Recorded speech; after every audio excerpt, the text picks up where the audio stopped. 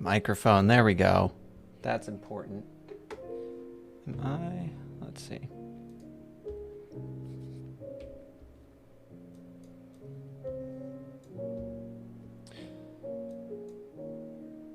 We will, let's see, we'll put a hold on this one. We're gonna go over some poetry later. Poetry is very, very useful, generally, I think, for conveying feeling and getting feeling right in writing. What's super, super useful about poetry is word mapping and sort of thinking outside the box so that you can make sure that when you're writing something, I mean, part of what makes a scene feel real, or like some piece of your writing feel really, really real and concrete, is the specific details that character notices, or the details of the world through a particular lens that make it feel like that's something a real person would be observing. Apologies, that was a mosquito. I live in a place that has mosquitoes. Not like my house has mosquitoes, but a locality that frequently has mosquitoes because it is humid here. And mosquitoes like that. I don't like them because they're evil. They are the Satan of bugs. I digress. Real quick, thank you for the follow, Fragilities. Appreciate it. And look forward to seeing you around, hopefully. Yeah. How's everybody doing today? That's sort of, I think, a good place probably to start. We're going to get into overdetermination. Overdetermination is actually not about being determined. Although it does work out that way. It kind of is about having this sense of determination in your story, this sense that things are going somewhere.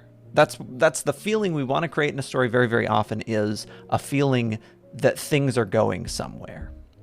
And we can do that by making sure that we preserve a certain sense of inevitability. We want our plots to follow a certain convention that will allow readers to get the maximum impact out of special moments. Those moments are typically climaxes, or sort of mini climaxes, right? The sort of the moments along the rising action that make the story feel like it has stakes or import. When a reader's reading a story and they see that point where Harry Potter has some kind of dramatic confrontation with Snape, right? We've been building to a confrontation with Snape by having these characters be at odds.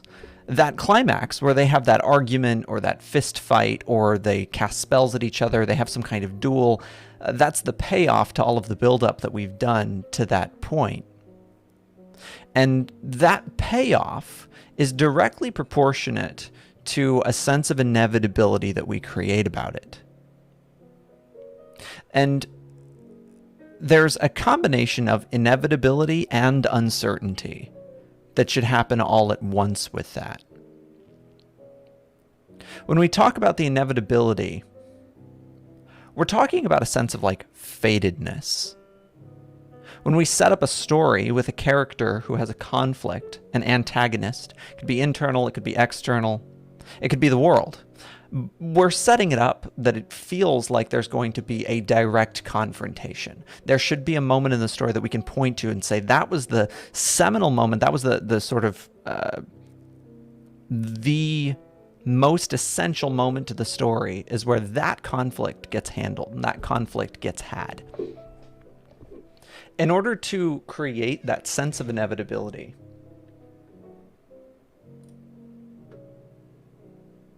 let's see here. Perfect.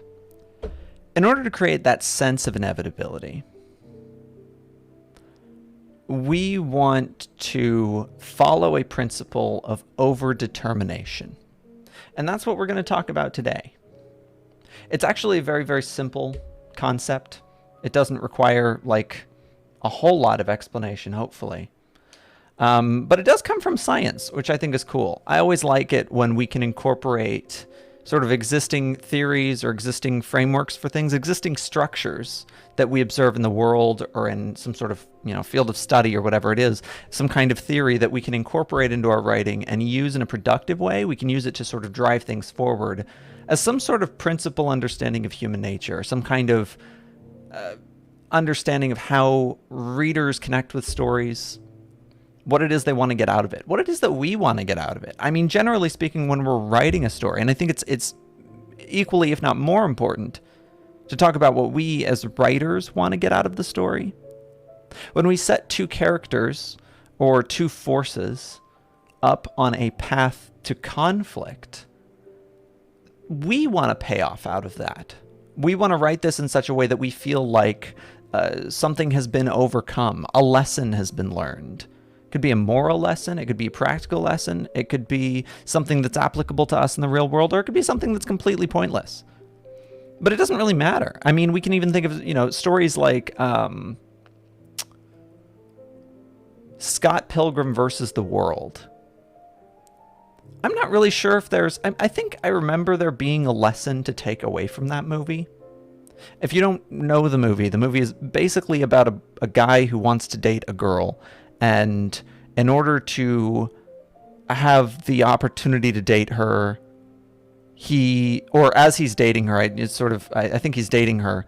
As he's dating her, he is confronted with her like boyfriends of Christmas past, her ex-boyfriends, and he has to successfully defeat each one of them, and in order to triumph, in order to get the girl or to be secure in his relationship or whatever it is. And I guess there's sort of a feeling about self-esteem. There's probably some sort of lesson about self-esteem, having confidence in yourself, not being a douche. There's some lessons probably to take away from that movie.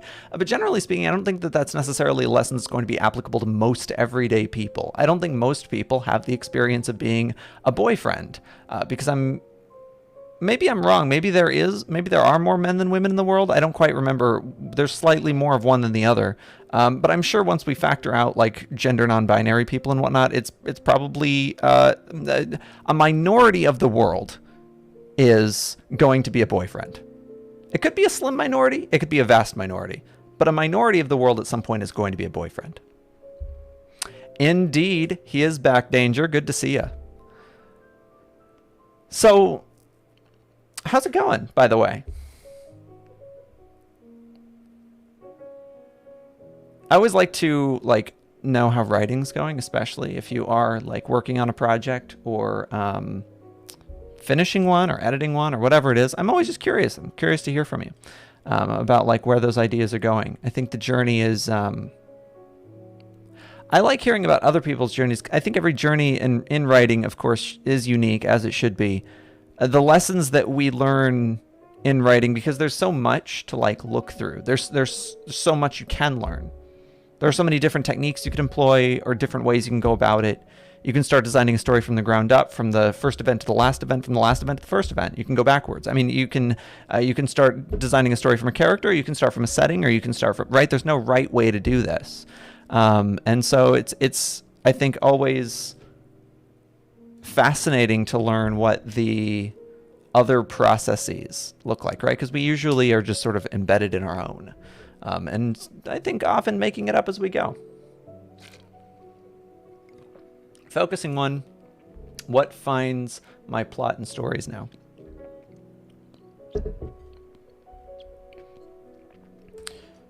Yeah. I think plot is something that the relationship between the plot and the story overall is, I think, a fairly antagonistic one. It's the plot at the same time that it is the structure of the story. It is very often sort of like the point. We usually tell people the plot of the story before we tell anything else. When somebody says, what's the story about? If you give them a theme, they'll be upset with you. because the story is usually about something, and it should be something that's sort of concrete, imaginable, and like a pitch to watch it. If somebody said Game of Thrones is actually, it's basically a giant metaphor for climate change, it doesn't make me want to see Game of Thrones. Now, to be honest, they're probably doing me a favor in that case. But if I think of something good, like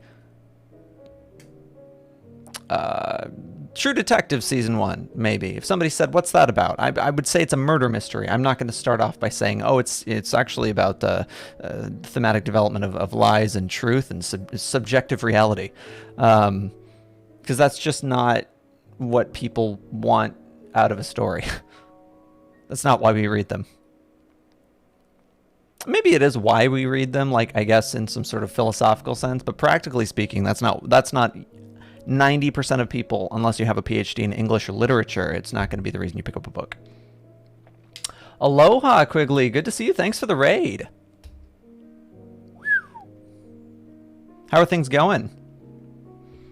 Bigfoot.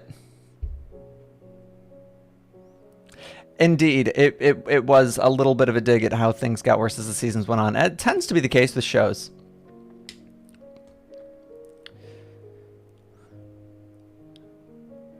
Nice, nice, nice. What you writing? What you working on?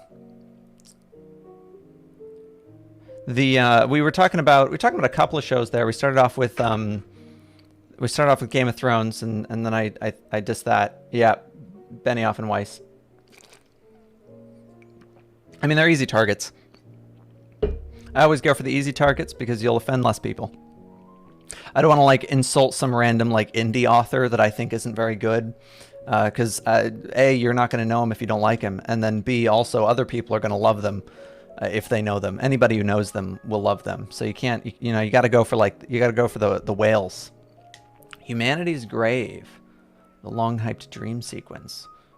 Ooh, when do you think you're going to finish it? How many? You got like an estimate on? I'm 80% done. Like Game of Bones. More like Game of Boning your sister, huh, Cersei Lannister. Hey, Raving, how goes it? You look like you've got some exciting news to share with us. That seems like the excited, like, guys.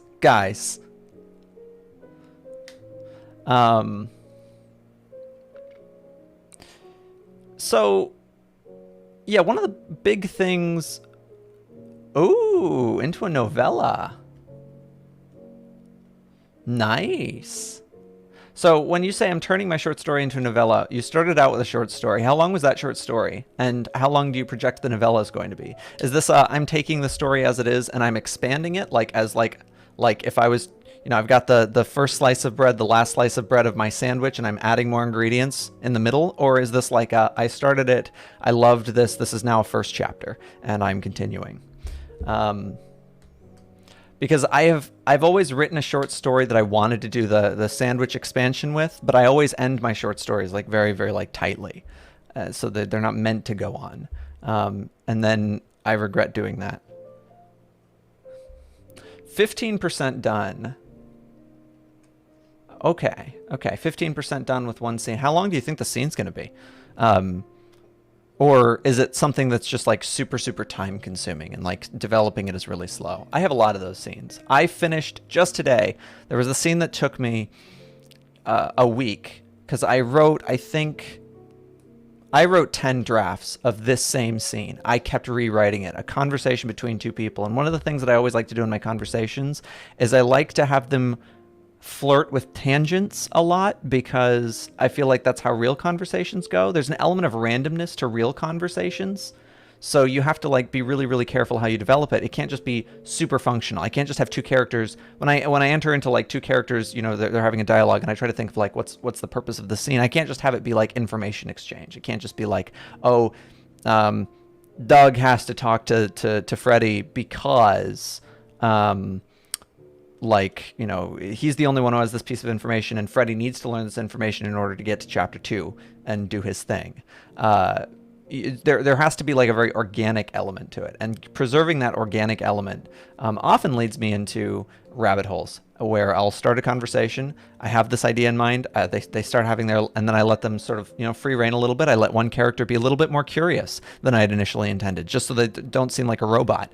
And then all of a sudden they're talking about something completely different, and I'm like, crap, I have to delete this entire thing, because it's like when I'm developing it, I can't just like delete half of it. The conversation has like a whole flow to it. It's like it's a thing.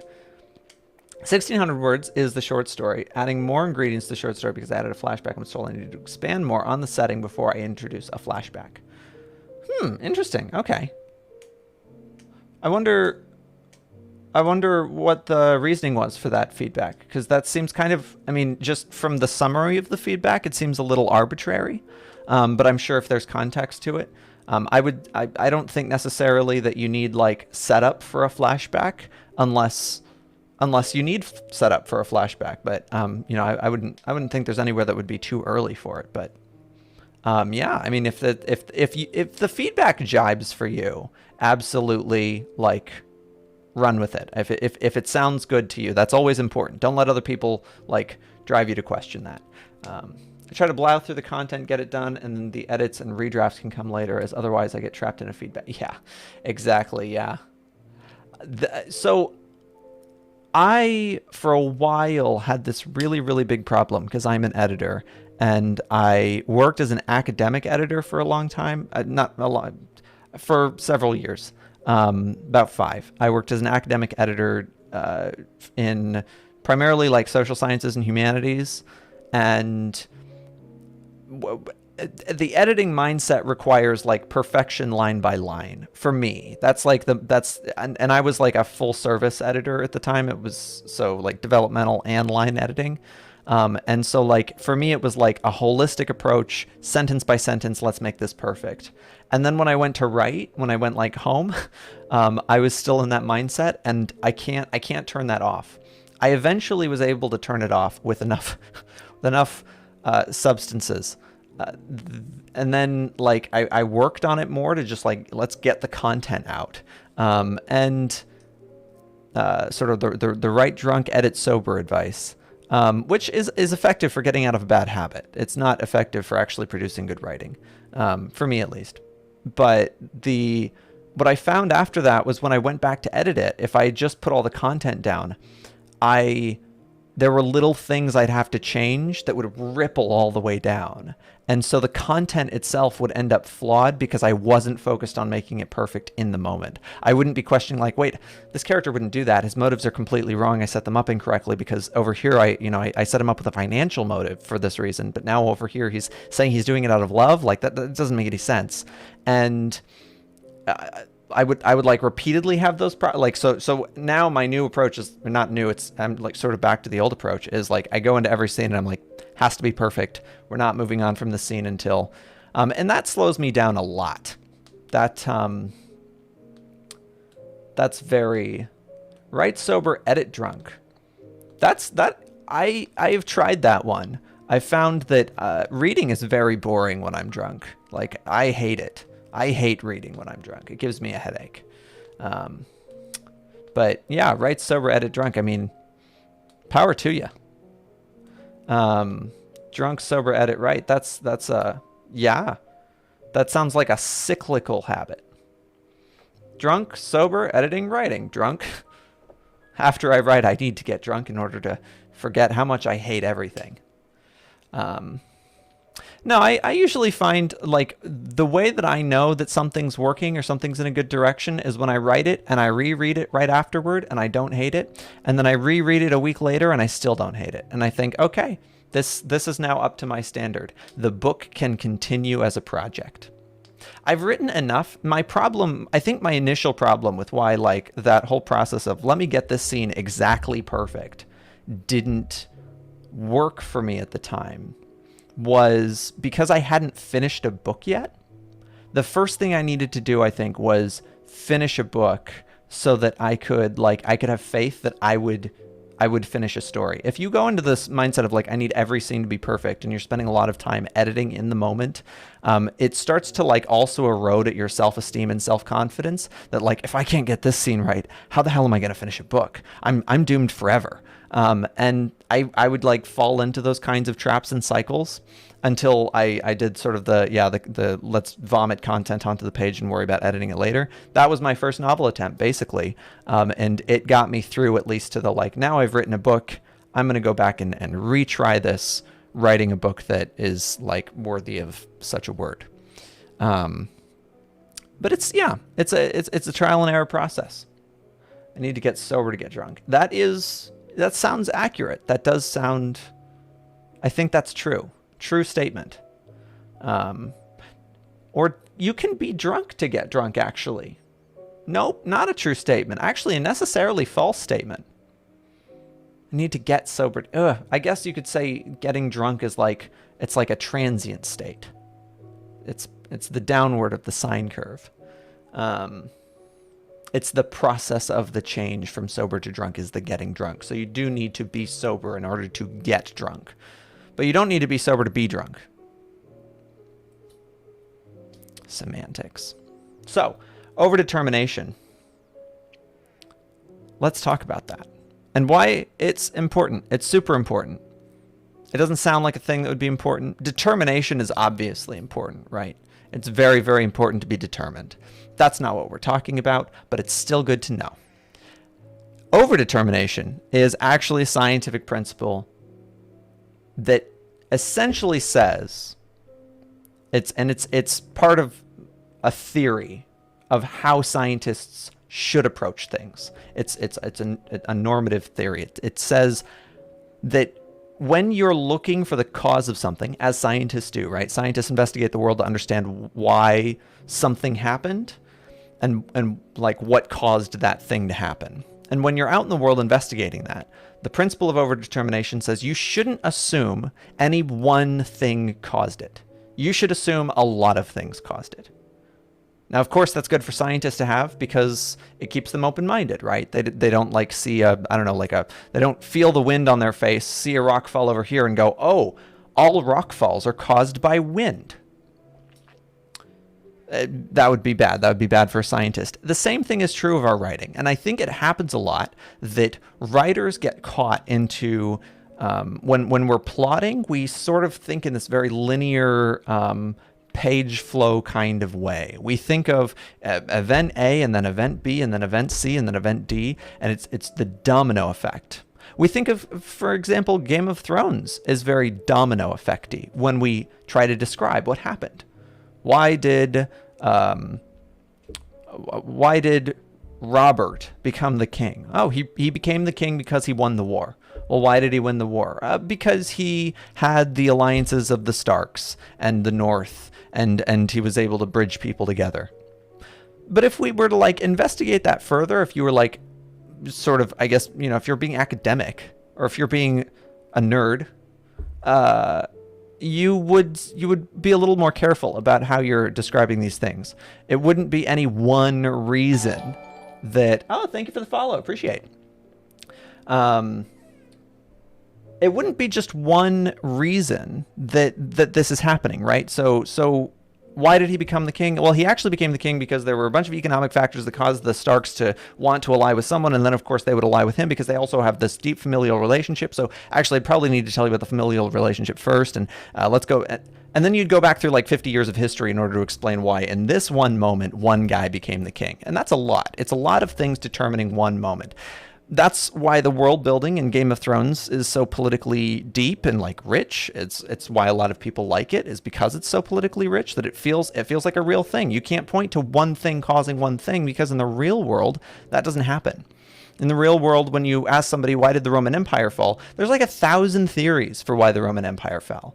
It fell for economic reasons. It fell because there were the Vandals who were at their like borders, who were like invading them town by town and then sort of draining them in a slow supply, like a slow bleed. They overspread out with their military. Their hubris, their democracy and sort of democratic principles that had shaped their nation building were completely eroded. I mean, there's like they were poor. I mean, their whole economy had collapsed, and they were, trying to like bribe people with like free bread in the Colosseums and whatnot.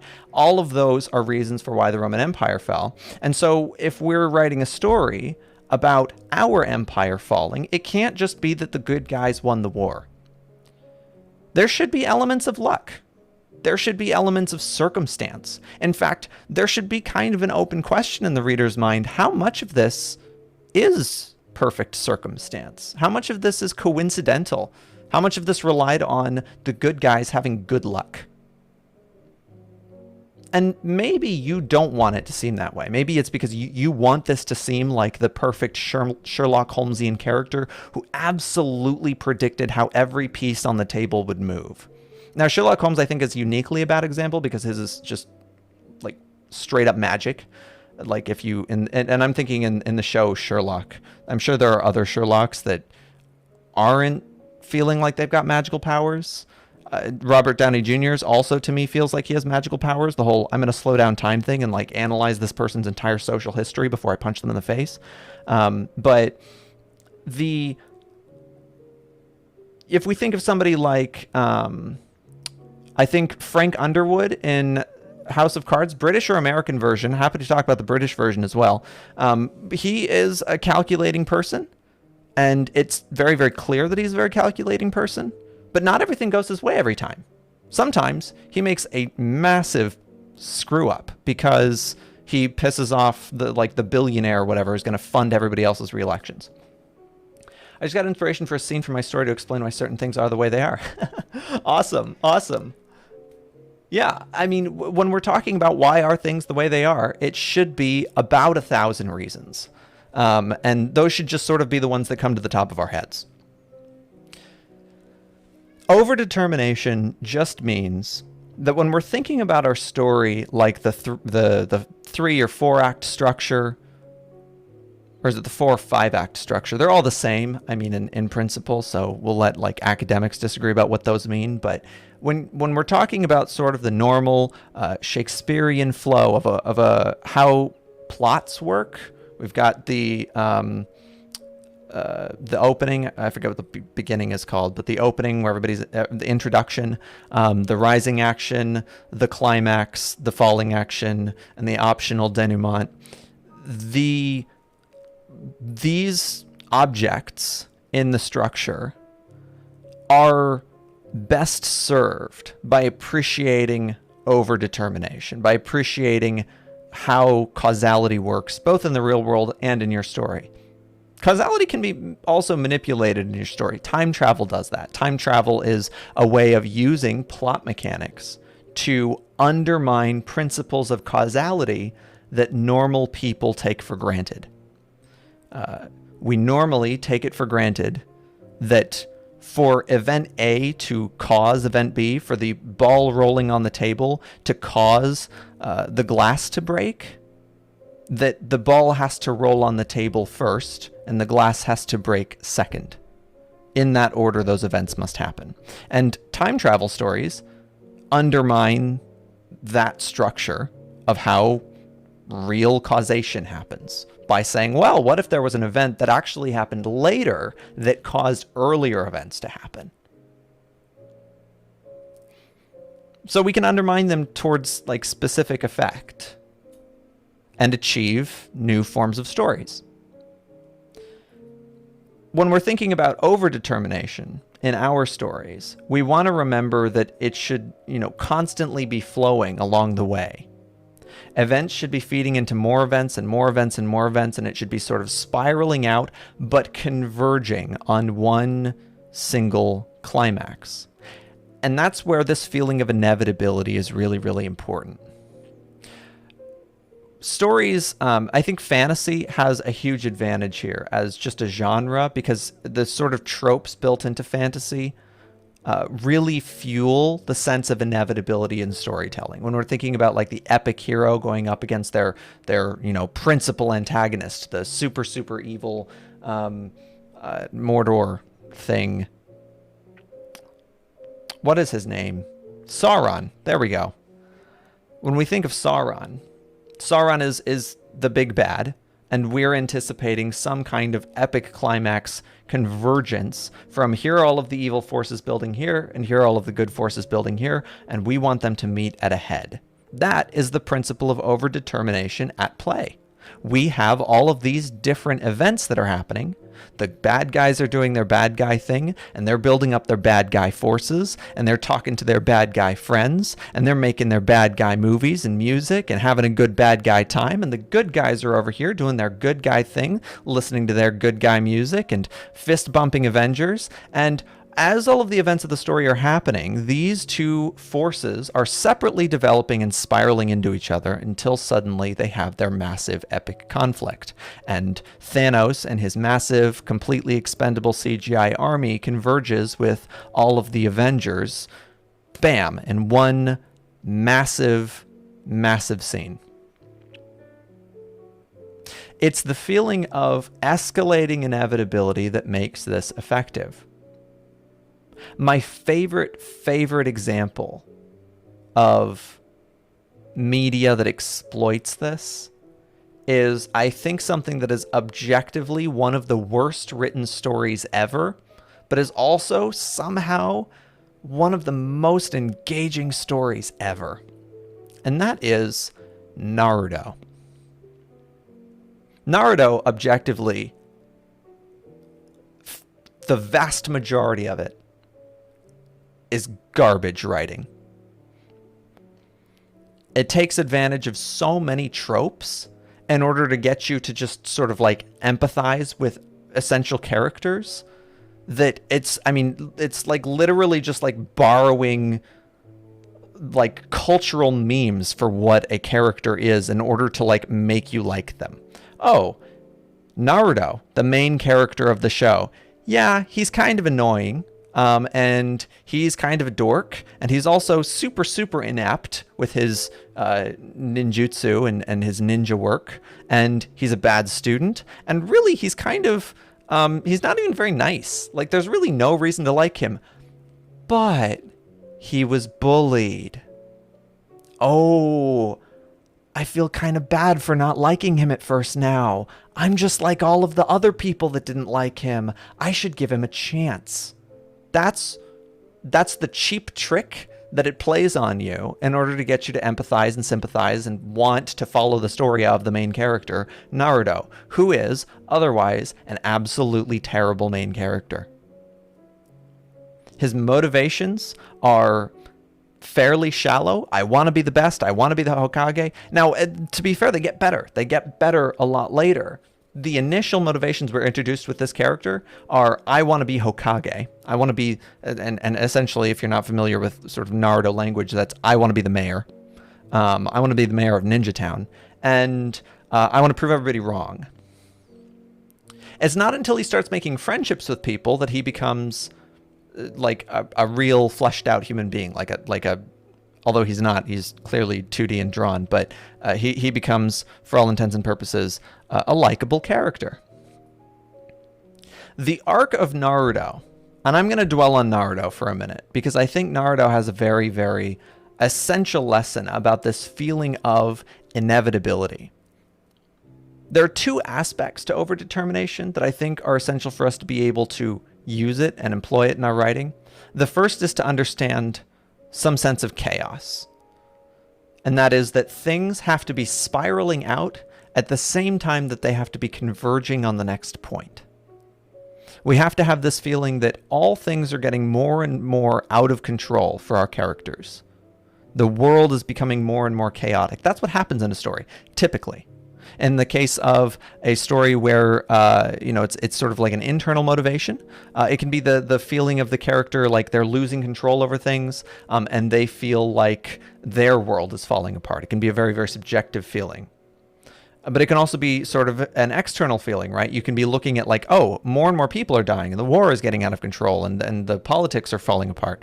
That's another way that you can create that feeling that they're branching out, they're spiraling out of control, but they're also converging on the climactic point of the story. That convergence point is the point that we all know is coming.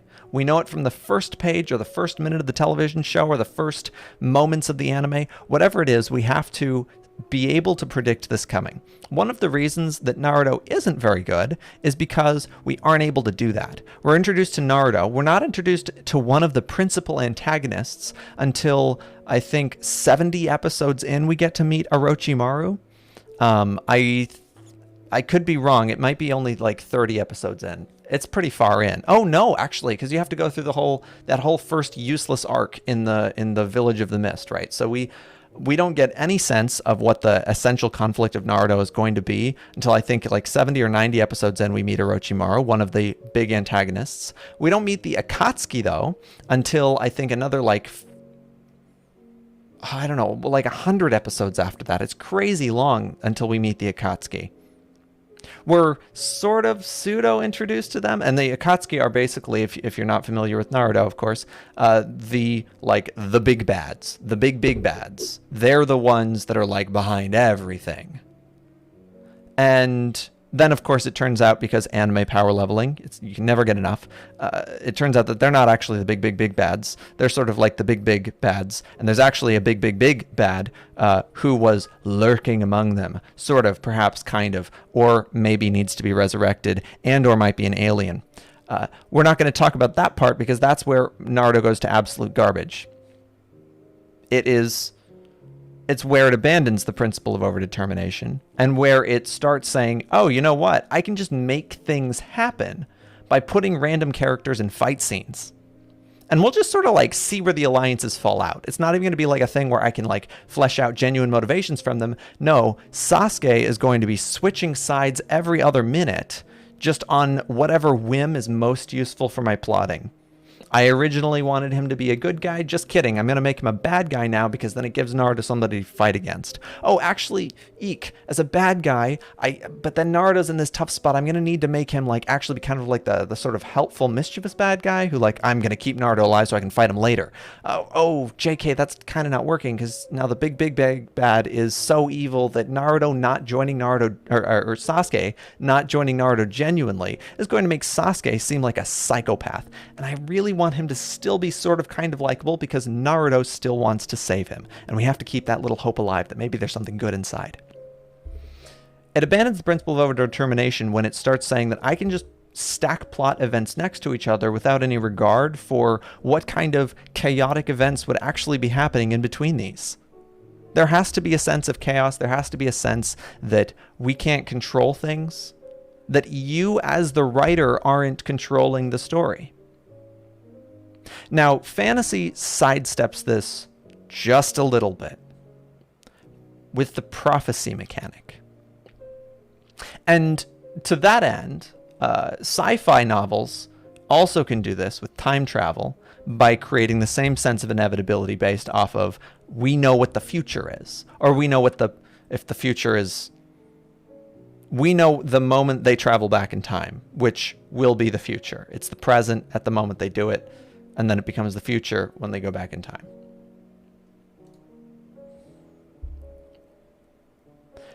By knowing how things are going to turn out in that fantasy world, in the with the prophecy, right? We're given this prophecy, and we're told, the good guy, Frodo, is going to take the ring to the top of the mountain, and there's going to be this dramatic conflict, and all of the fire is going to come out of the volcano, and then that's when Sauron's forces are going to take over the land. That giant moment being foresaw by a prophecy is akin to us telling the reader, here is the inevitable end, and I'm going to leave you wondering how we get there.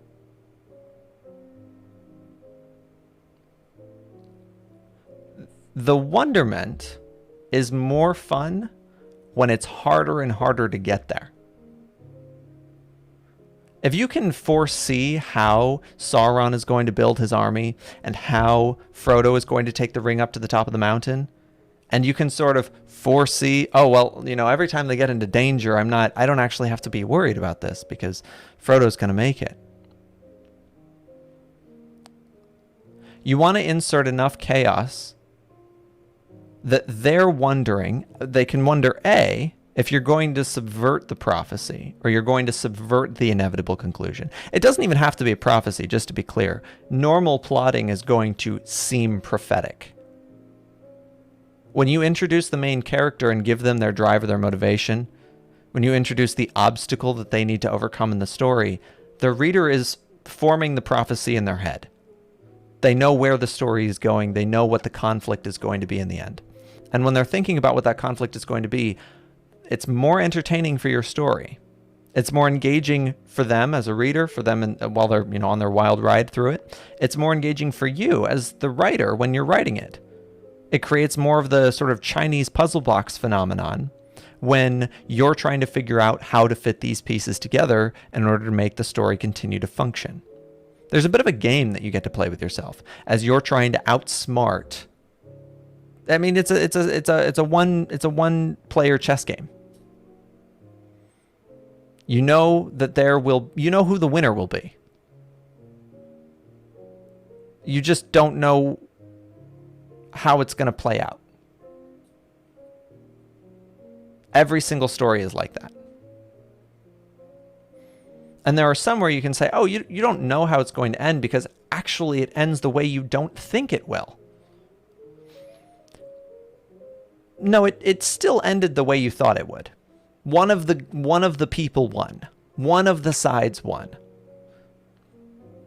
It just, you bet on the wrong horse. The inevitability is created the moment that we have one character encounter a conflict, and we put those to a head. The head is the climax. And as we start introducing more and more characters and more random elements, and more conflicts spin off, and more characters go their separate ways, there should be a sense that all of these things are causing things of their own accord, and organically still hurtling toward inevitable doom. I think the absolute best example that I can think of from fantasy in writing is still George R.R. Martin's plot with the Night King. We've been given glimpses of the Night King and how evil he is and how bad he is. We know that there is going to be an inevitable conflict with the Night King. We know who the good guys will be, mostly, and who the bad guys will be, the Night King. And it doesn't really matter in the books, again, not in the show, in the books, who is going to win. We know one of them's going to win. The humans are going to win at great cost to themselves, or the Night King is going to win at everyone else's expense. But there's still so much chaos about how we get there. Does it matter if Cersei's still alive when everybody faces the Night King? Does that change the outcome? Does it matter if Bran is still alive when everybody faces the outcome, or when everybody faces the Night King? Those sorts of wonders, will this change the outcome? Will this be an important moment? That's because of the sense of inevitability you have about what's going to happen. They're all going to be threatened by an existential force to the entire kingdom. And the fun of the story, the part that readers engage with, is wondering which moment is going to be the determiner of their success or failure. If they just hadn't killed Littlefinger, they could have made it through. He had that one piece of information everybody needed. But of course, when you go back through it, you're going to be asking yourself, which was the real event that caused this? Some people are going to say it was the moment that Littlefinger was killed. Other people are going to say, actually, it was the moment that Cersei told this to Bran, because that's what got Littlefinger killed. And other people would say, no, even if Littlefinger were there, he still would have kept this to himself. He's still not going to do it. That uncertainty is created by the inevitability. We know what's going to happen, so we don't know what we don't know. We do know. The more you give your reader in terms of knowledge, the clearer they are on the expectations of what they're getting into, the more and more you can absolutely screw with them. And that makes for a fun story.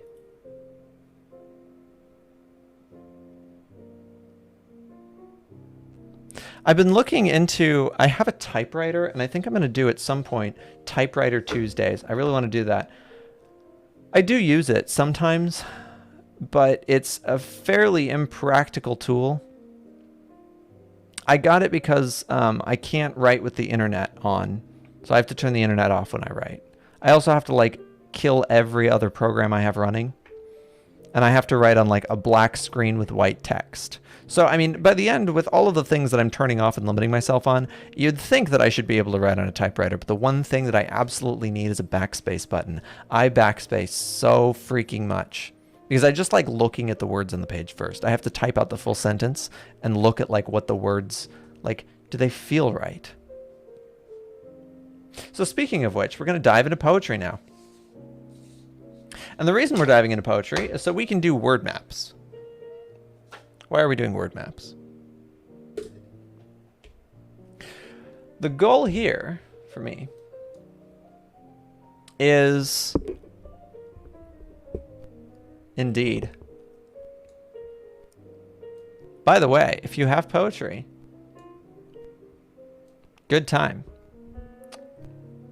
The goal of reading this is to latch onto individual ideas, individual words, or nouns, or objects, things that we don't normally think about. Poetry has a very, of course, it's a creative art, and so the usefulness of the sort of free form of how poetry works, of how poetry usually have how poets engage with it, the sort of thinking outside the box approach. It doesn't necessarily require plotting or structure or logic, and that's the useful thing, is that without that logic, we're better able to engage with this sort of creative process of free association of ideas without actually having to take all of that burden on ourselves. So what I like to do when I'm reading poetry, specifically for this task, we're sort of on like part 2 of the world building arc here. We're talking about how we can be better at world building, more thorough at world building, more creative with our world building, more original. One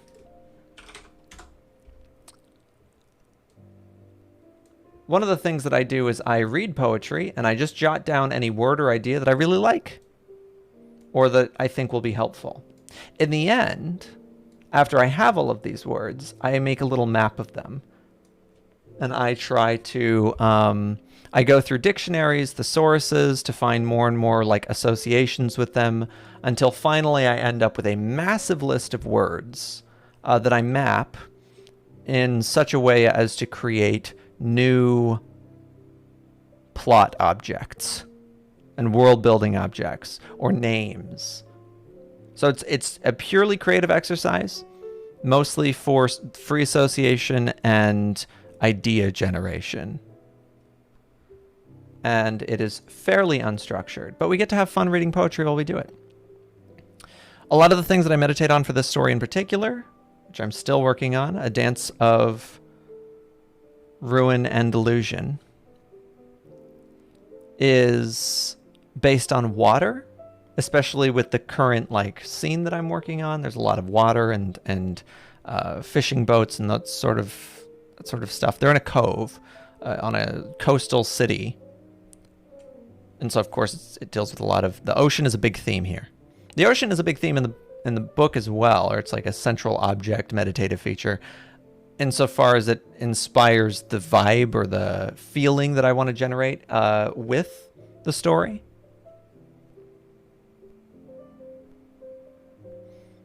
So we'll start with some, and these are just, I mean,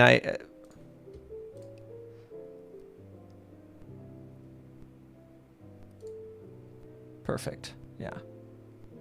I was worried that, let's see.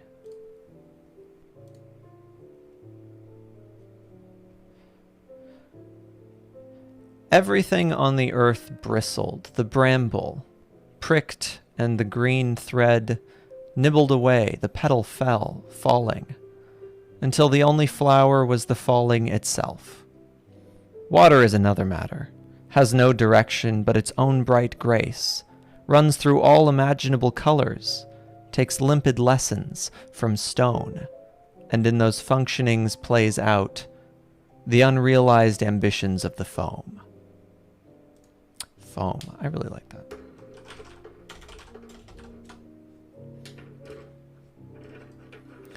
So we have a couple of interesting words to connect here, I think. And this is what I mean, is how these ideas sort of end up connecting. We have foam, function,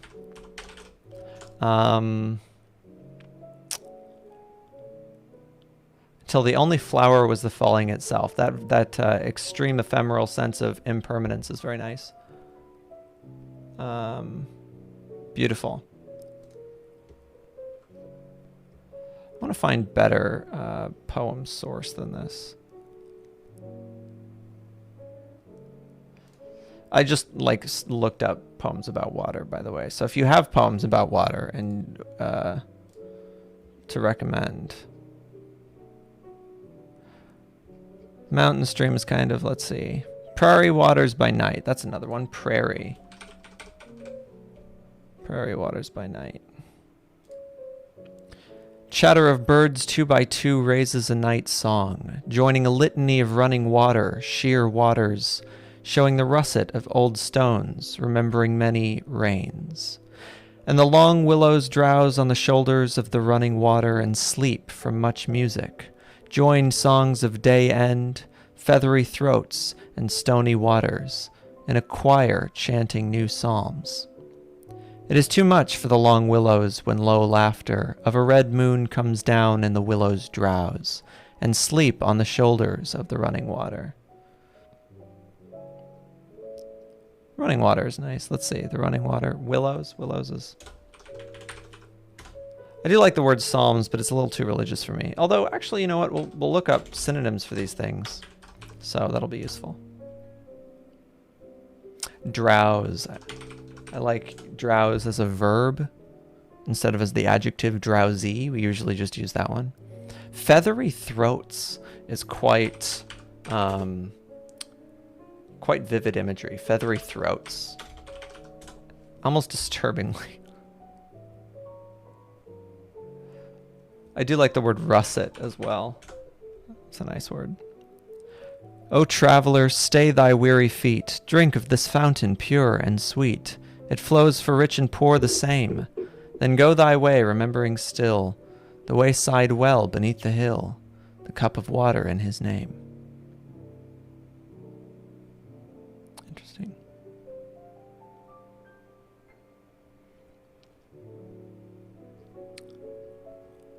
Part of this is also sort of like an imagery building exercise in like almost meditative. I spend a long time when I'm thinking about the scenes that I want to write or like the stories that I want to write. I spend a lot of time thinking about the feeling that I want to convey in this like ethereal, non-physical way. Like what sort of weird metaphor, I guess, I want to convey to the reader.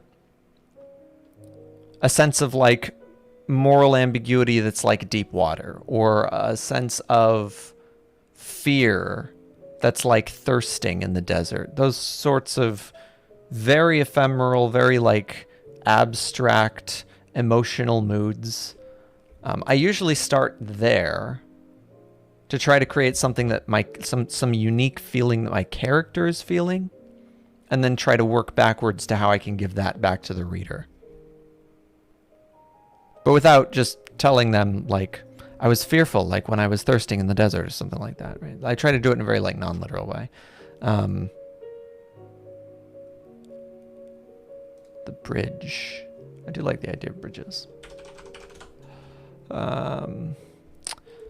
I stood on the bridge at midnight as the clocks were striking the hour and the moon rose o'er the city behind the dark church tower. I saw her bright reflection in the waters under me, like a golden goblet falling and sinking into the sea. And far in the hazy distance of that lovely night in June, the blaze of the flaming furnace gleamed redder than the moon. Among the long black rafters the wavering shadows lay, and the current that came from the ocean seemed to lift and bear them away. as, sweeping and eddying through them, rose the bladed tide, and, streaming into the moonlight, the seaweed floated wide. And like those waters rushing among the wooden piers, a flood of thoughts came o'er me, that filled my eyes with tears. How often, oh how often in the days that had gone by, I had stood on that bridge at midnight, and gazed on that wave and sky. How often, oh how often I had wished that ebbing tide would bear me away on its bosom, o'er the ocean wild and wide. For my heart was hot and restless, and my life was full of care, and the burden laid upon me seemed greater than I could bear. But now it has fallen from me, it is buried in the sea, and only the sorrow of others throws its shade over me. Throws its shadow over me. And whenever I cross the river on its bridge with wooden piers, like the odor of brine from the ocean comes the thought of other years. And I think of how many thousands of care-encumbered men, each bearing his burden of sorrow, have crossed the bridge since then. I see the long procession still passing to and fro, the young heart hot and restless, and the old subdued and slow. And forever, as long as the river flows, as long as the heart has passions, as long as life has woes, the moon and its broken reflection and its shadows shall appear, as the symbol of love in heaven and its wavering image here. Ooh, that was nice at the end. It's a little long. That was very nice, yeah.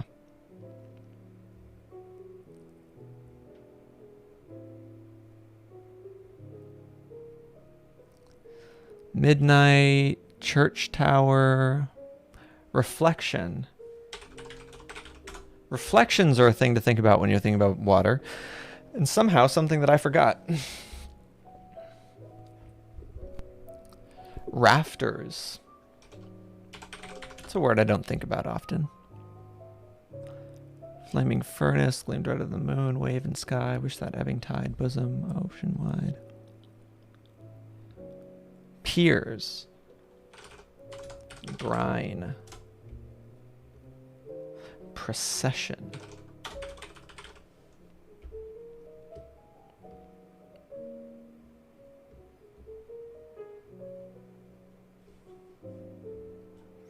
Winter streams. What age is this guy from? I mostly know poets from the Romantic period. This is Henry Wad. Oh, it's Longfellow. I don't know what era he's from. Let's see. 1807 to 1882. So he's 19th century.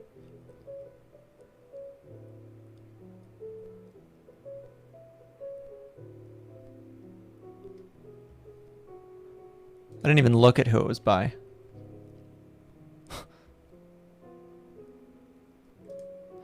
Now the little... Oh, wait, how long? Okay, good. Now the little rivers go, muffled safely under snow, and the winding meadow streams murmur in their wintry dreams, while a tinkling music wells faintly from their icy bells, telling how their hearts are bold, though the very sun be cold.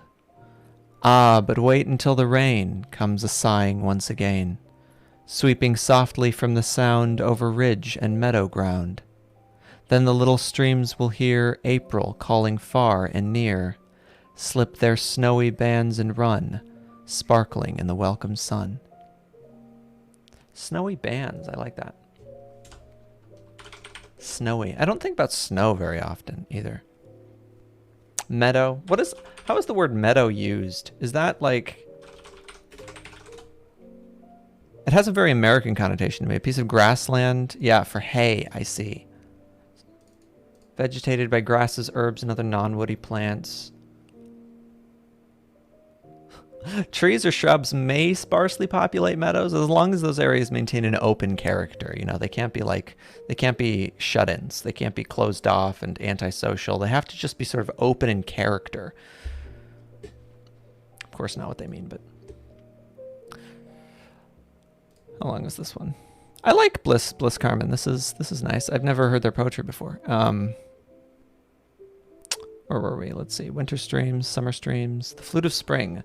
I know a shining meadow stream that winds beneath an eastern hill, and all year long in sun or gloom, its murmuring voice is never still. The summer dies more gently there, the April flowers are earlier. The first warm rain wind from the sound sets all their eager hearts astir. And there, when lengthening twilights fall as softly as a wild bird's wing, across the valley in the dusk, I hear the silver flute of spring. The silver flute of spring. That is very sharp imagery. There's a feeling to that. The silver flute of spring. That is nice.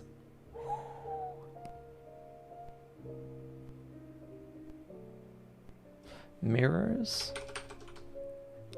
Going with the reflection theme. So we've got sort of like a chaotic list of random words. It'll be less chaotic in a few minutes.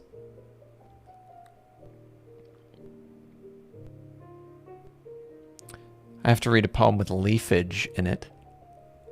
When winter scourged the meadow and the hill, and in the withered leafage worked his will, the water shrank and shuddered and stood still, then built himself a magic house of glass, irised with memories of flowers and grass, wherein to sit and watch the fury pass. Fury for ice. The winter scourge. It's very, that's common, but it's very aggressive. It's a very aggressive language for a seasonal change. The winter scourge. Ugh. Get that winter scourge away from me. Let's see. Let's go to Africa for a moment. I want to find poems from Africa would be ideal. Do not fear the past. It is painful, but it is real.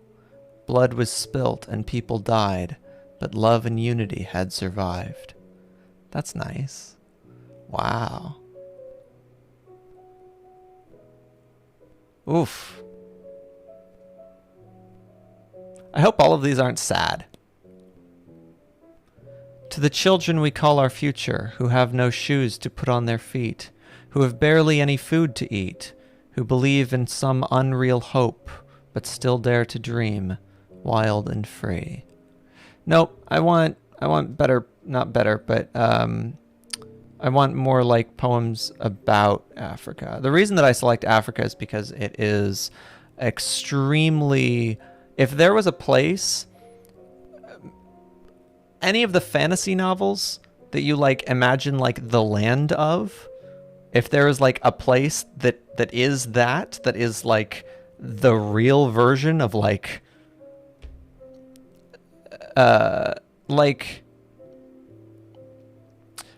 it's one of the last like refuges on Earth of vast wilderness. And like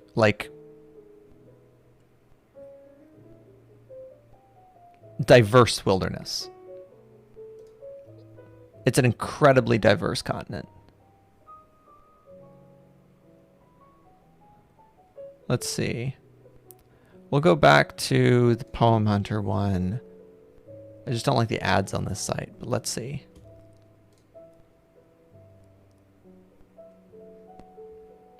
We don't need weird, like...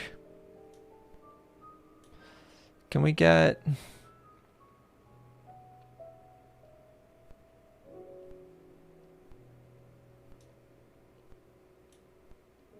I want something earlier. So it was like very, very easy for me to find like old Chinese poetry. And I'm a little upset, I'm saddened that it's more difficult. There we go. Something like this maybe.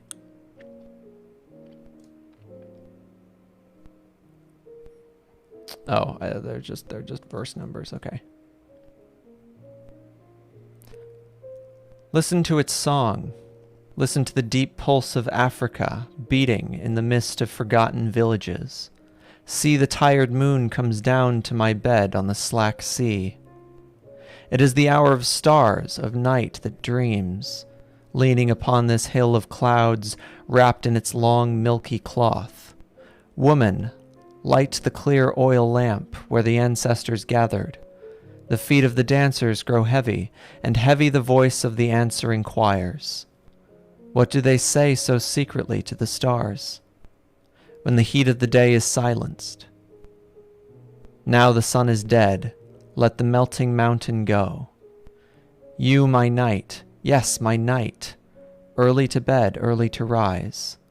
Live before I go down into the high profundities of sleep. This last line was a little weird. There's a little... Profundities messed up the flow. I wonder if this is originally written in English or not.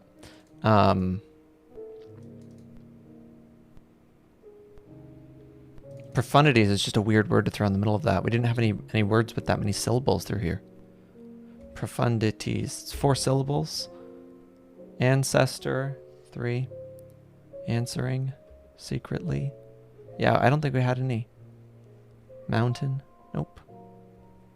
So it's weird that we suddenly threw in this like 4-syllable word.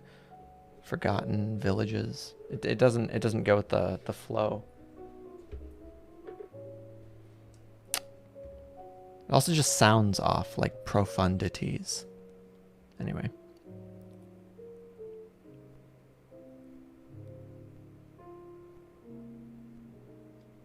Interesting. What is this one? Gerald. Who is this? Gerald Kthinji. This long? No, but it will be very difficult to read out loud.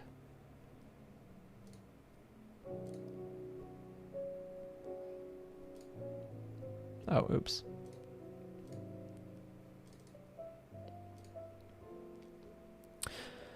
This short one in by Li Bai, and I'm definitely not going to get it right in saying these, but if you know the correct one, please do.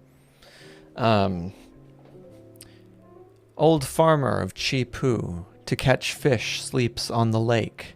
His wife, to catch white pheasants, knits nets in deep bamboo shades.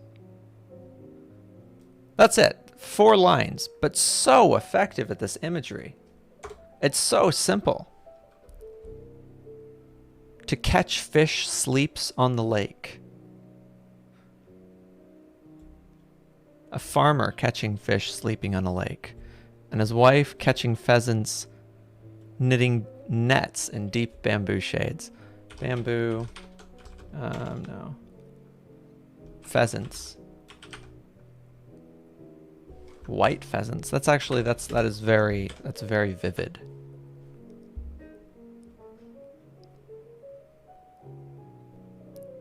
Knits. Endless and spectacular is the spring dam. So are the lush trees stretching as far as the flow of water, shedding reflections in lakes for 30 li, and doing good to thousands of families. So wonderful is the project and labor-saving that it irrigates vast land and prevents flooding. And if it is kept as solid as the green mountains, will the little plains ever complain about being shadowed by willows?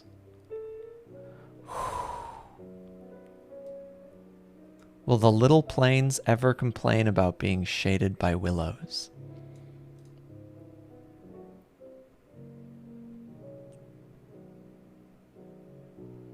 This is such a beautiful idea, especially of a poem, where we have this project being described here, this irrigation project, or the spring dam, that's what it is. They're building a dam, right? And a dam is just in, I think, the simplest concept of what a dam is. It blocks a river flow, right? Or it redirects a river flow, or it alters course for a river. It is an interruption of a natural process. It's something that is being inserted into the natural world by humans. It's a human creation, or a beaver creation, some kind of animal creation, but there's something that feels unnatural to it. We're doing it for our purposes, but the river is here because of nature's purposes. Or its happenstances. And so we're like fixing something in nature to do something good for humans. And it always feels very like practical. It feels very functional. When we build a dam or when we build a house or whatever it is, it always feels like we're interrupting nature for our own benefit.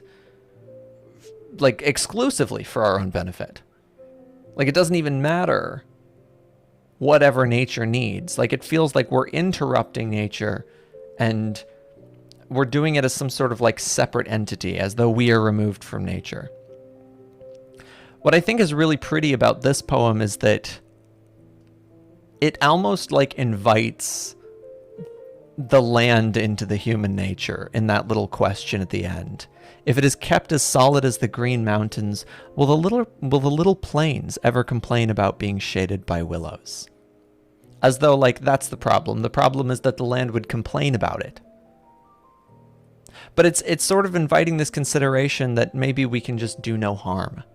Maybe we should, we should be concerned about our place in nature, or something like that. I think it builds up to this very effectively by just starting off with almost like a political calculation on like, it's pretty. Here's a monetary value. Doing good to thousands of families. So wonderful is the project and labor saving. All of these are very, very human considerations. And it irrigates land and it prevents flooding. It does good things for humans. And if we keep it solid, because we would want to keep it solid for our own purposes, and then it brings it back to the nature picture. What have the plains to complain about? An emerald bamboo pipe draws out a cool autumn spring, bringing forth steamy vapor hanging over the trailing plants. Hark, a never-ending murmuring of a hidden stream. Overhead flies the gurgling spring. Oh. Nope, that's not part of it. That's it. That was the end.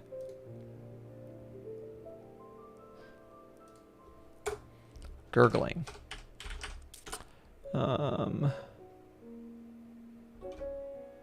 Trailing. A cool autumn spring. Emerald. Emerald is a nice color. The old barrage collapsed after a downpour with sand and mud coming loose. Behold the spectacle of a good catch swept leaping into the bamboo fish pond. Walking homewards, we saw a low moon over the beach. And then the lamplight by which wife and son were weaving a net. They're so simple. I really like this combination of like high-minded imagery and high-minded ideas with just super, super simple imagery. Often rural. I looked up specifically rural poems for this, so these are supposed to be rural Chinese poems, like old, ancient. Or I guess 1624. I count that as ancient. That's ancient to me. Of course, people weren't writing things for a long time, so. The cottage is nestled against the green hill with a stream flowing by its front gate. A little wooden bridge leads to thriving paddy fields. Here and there, farmhouses are shrouded amidst spiraling kitchen smoke. Chaffinches are chirping among white mulberries.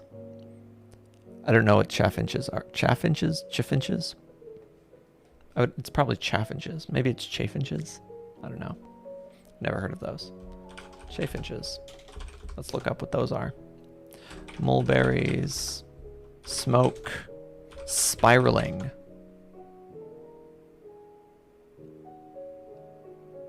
Nestled. That's a good one. We've got a good amount of words here. So, I think there's just one more. And this whale one was by D.H. Lawrence here.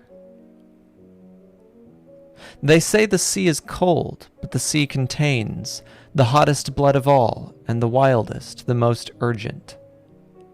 All the whales in the wider deeps, hot are they as they urge on, and dive beneath the icebergs. The right whales, the sperm whales, the hammerheads, the killers, there they blow, hot, wild, white breath out of the sea. And they rock through the senseless, ageless ages on the depths of the seven seas. And through the salt they reel with drunk delight, and in the tropics tremble they with love, and roll with massive, strong desire like gods. Then the great bull lies up against his bride in the blue deep bed of the sea, as mountain pressing on mountain in the zest of life, and out of the inward roaring of the inner red ocean of whale blood, the long tip reaches strong, intense like the maelstrom tip, and comes to rest in the clasp and the soft, wild clutch of a she-whale's fathomless body. And over the bridge of the whale's strong phallus, linking the wonder of whales, the burning archangels under the sea keep passing back and forth. Keep passing, archangels of bliss, from him to her, from her to him, great cherubim, that wait on whales in mid-ocean, suspended in the waves of the sea, great heaven of whales in the waters, old hierarchies. And enormous mother whales lie dreaming, suckling their whale-tender young, and dreaming with strange whale eyes open wide in the waters of the beginning and the end.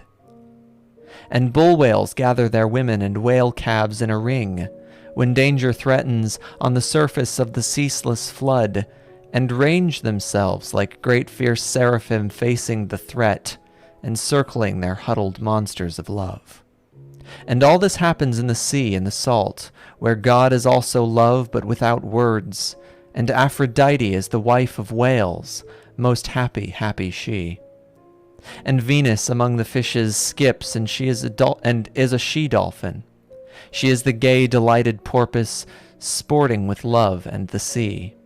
She is the female tunnyfish, round and happy among the males, and dense with happy blood, dark rainbow bliss in the sea.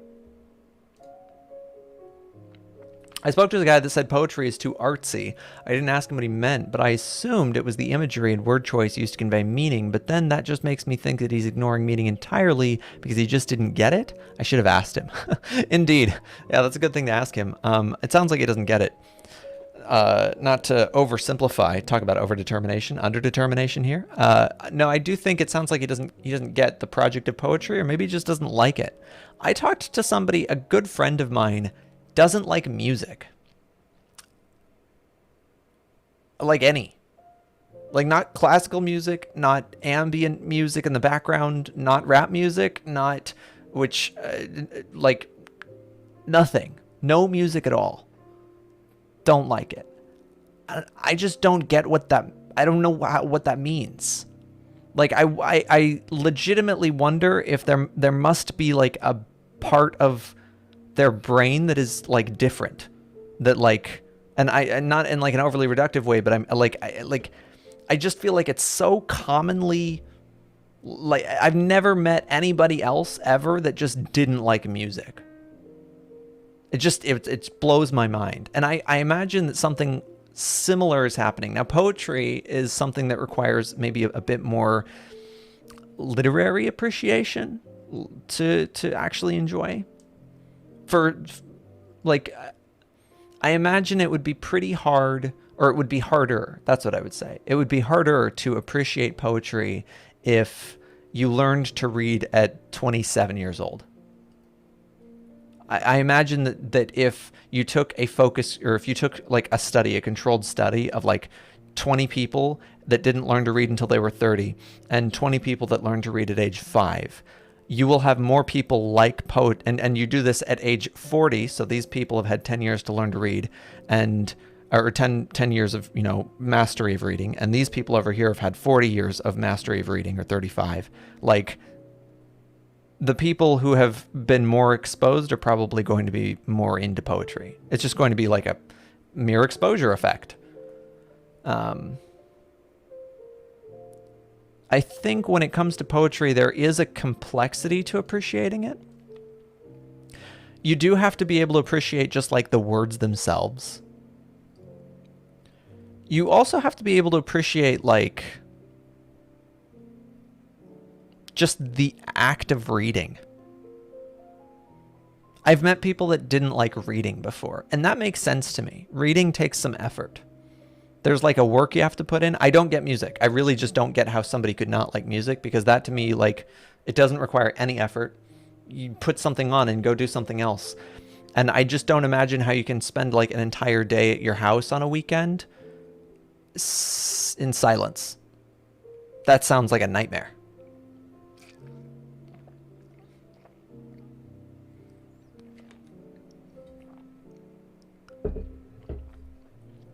But with poetry, I do think you have to be able to appreciate writing, and appreciating writing can be difficult.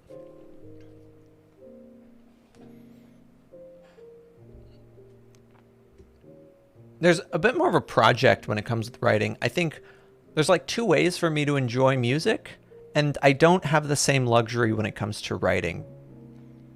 And I think part of that is because I am someone who writes. I'm not someone who writes music. So it could be the case that if I did write music and I didn't write stories, this would be flipped for me. But I feel like when I listen to music, there are two ways that I can appreciate music. I can listen to music and just like hear a song or hear an album or hear whatever it is and just like passively enjoy it. I can just sort of enjoy receiving the musical stimulus and get simple pleasure out of that. I can also enjoy listening to music as sort of like a constructive project where I listen to it and I try to go like what were they thinking when they made this? Why did they make this choice? Why did they set it in this key? And what is this song about? Let me analyze this, right? I can engage an analytical mind with it, but I can also just turn that off and just enjoy music. I can't do that with writing. With writing, I immediately read it and start analyzing it. And so that could be because I am a writer. I also think that writing sort of invites that kind of analysis by default, though. I think there's something about writing, the way that we consume it, that because it has to engage that analytical mind, like writing requires a connection of ideas in a logical flow. If I was going to tell you a story, I have to give you some kind of order for the story, some kind of predictableness to it. It has to have a structure that you can follow in order to be able to appreciate what the story is doing. And I just don't think music is constrained in that same way. Maybe it is, but I'm not like a music person, so I just can't I can't put it to words as easily. For me, the enjoyment is in analyzing the poem, and I got really good at that. Came in handy in college when I impressed everyone with my analyzing skills. Nice. Yeah. I think I get a lot of enjoyment out of analyzing poems. I also get a lot of enjoyment out of like feeling poems out. The first time, so I read this is the only poem of all of them that I read twice. So I read this one before the stream once, and the rest of them I didn't read before the stream at all. This one is it hit me twice. So the first time I read it, I sort of just felt it, and I wasn't like thinking about what the words mean or what kind of story was being threaded together. I just sort of I just took it for like how the words flowed and things. And there's like a very clear rhythm, like a very pushing rhythm to the way that this poem goes. All the whales in the wider deeps, hot are they as they urge on and dive beneath the icebergs. The right whales, the sperm whales, the hammerheads, the killers, there they blow, hot, wild, white breath out of the sea. Right? So there's this very like urgent, pushing, it's very climactic, very, very explosive imagery we have going here. And I felt that when I was first reading it. And then when I reread the poem just now on stream, I realized, oh, this is a poem about whale sex, which is interesting. And that didn't connect with me the first time that I read it.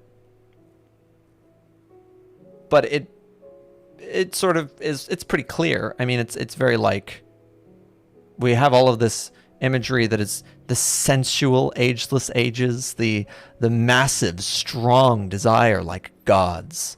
Then the great bull lies up against his bride, right? Like this is some sexy imagery here.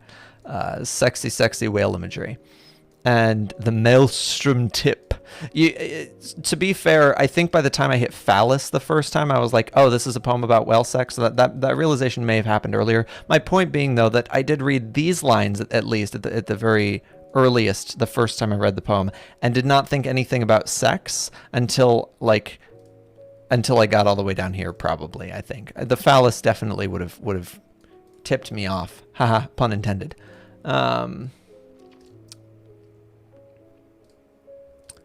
Zest. Zest is a good one. Zest is a very good word. I like the word zest.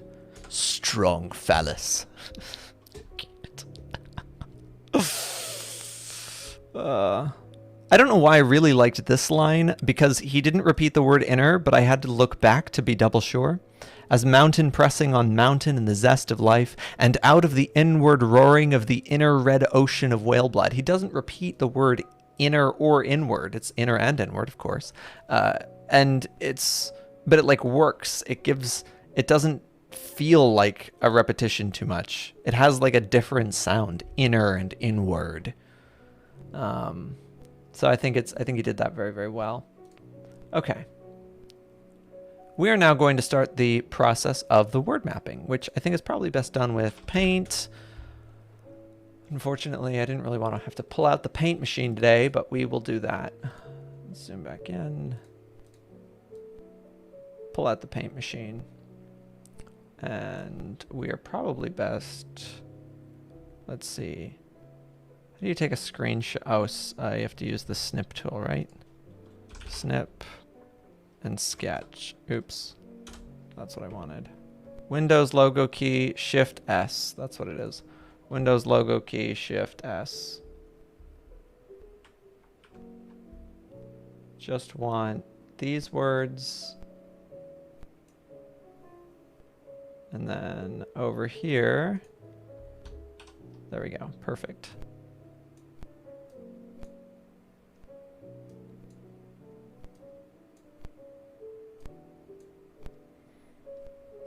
Low quality, but that's fine. You don't need it to be super, super high quality. Just words. Oops, sorry. Not what I wanted. I think this method is good if you're trying to ready your mind for writing. Might be useful for me because I have trouble finding words that fit the moment my story is in. I even have trouble with that in real life. Same. Yeah, I think this is sort of what I do when I'm like pre-writing. I just finished a scene, and one of the things that I struggle with when I'm writing is I don't want all of the scenes to feel the same. Of course. I don't want to be repetitive. And the way that I make sure that I'm not repetitive is by constantly expanding my like circle of consideration of things that I'm thinking about when I go into a scene, the ways that I picture things.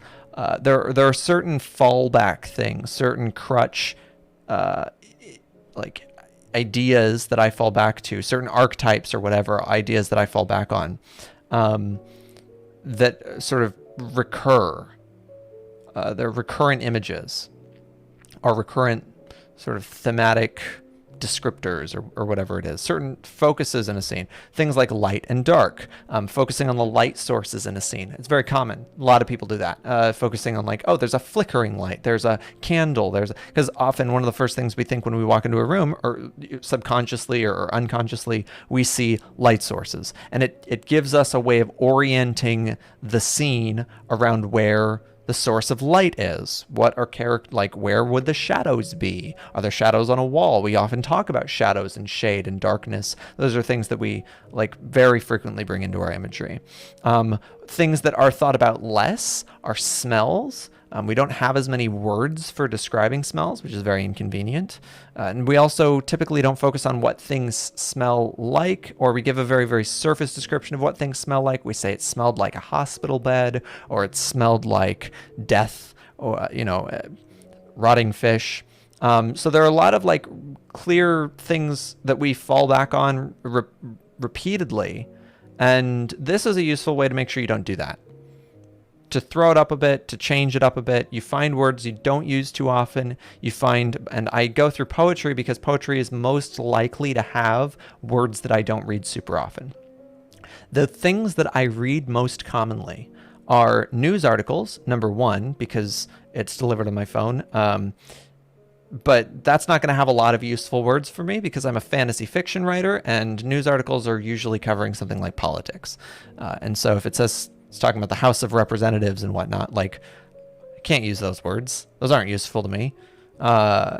The other thing that I read a lot of fiction, of course, but writers have the same, like authors have the same problem that I do. They fall back on their set of core imagery. Haruki Murakami is an excellent example of this. If you read 4 Murakami books in a row, all of them will feel like one giant blob of story, just because he reuses the same sort of tropes and images in his story, these recurrent themes and recurrent images, a lot like a dream. Now, he does that on purpose to achieve a very specific effect. There's like a whole Murakami like wonder world of the recurrent images that come into it, where like it's the thing that's practically like studied. Like, what do cats mean in Murakami's world?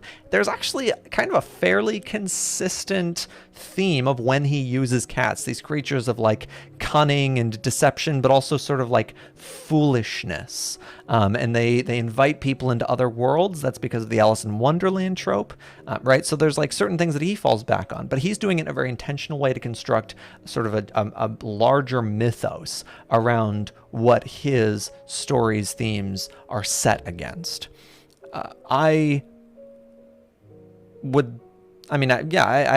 not opposed to doing that. That's not my goal. My goal instead is to be as sort of expansively and dynamically creative as possible, so that it feels like I wrote an original scene every time, and it doesn't feel like I'm reusing tropes, or I'm relying on the reader to fill in the blanks with like world building stuff where I insert some random animal and it's like, oh, it's basically a horse but not a horse. So why can't I? Oh, because there's a scroll bar down here. That's why. Okay. Perfect. So first thing we're going to do is we're going to go to foam. Go away. Go away. I usually look at images, but I think for this case, we'll add seafoam. There we go. First thing I do is I look at images because I want to make sure I get like a really clear picture of what I'm talking about. And then I write down the first couple of things that like make sense to me from that. Can I add text? Perfect. Foam. We've got white. We've got green. That's very obvious. Seaweed. Sand. Beach.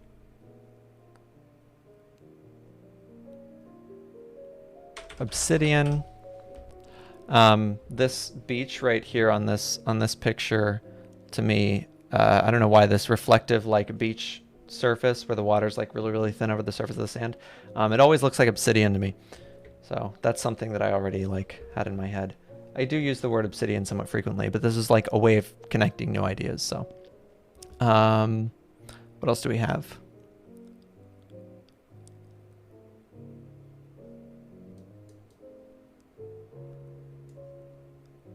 I see these sort of web-like structures. The shapes that this forms, that's interesting. I can't think of a way to describe that like stringy appearance that it has.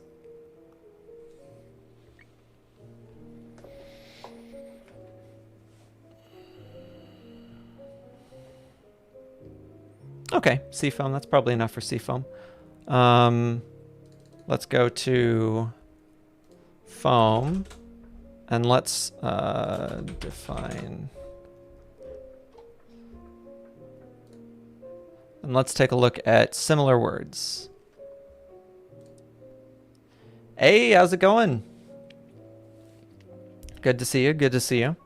How's the writing going, Sean? I was gonna call you Bigfoot, so not like I was gonna like butcher your name or something.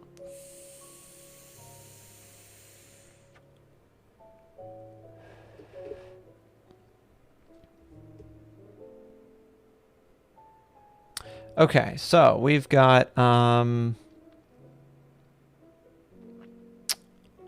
A mass of small bubbles. Bubbles, that's a good word. Bubbles! Everybody likes bubbles.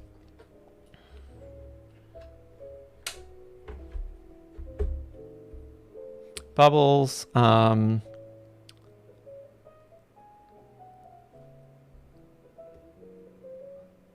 Cream. Effervesce. Just a verb. Interesting.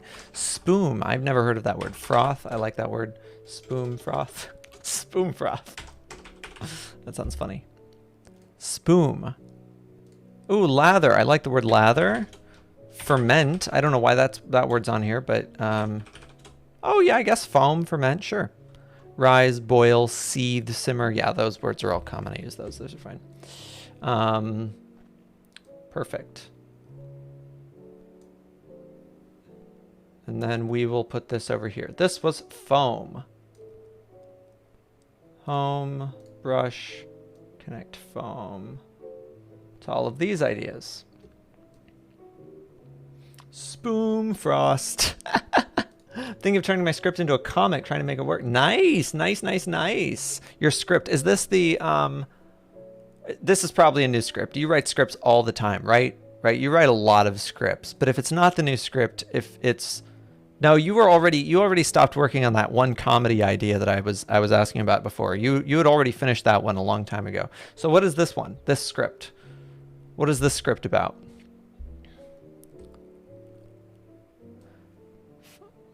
The old script. It is the old. Is it the comedy one?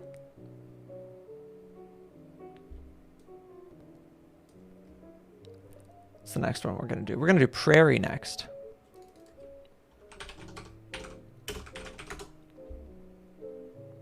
The urban fantasy romantic comedy. Huh, urban fantasy. Nope, I don't know if I remember this one. I'm gonna need some descriptors. But that's awesome, turning it into a comic. Do you have, like, how far are you into that process? Is that why you've been learning to draw this time? You've been like,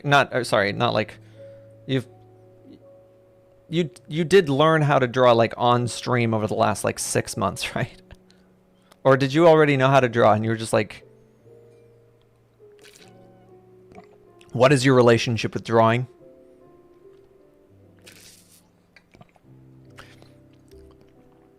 Did you last see them on Monday August 8th? 9th, 10th? I don't know. I don't know what day it is. 9th. Prairie. Images.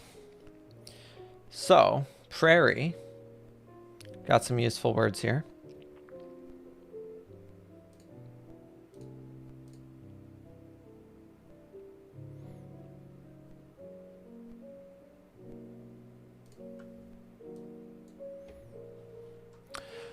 We've got golden field. We've got amber grain. Yeah, that stupid song running through my head. We've also got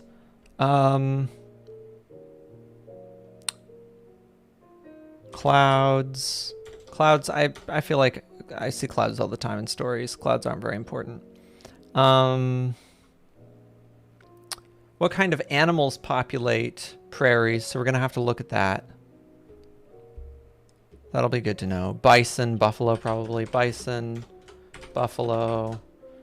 I know those are actually like the same animal, just like different continents. I think buffalo is what you would have in a prairie.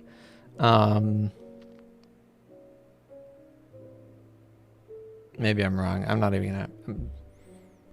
gonna pretend to be an expert on this. Let's see. Ooh. Yeah, that's when I was learning to draw. Probably not going to handle the art myself. Oh. Are we meant to see your screen? You don't have to see my screen, but that's a good point. Thank you. I appreciate. Yeah, we're doing some word mapping here, and so seeing my screen is probably helpful.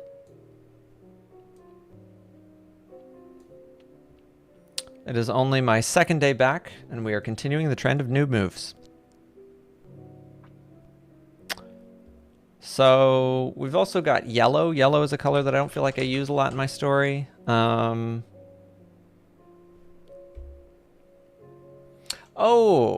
so you'll do the art later.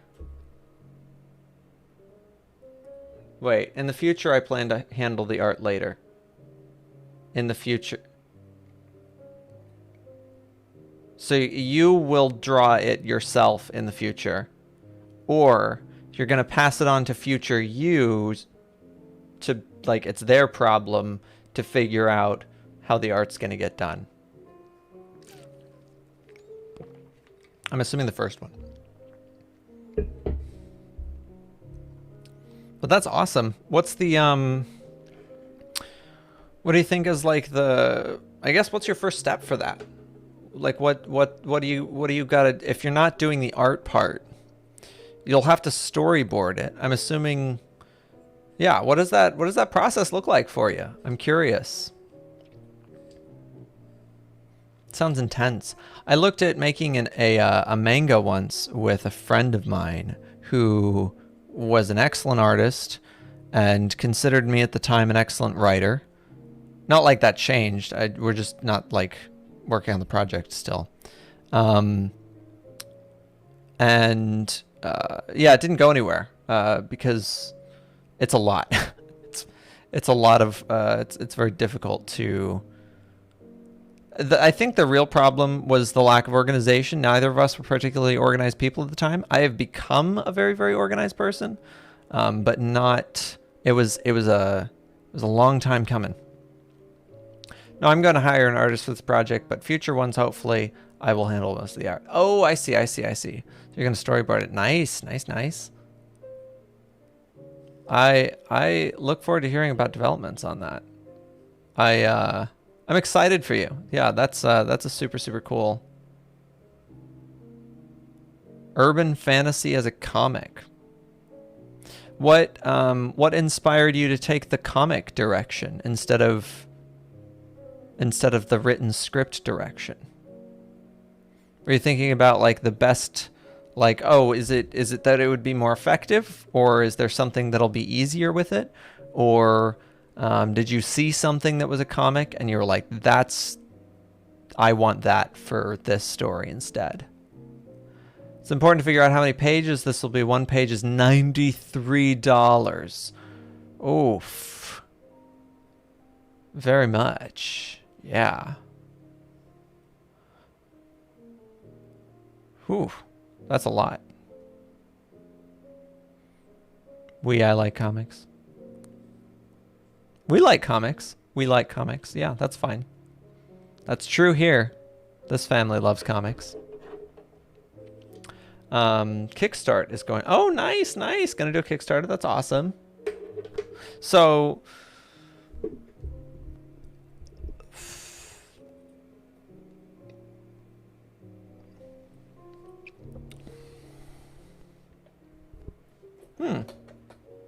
what's the title?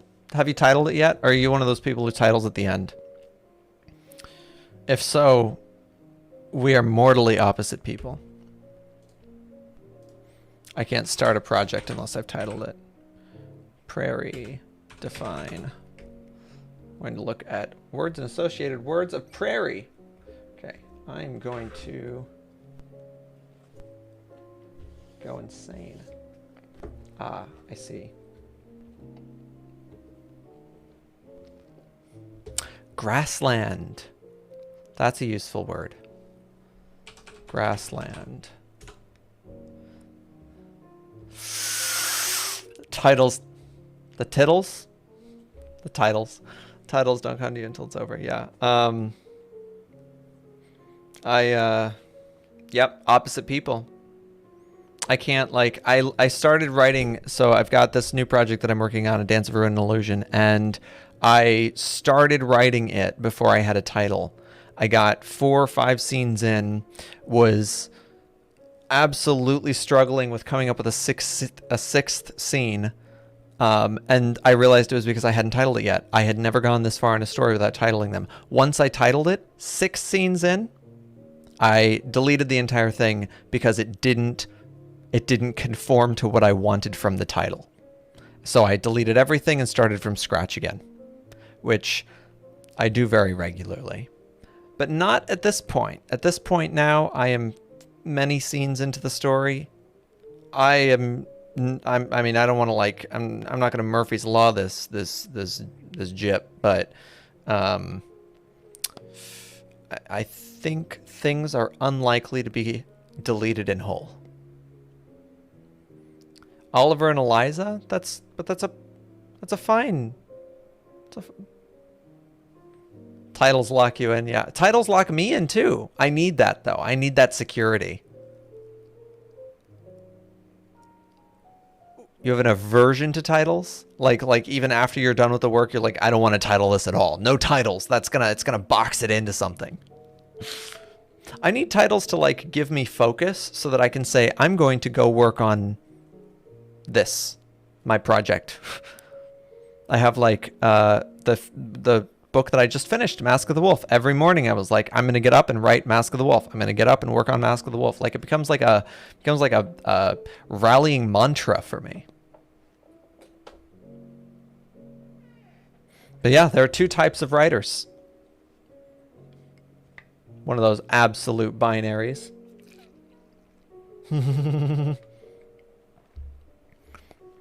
Two caffeinated sodas, I'm assuming, or was it just the sugar? Sugar definitely can give a rush. A pleasant one.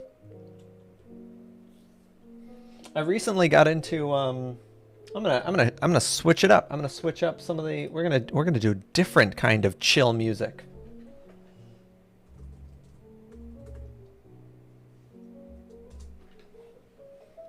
Ooh, where are we going? We are going into the future.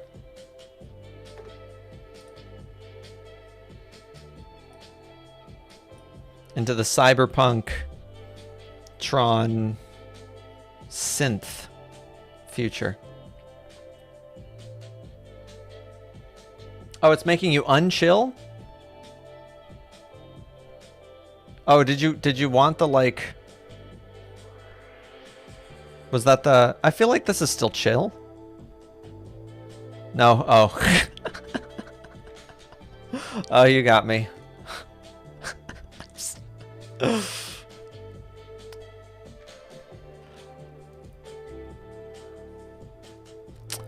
Prairie. Meadow. Did we already get Meadow? I think we got Meadow. We did not get Meadow.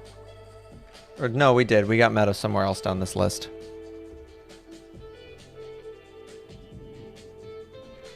Ooh, there's a thunderstorm coming. I'm excited. I hope the lightning and loud booming is endless. I hope you will be able to hear it. You probably won't be. Okay, grassland. There aren't many like synonyms, so I think I got hung up on this one because it doesn't have like a very compelling word map to be made from it. So that's fine. We're done with prairie. Let's do, I want to do psalms next because psalms is a very different word. We've got all these like naturey words.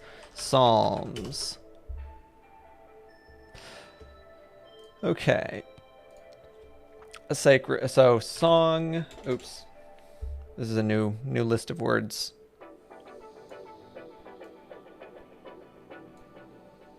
You learned how to throat sing? What does that mean? Isn't all singing throat singing? Am I gonna have to... I know what you're gonna tell me. You're gonna tell me to YouTube this.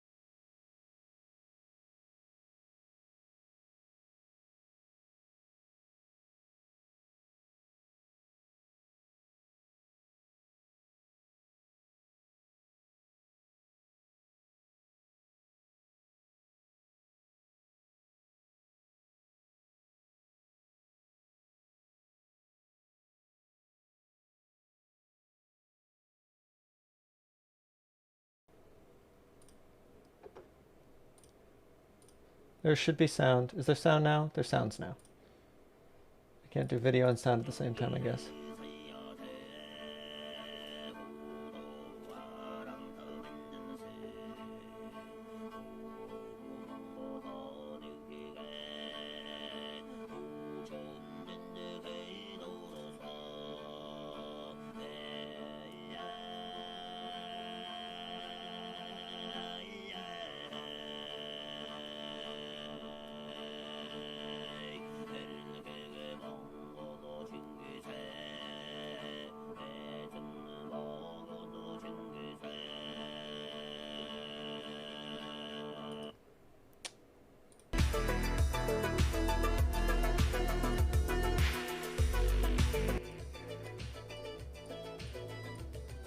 That was very intense.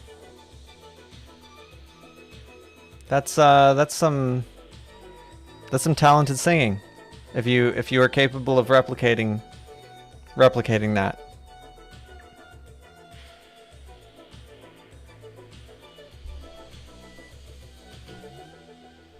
How long did it take you to learn that?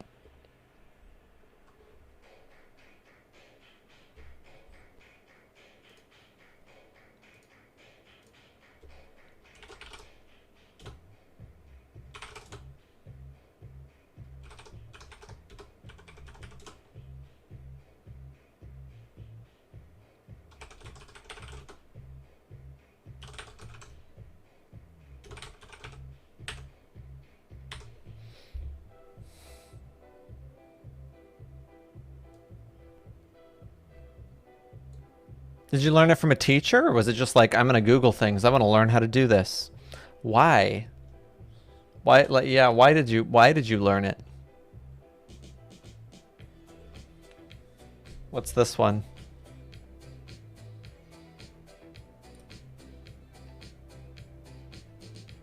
Three easy steps.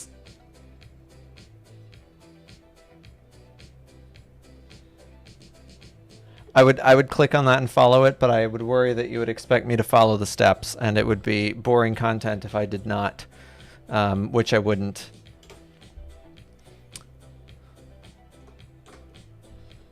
That's crazy.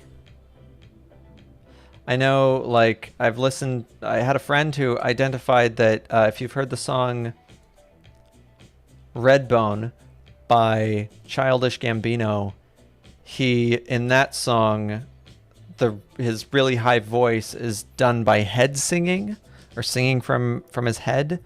I don't know what that entails. That's just what someone identified to me, and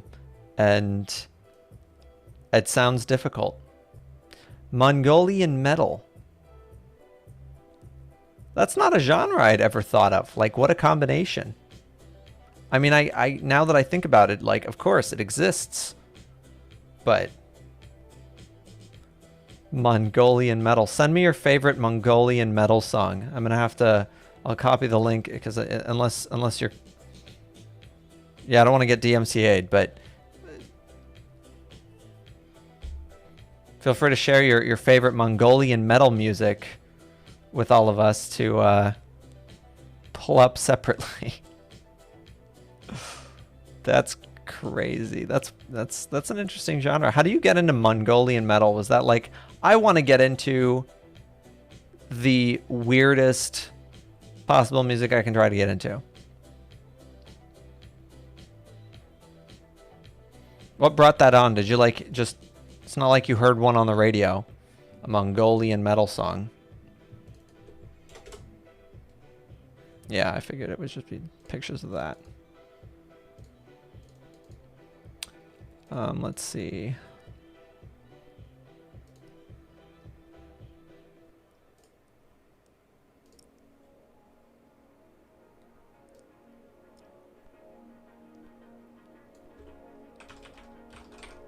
Psalmody, prayer, introit, antiphon, cantiole, plain song,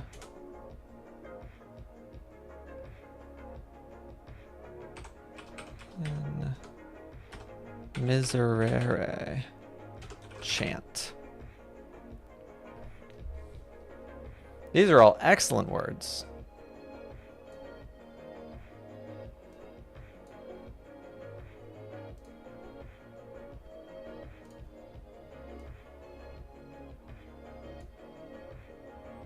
Okay. Feathery throats. I still laugh at that for some reason. Feather.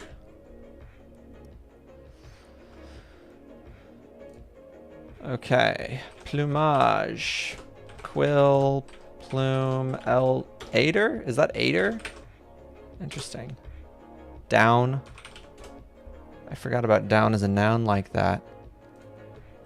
Hackles. Crest. Crest is very nice. Pinion. Covered. Remex. Rectrix. Plumule. Wow, these are all like flag. No, we're not taking flag down. Never take a flag down. That will first get... You have to get into Mongolian rap first.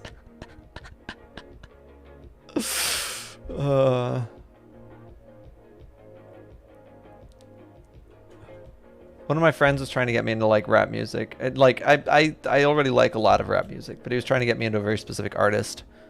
And he was like, but in order to be able to appreciate them, you have to really, really like Lil Wayne first. So go back and listen to the Carter 3. And I was like,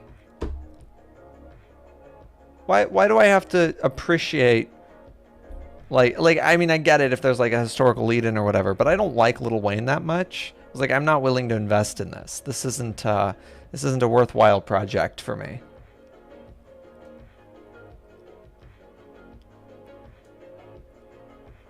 Perfect. Actually, yeah, perfect.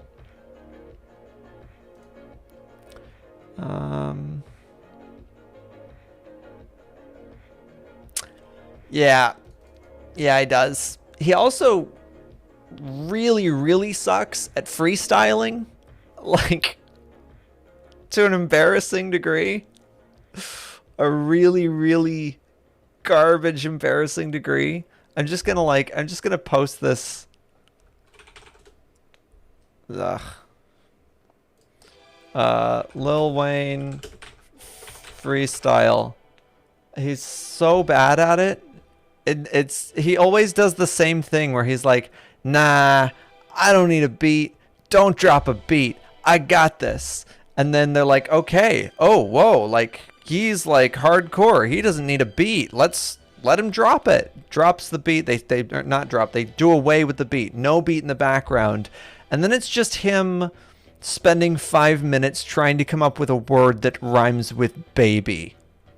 He's like, I'm out hustling with the crew,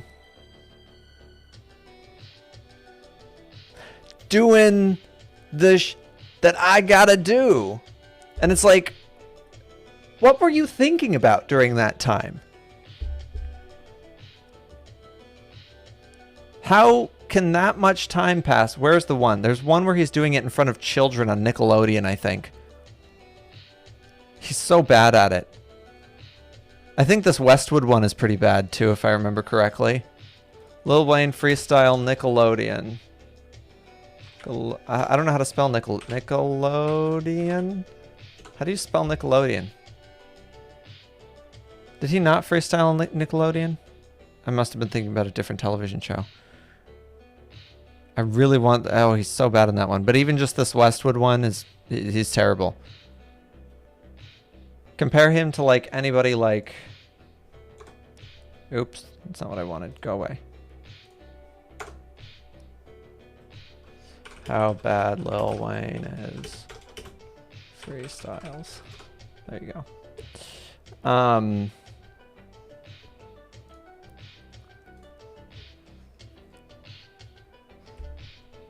Compare him to anybody. Kid Cudi, Kanye West, St. John, all of them freestyle like gods. Childish Gambino, amazing freestyler. Okay, we got Feather. Let's go to... We got Psalms, we got Feather. Let's do...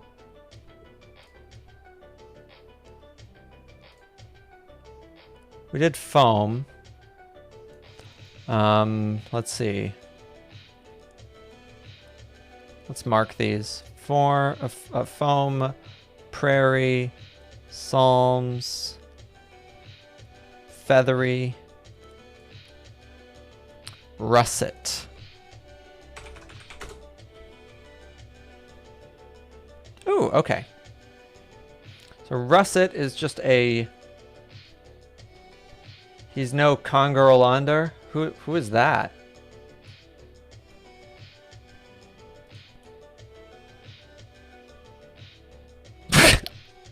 This is a Mongolian rap. And here I thought you were just dropping some old school rap artist with like, I don't know, like just a very original name for a rap artist.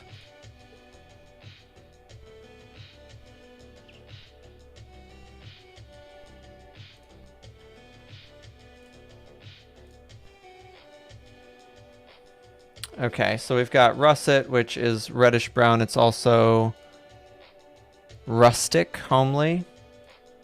I think I do use the word rustic enough, but whatever. I'll take it down. It'll be helpful in a few minutes.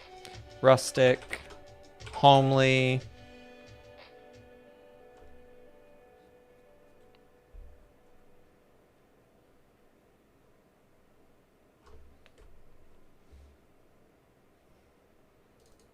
Russet, but I am it's from the 90s golden age of hip hop. Ooh. I look forward to it. I look forward to it. I've got all these. They're gonna be after stream watch list, watch party. Textiles. Textiles is a great word. The word textile has a lot of texture as a word too. It's like very fun to like feel in the mouth. Let's see, russet. What's another word we got?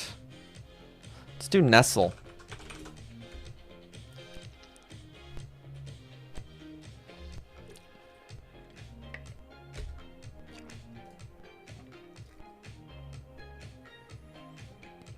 Yep, all of those are very, very common words that I use.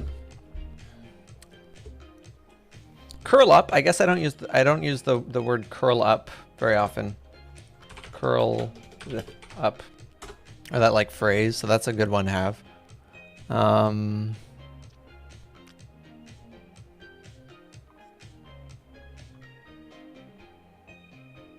Obscure. I don't use the word obscure very much, or obscured.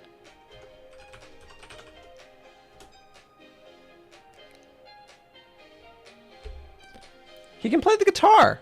I didn't know that. I did not expect that from Lil Wayne. I can't not say little. Like, that... Lil Wayne. Lil Wayne. Nope, I even inserted a T, like, right at the end there. Lil Wayne. Lil Wayne. Did he really? No.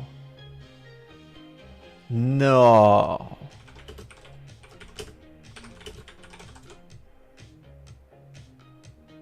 Rebirth, is that the one?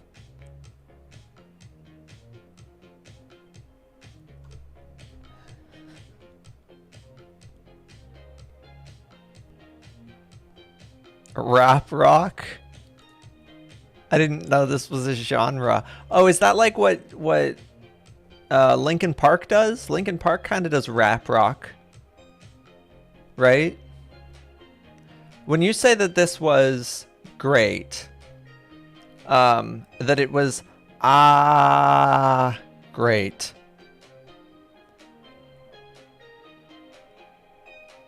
Will I listen and despair for the fact that music can never be any higher?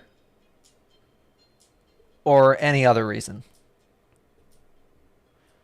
I'm really hoping it's the first one. I want it to be the first one. Oof. Okay. You know what? I actually will listen to this.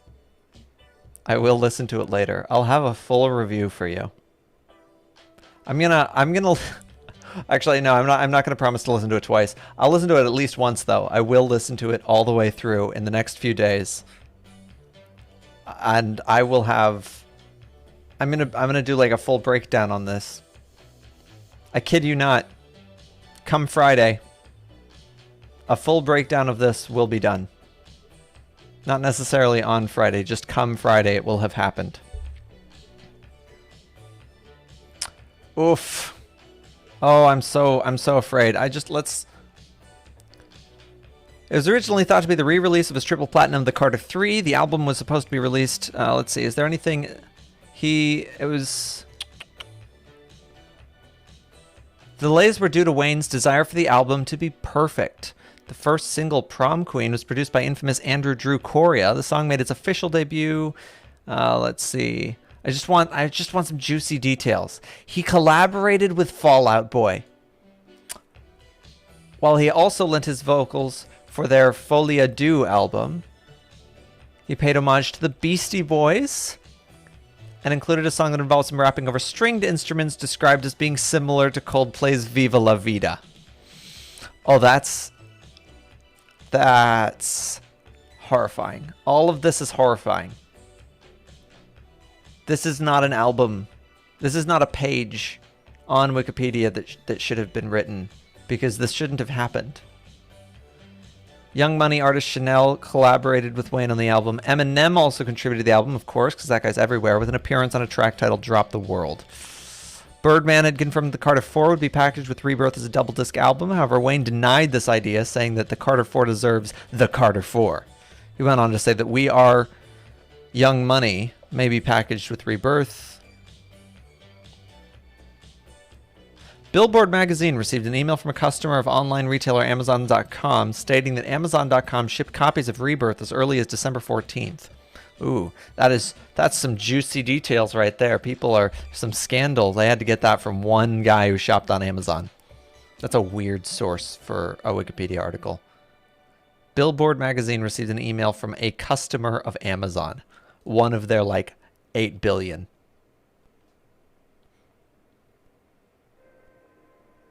And yes, that assumes that they have made up human beings to be their own customers.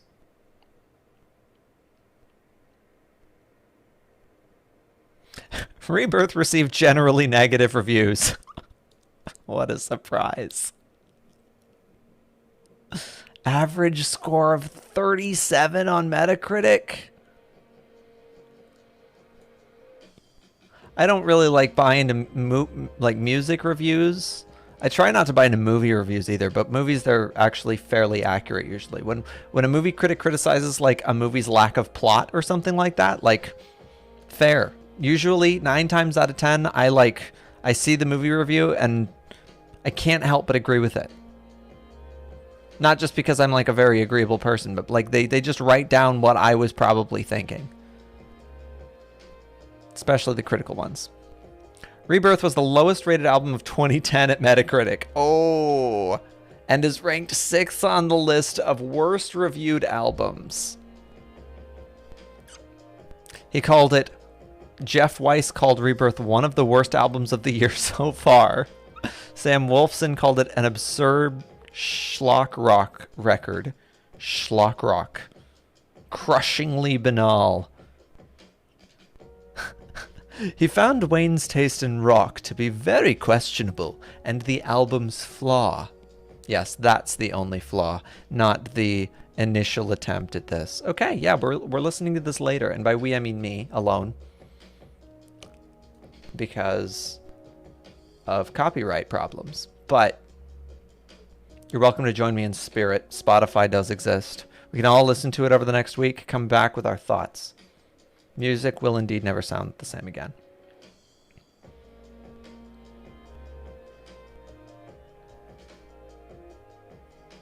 Where are we going next? We've got Rafters. Rafters is an interesting one.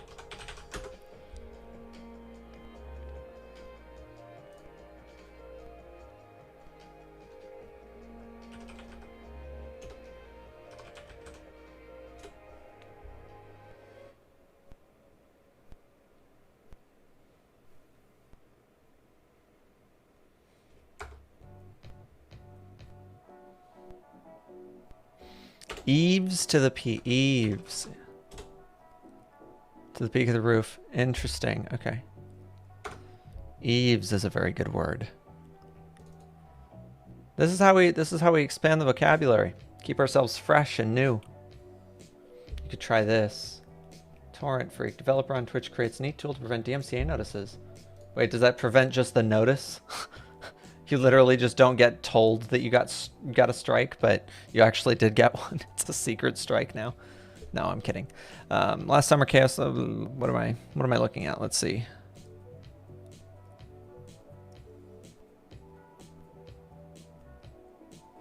Developer Peter Friedland Madsen, known on Twitch as Pequeno, has come up with an elegant solution that will be useful.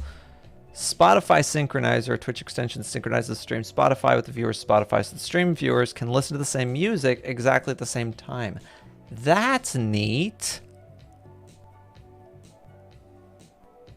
That's a really cool, like, that's really cool. What a genius idea. I saw another one. I saw another cool tool. I think, at least I heard about it. It was a tool that would, like, it splits your audio channels so that you can stream music, but it gets cut out of the VOD. I don't remember what it was called, but it was some kind of audio splitter. And I don't know if it works. I looked into using it, and then it looked complicated, so I was like, nope. Problem for me is that I'm very impatient with computers. I know how to use them very, very well, and I can do anything on them, but I just don't want to spend an hour learning. What do you mean young people don't listen to Spotify? What do they listen to? TikTok?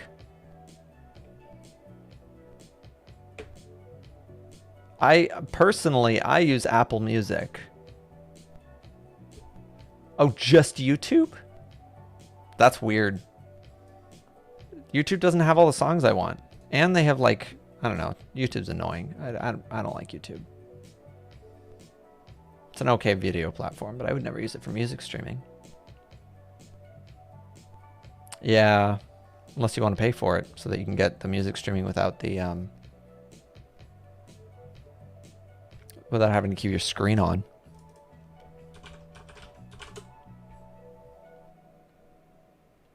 A Eurasian and North American finch, typically with a bluish top to the head and dark wings and tail. Finch is a useful word to remember for me.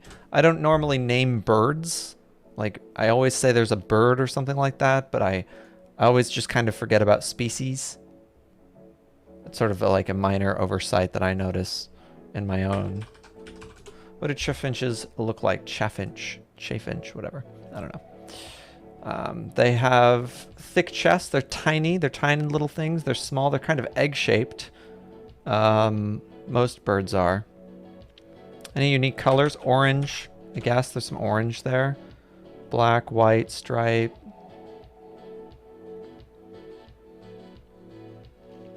Nope, I don't really have a whole lot to go off of with this one. Goldfinch. Goldfinch. There we go. Goldfinch. Fledgling. Male bullfinch. Bullfinch. That's an interesting one. Okay. Sounds good. Au revoir for now.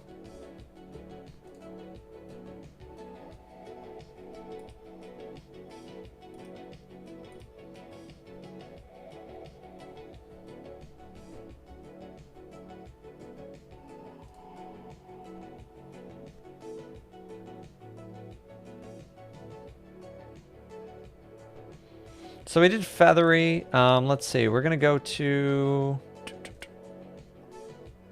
We did russet. Let's look at... We also did rafters. We're going to go to bridge next. Sounds good. And let's do...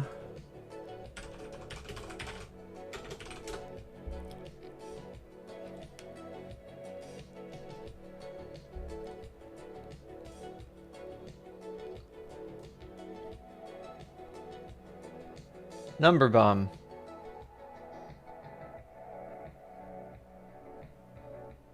Number bomb. Nope, I don't know what that means.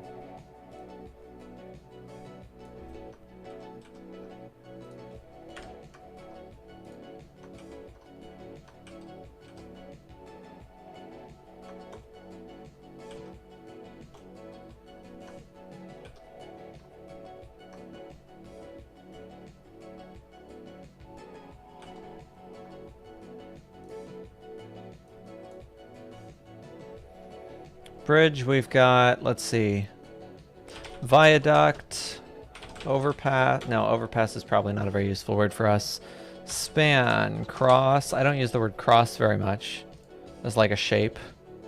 Bond, tie, link, connection.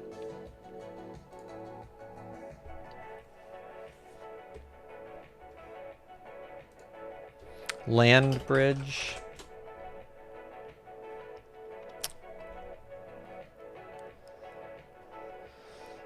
Where can we get synonyms? Straddle.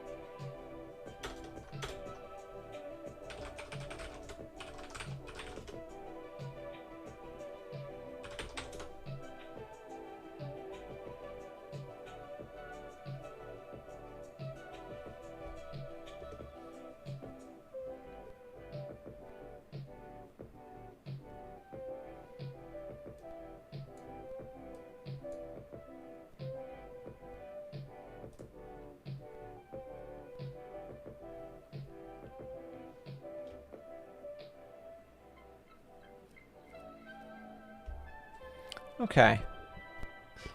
Let's see, what's another one? Procession is probably a good one.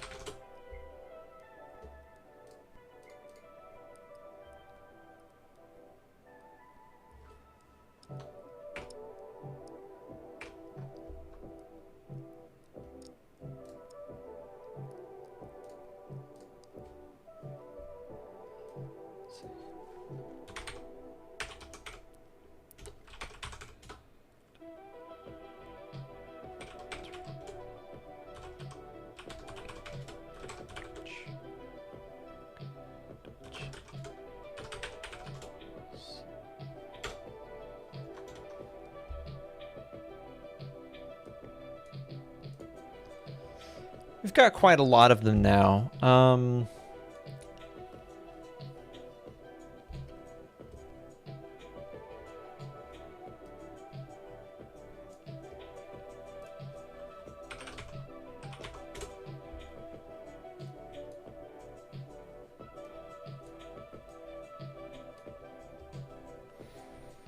And this is where they go.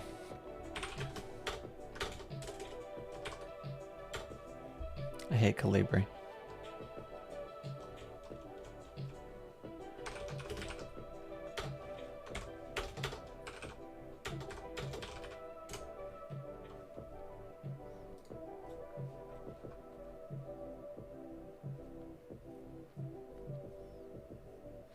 Now, usually I would do this actually on a blank sheet of paper that I can write on so that I can draw connections between them. The goal of it is to come up with compelling imagery by combining things in new ways. So, and then after the fact, going back and seeing if they'll make sense in what we might be able to use them for.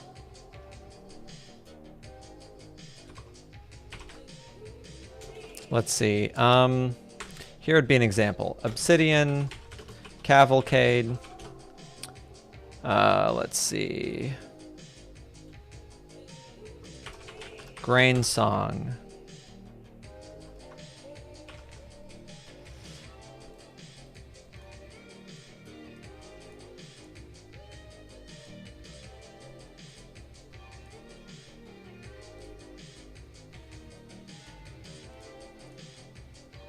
Obsidian cavalcade. Grain song.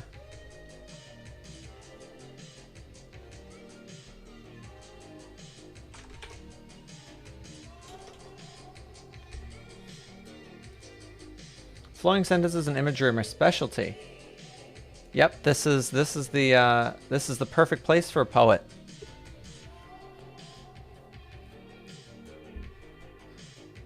I think this for me is the fun part, where I get to like try to come up with new things to think about, things that I just otherwise wouldn't. Yellow. Gosh dang it! Why would you set the font back to? There we go. Yellow.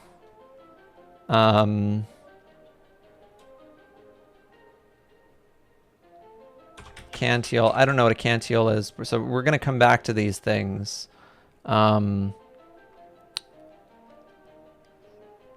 Pluming bridge.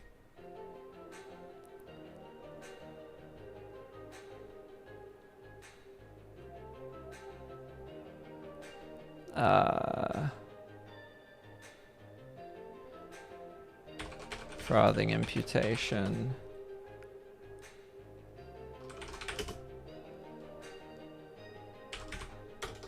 Eider, I think that's got something to do. Eider king. That's a noun. Let's see.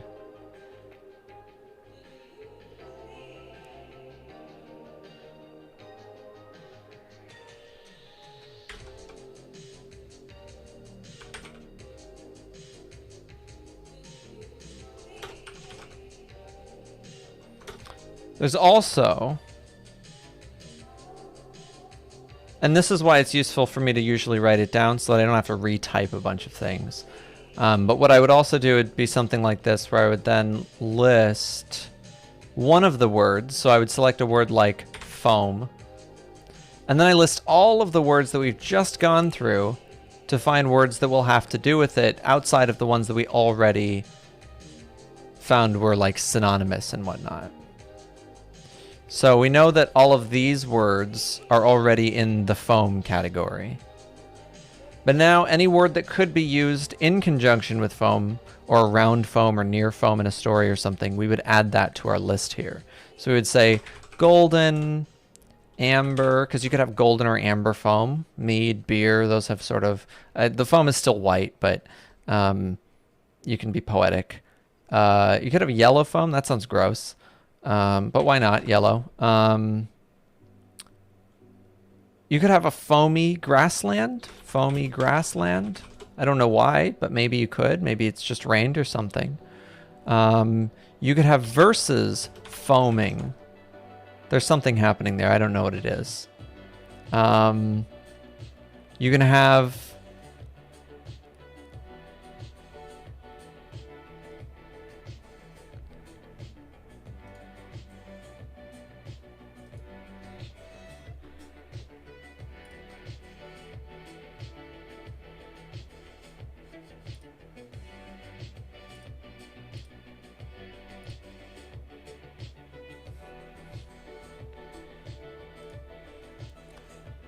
let's see, what else we got? We've got parade,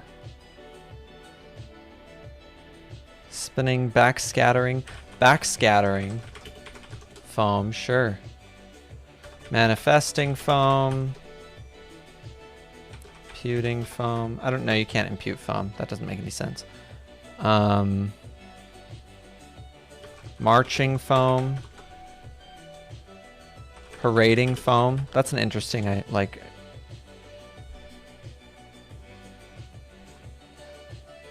Dipping. Let's see. Dip, wave. Yeah, perfect. That's probably most of them from what we've already collected.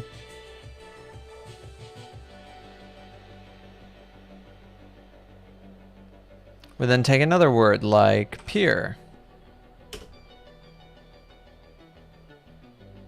Of course, all of the colors are usually going to come along with this, so you can have a golden, amber, yellow. You could have a yellow pier. It'd be kind of weird. That'd be pretty weird. Amber pier is also pretty weird. Golden could be fine if you're like talking about some sort of like Kingdom of Heaven or something like that. Something very, very expensive.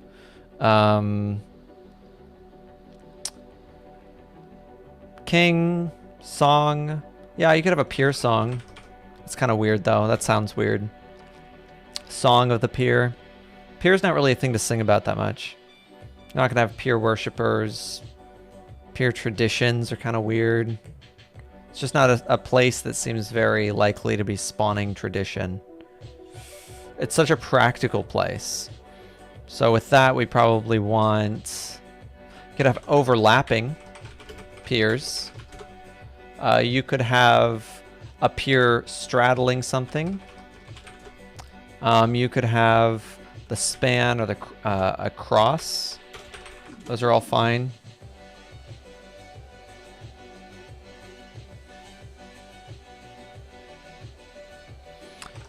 Pillars, waves.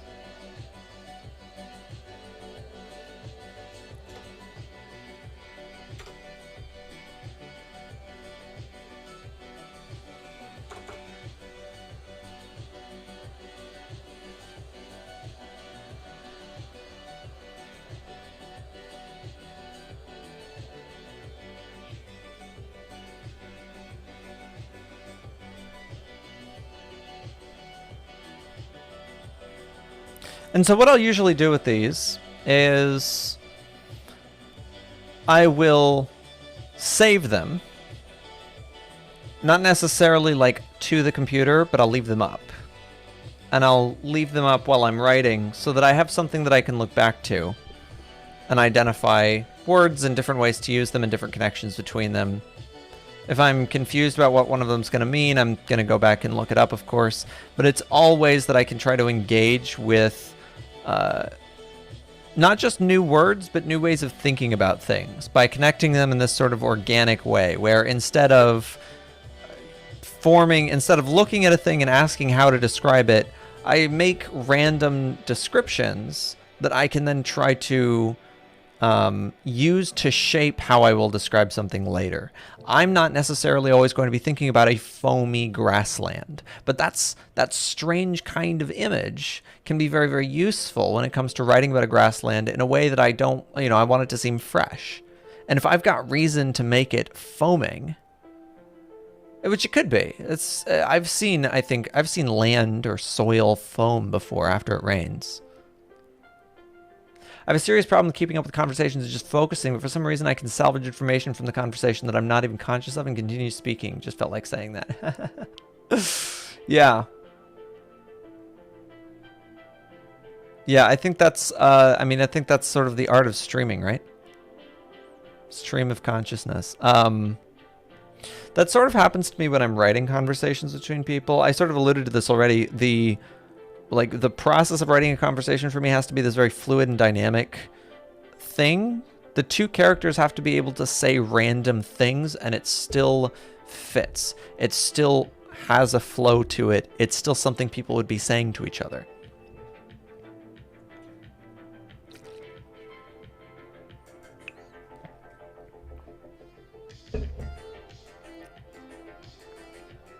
They need to be able to go off on tangents.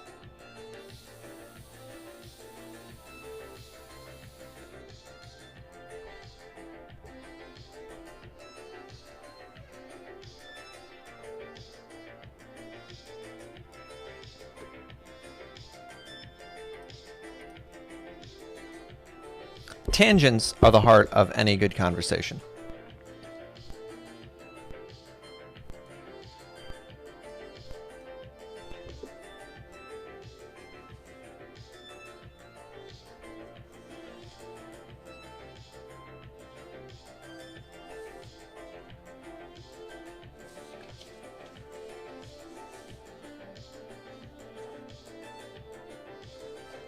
I still haven't decided in my story how I'm going to end it.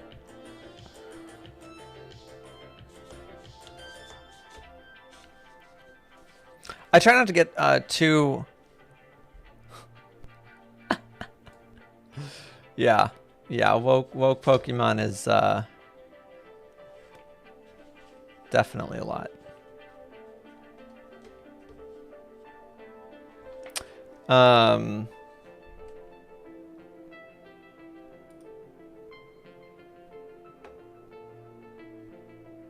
I think bot.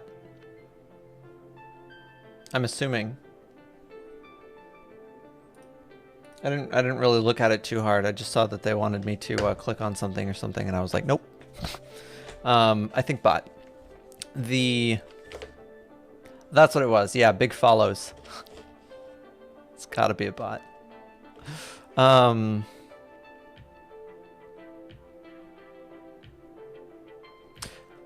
Endings.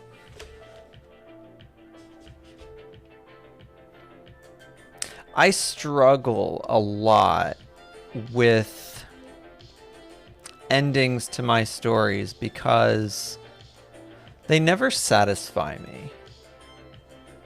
I always want to have some kind of emotional catharsis to it. I prioritize that at the expense of plot. I don't like plotty endings. I don't like it when it feels like things are just wrapped up because that was the conclusion of the battle, or that was the outcome of the climax, right? Like, it just... I do read comics. Yeah. Why do you ask? I also read I read manga, which I don't know if you count that as separate from comics. I do read comics. I read more manga than I read comics. But if you're talking about just like American comics, I read I don't read so much anymore, but I've read Batman. I've read The Killing Joke. I've read a Superman comic. I want to say it was like Red Sun or something like that. I didn't like Superman that much. They never deal with the interesting ideas in Superman. Once in a while they do, but like, this dude is like a god. There should be way more people worshiping him in every single timeline he exists. You cannot get around the fact that people would be like, Jesus has returned. I don't really, but people get on me for that.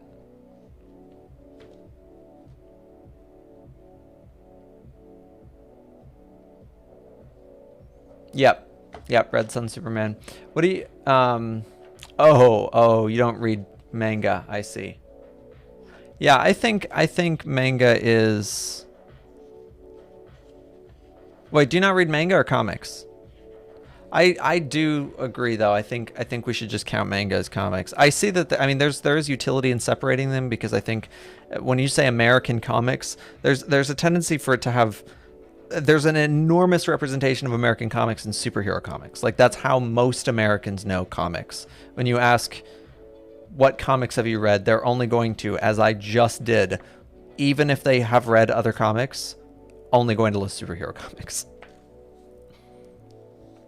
I've also read the Teen Titans comics. I've read American comics that are not superhero comics. Calvin and Hobbes is a comic. I have read Garfield, which is trash. I have read Dilbert. Early stuff was funny, and then it just was the same joke over and over and over again. But early Dilbert, very hilarious.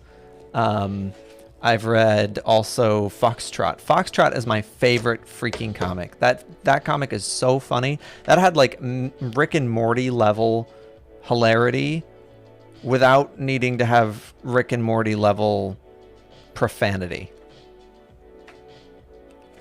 Amazing, perfect family comic.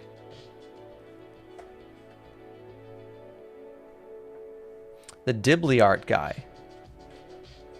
Or I haven't looked up the Dilbert guy. Is that what you're saying, the Dilbert guy? I know Scott Adams is kind of a terrible person. If that's what you're referencing.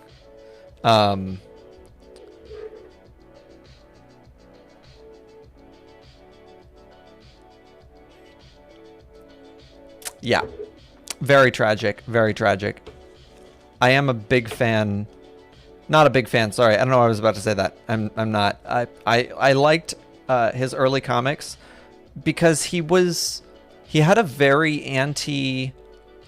He's got a very, and you later find out that it's a libertarian streak when you start getting to like past like the sort of early Catbert arcs. You get a lot of like really intense libertarian flirtations through the Dogbert character.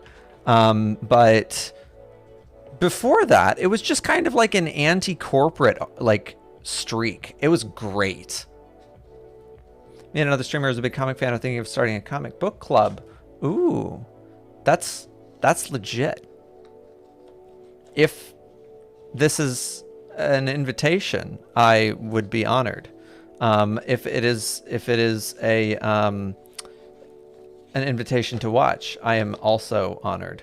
But yeah, I would love to talk comics with. I do enjoy comics. I think that'd be also helpful. I think for me because I feel like I need more direction in like how to appreciate comics. It's a very like historically. You know, in the way that art builds on itself over time, I feel like you can open up a novel and not need to appreciate what caused that novel's formation. If I read Tolkien, I don't really need to know what Tolkien was reading in order to be able to appreciate Tolkien. But I do feel like with comics, there's a little bit more of a need to appreciate what it came from. When you see the Red Sun Superman arc from the USSR, like it doesn't make sense to read that comic if you don't know about Superman already, or you don't know about like their tendency, the history of comics at that point, what they're critiquing or what they're commenting on. Like there's more of an academic need for like actually investing in. Oh, thank you. I appreciate. Yeah, I would love to be. Yeah, that sounds like a lot of fun. I'm definitely down. I have more free time now. And so I'm going to be streaming more. That's my hope. But I say that every time, and I'm so bad at it, at doing it regularly. I'm gonna let you can judge if I'm bad at the actual art itself. But the regularity of it, I'm so bad at keeping a schedule because I separate in my mind streaming life and real life, as everybody does. But it's like a very stark separation for me of like, oh, real world issues must come first, and streaming always gets put on the back burner. So I guess that's the fault of like treating it sort of like a hobby. But I'm hoping not to. I'm hoping to take it a bit more seriously in the next year or so, because my teaching load has been increased, which is good news because it means I need to work less elsewhere. Because the fun fact is, teaching pays garbage forever. But my teaching load increased, so now, yeah, I would like to get to that point. I think I'm in baby leagues still. But I think my goal is to like try to stream something like, yeah, 4 hours a day for 4 days a week at least, 16, 20 hours a week, something like that. Maybe we'll do some longer weekend streams once in a while. My wife is going out of town for a little bit on a trip, and so I'm going to be alone in this house for a while. I'm going to stream during that time, and I was thinking of doing like some kind of 8-hour like horror game thing just so that I won't be able to sleep at night, because that would be I mean, I'm basically just offering to torture myself for the sake of the stream. So if you like the idea of masochism, yeah, that sounds legit. I was thinking of doing Amnesia. I don't know. Do I have other horror games? I have other games. I don't think about other horror games though. You know I do. You have horror games? Is that what you're saying? Or, oh, the torturing. I always forget there's a delay with the chat, so I'm just thinking, like, what are they responding to? I've got Mass Effect. I don't know if Mass Effect is a horror game. I don't think that doesn't sound very scary. Mass Effect Andromeda. I've never played it. I mean, but to be fair, I'm so easily scared at things that, like, Control actually scares the living Christ out of me. That is such a scary game. Maybe we'll play Control. Maybe we'll do that at a...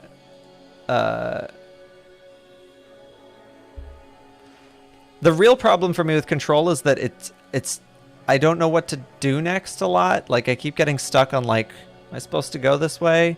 There's a wall. I guess I'm not supposed to go this way. And then things start flying at me, and I just, like, yeah, I lose my shit.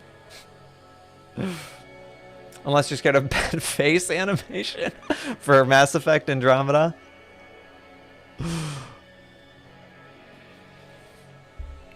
Yeah, so maybe we'll do Control, Amnesia, and if there's any other, like, horror games.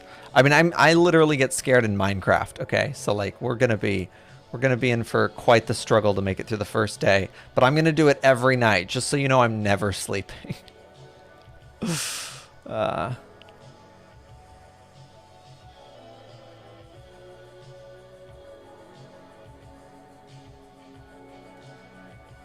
Let's see. Oh, that's what I was gonna do. I was gonna pull my papers back over here.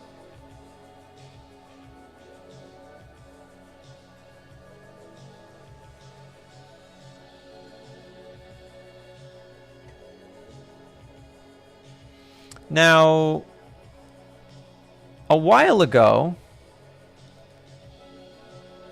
you implored me to read a book. Okay, I have done the Stanley Parable. I've done like 17 endings, or I don't know. I think I've done a lot. I've done a lot in the Stanley Parable. And I enjoyed it. I also played the follow-up game to the Stanley Parable called something. The Beginner's Guide. The Beginner's Guide. which is a lot more linear, not like a bunch of different endings and stuff, but it is a really beautiful game. Highly recommend the Beginner's Guide. It's basically just this deconstructive art of asking what really is a game. Is a game an experience? Is it an artistic expression? Is it a story? Does it need to have a story? And it's just fantastic. The Beginner's Game is an amazing, amazing, beautiful game. Beautifully written, absolutely perfectly written piece of meta fiction. The Disco Elysium. Disco Elysium, you said not horror game, but it sounds like fun. I don't know what Disco Elysium is. Let's look it up.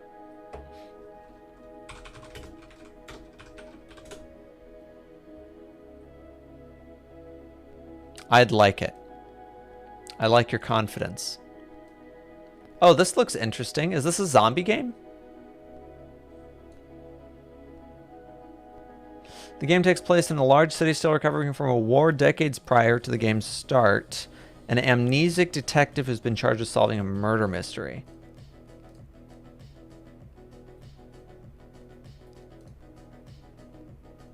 Huh. Okay.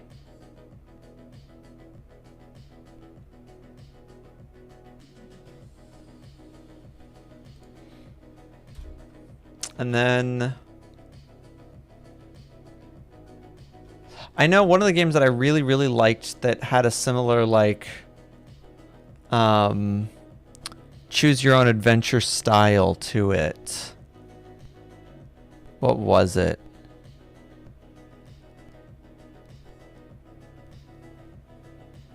Crap. How am I forgetting?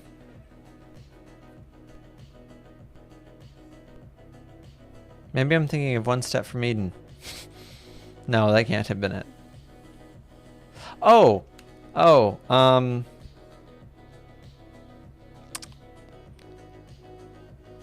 what's that? What is that called? Tail. Something Tail. Everybody knows this game. It's like 8-bit. Telltale? What is it?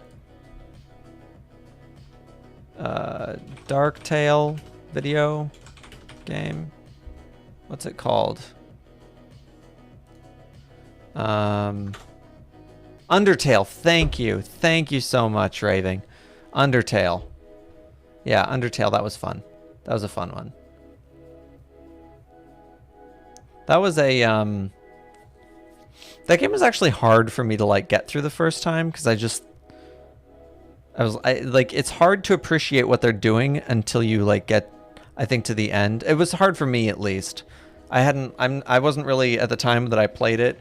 It was one of like the earliest computer games that I'd really gotten into, and I wasn't like going through it with an appreciation for all of the aspects of like video game mechanics that they're subtly undermining the whole way through. Shark Tale video game. Yep, I've been talking about the Shark Tale video game the whole time. That's the one. Handmaid's Tale video game. That would be depressing.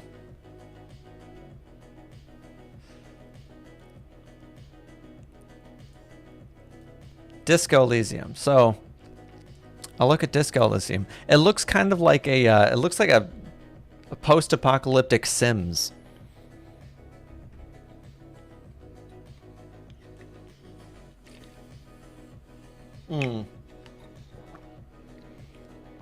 I see. This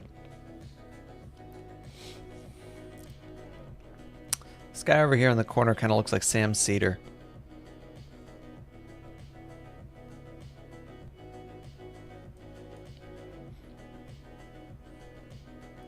So,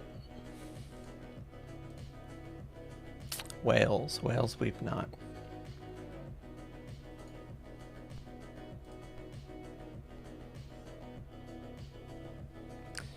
Let's see.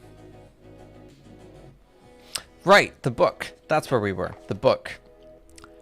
What was that book again?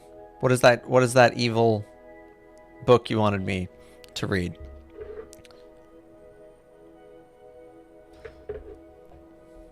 I took the note at some point.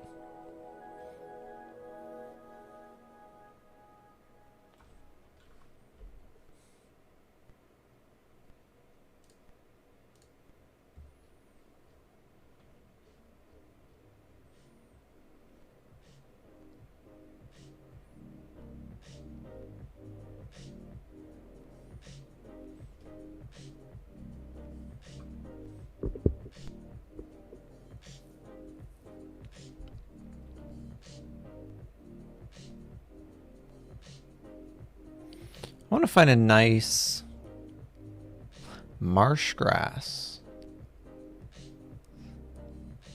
I saw the marsh grass blowing, it took me far away, for I was born where marsh grass was endlessly at play. Its ripples were the gladdest things that one could ever see, so who would think that marsh grass would bring the tears to me? Oh, that's cute. That's really pretty. Timothy Dexter.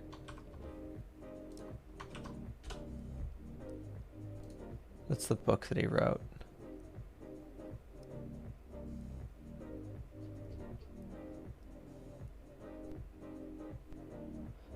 Plain trues in a homespun dress. Oh, you got it. A pickle for the knowing ones.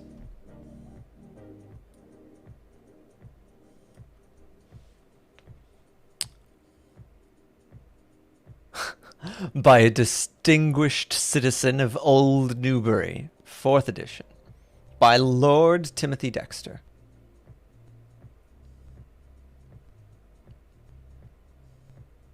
Now, is Lord Dexter and his dog. His dog.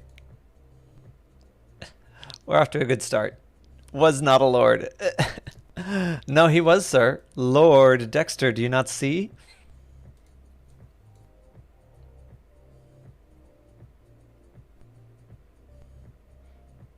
You're lost on your story? What do you mean?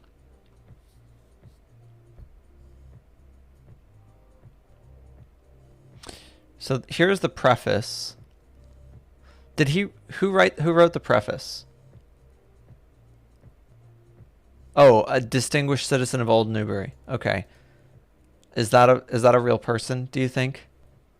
I don't think that's a real person.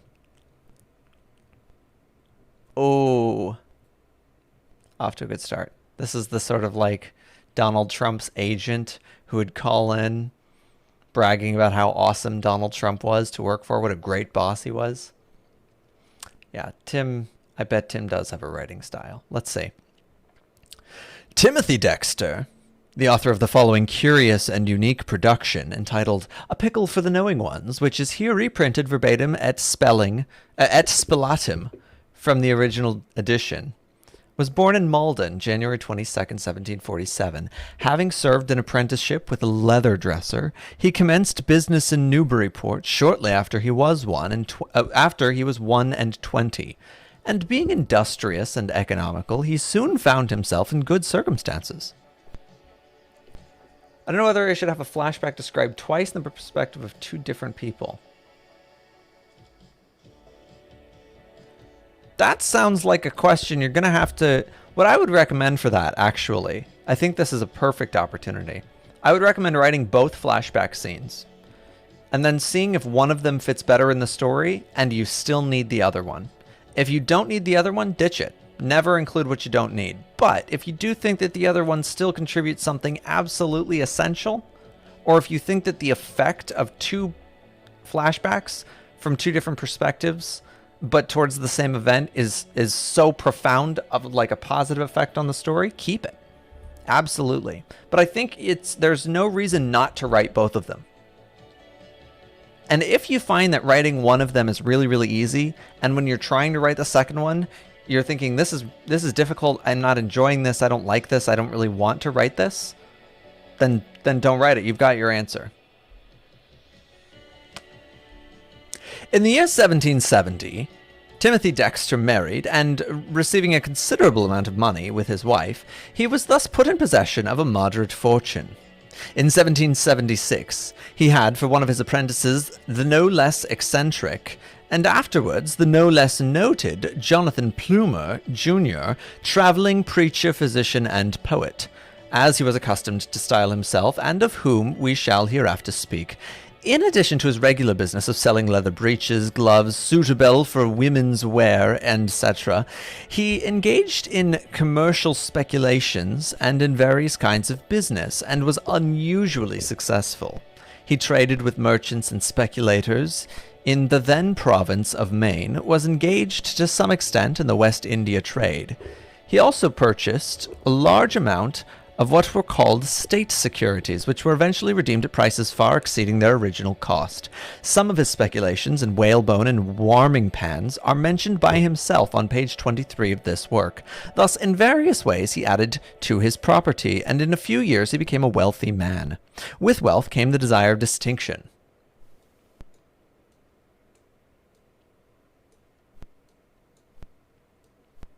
There we go. With wealth came the desire of distinction, and as his vanity was inordinate, he spared no expense in obtaining the notoriety he sought. In the first place, he purchased an elegant house in High Street, Newburyport, and embellished it in his peculiar way. Minarets surmounted the golden balls were placed on the roof, a large gilt eagle was placed on the top, and a great variety of other ornaments. In front of his house and land, he caused to be erected between 40 and 50 wooden statues, full length and larger than life. The principal arch stood directly in front of his door, and on this stood the figures of Washington, Adams, and Jefferson. There were also the statues of William Pitt, Franklin, Bonaparte, George IV, Lord Nelson, General Morgan, Complanter, an Indian chief, Jack Tar, traveling preacher, maternal affection, two grenadiers, 4 lions and 1 lamb, and conspicuous among them were 2 images of Dexter himself, one of which held a label with the inscription, "I am the first in the East, the first in the West, and the greatest philosopher in the Western world."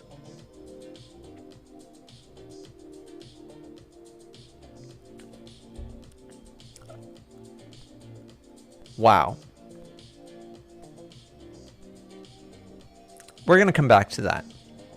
None of that I think is surprising, unless we receive harsh pushback that we should definitely read that before the story.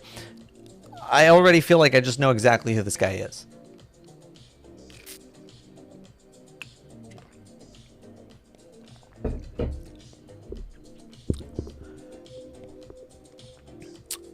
To mankind at large. Oh wait, let's see.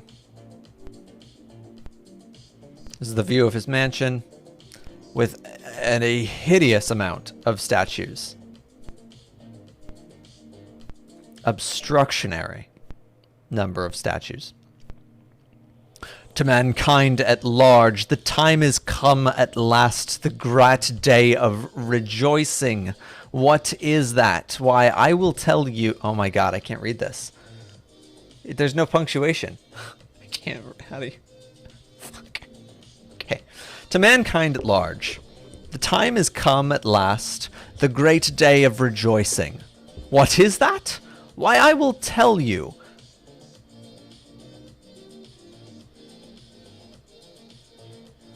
Why, I will tell you, thus 3 kings is raised. Raised, you mean, should... What is happening with this?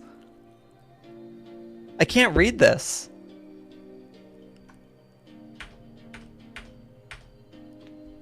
I literally, like, I can't... There's no punctuation.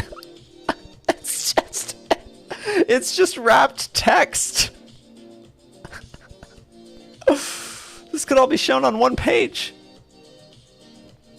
Okay.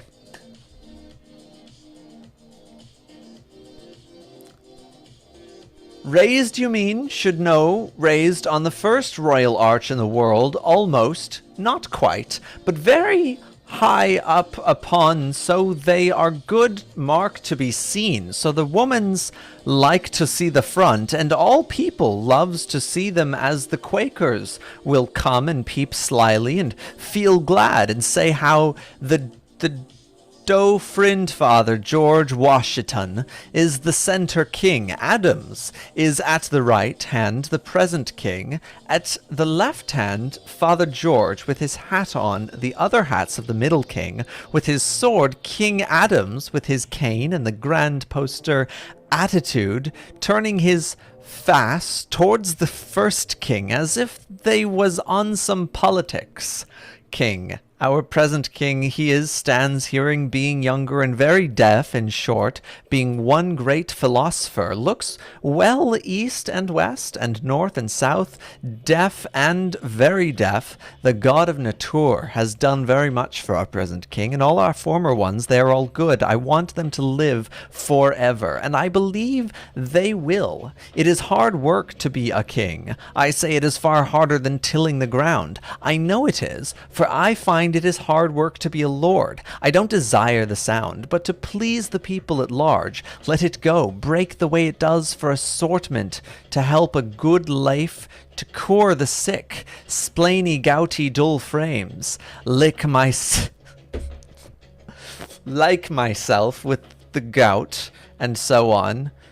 To make merry a Chile Christian is for me only, be honest. No matter what they worship, sun, moon, or stars, their wife or miss, if honest live forever, money won't get those figures so fast as I wish to have sent to Loghorn. For many Mr. Boor is amongst others I sent in the grand Cresham. Those three kings are plain white callow. At present the royal arch and figures cost £39. Weight silver the high... I can't... Nope. What is he saying? What is he talking about? Is this just stream of consciousness? This is how you make words not mean things anymore. It's like when you say tree over and over and over again until like the word sounds weird. Tree, tree, tree, tree, tree, tree, tree. Except he did it with every word and didn't repeat them. I mean, he did repeat a lot of them, but that's not why they're meaningless. I have 13 billers front and strat row for 13 states. When we begin 3 in the rear, 15 foot high, 4 more on the grass. See 2, the same hath at the right of the grand arch, 2 at the left wing, 15 foot high, the arch 17 foot high. The my house is 3-story upwards of 290 feet round the house. Nature has formed the ground equal to what you would wish for the art, by man equal to a solemn, the honorable Jonathan Jackson. This is definitely talking about his house, how great his house is, and it's unintelligible. It is unintelligible. What is a precedent answer? A king. Bonaparte the Great has as much power as a king, and ought to have, and it is a massy. He has for the good of mankind. He has as much power as any king. For great ways back there must be ahead some where where the people is lost, like wild geese. When thy louse the gander, 2-legged want ahead. If 4-legged both and 2-legged fowls, the name of president is to please the people at large. Why does he keep capitalizing large? Why are all of these L's capitalized? Like he just loves the capital L and the capital A. But why doesn't he... This is so weird. Okay. Scroll to the bottom. I thought we could read this whole thing and I feel bad. I feel I bit off more than I can chew. What the f are these?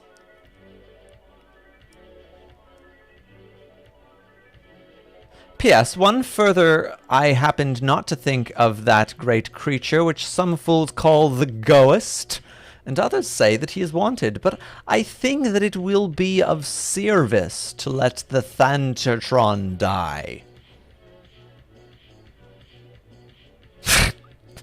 He came up with a Marvel villain. Thantotron die. The poem. Oh, goodness, there's a poem? Page 30 of his... Oh, here's a poem. Behold, all nature stands aghast to hear thy fame from east to west. How great, how grand of thee we hear, thou man of sense, thou eastern star. Wait.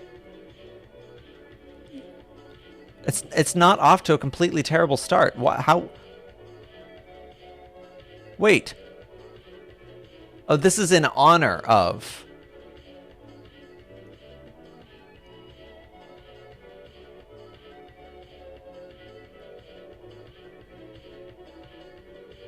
Okay, page 30.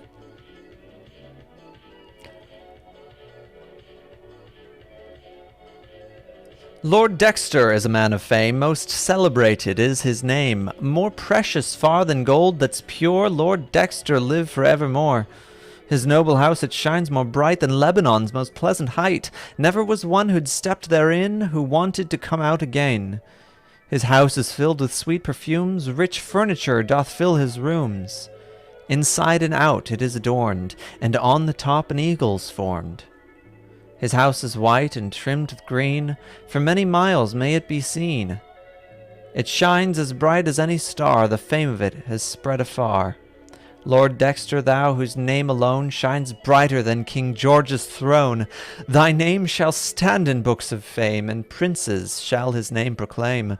Lord Dexter hath a coach beside, in pomp and splendor he doth ride. The horses champ the silver bit, and throw the foam around their feet. The images around him stand, for they were made by his command. Looking to see Lord Dexter come, with fixed eyes they see him home. 4 lions stand to guard the door, with their mouths open to devour all enemies who do disturb Lord Dexter or his shady grove. Lord Dexter, like King Solomon, hath gold and silver by the ton, and bells to churches he hath given to worship the great King of heaven. His mighty deeds, they are so great, is honored both by church and state, and when he comes all must give way to let Lord Dexter bear the sway. When Dexter dies all things shall droop, Lord East, Lord West, Lord North shall stoop, and then Lord South with pomp shall come, and bear his body to the tomb. His tomb most charming to behold, 1,000 sweets it doth unfold. When Dexter dies shall willows weep, and mourning friends shall fill the street. May Washington immortal stand, may Jefferson by God's command support the right of all mankind. John Adams not a whit behind.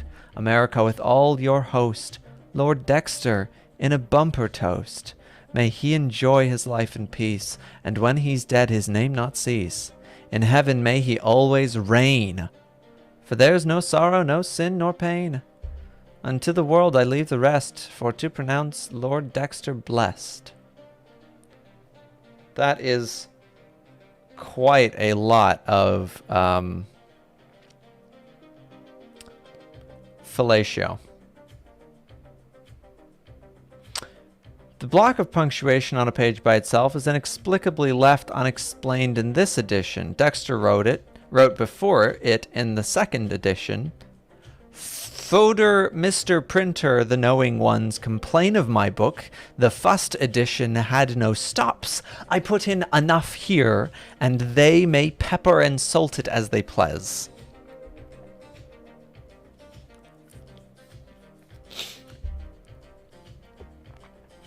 If I were this man's editor, I would have killed myself.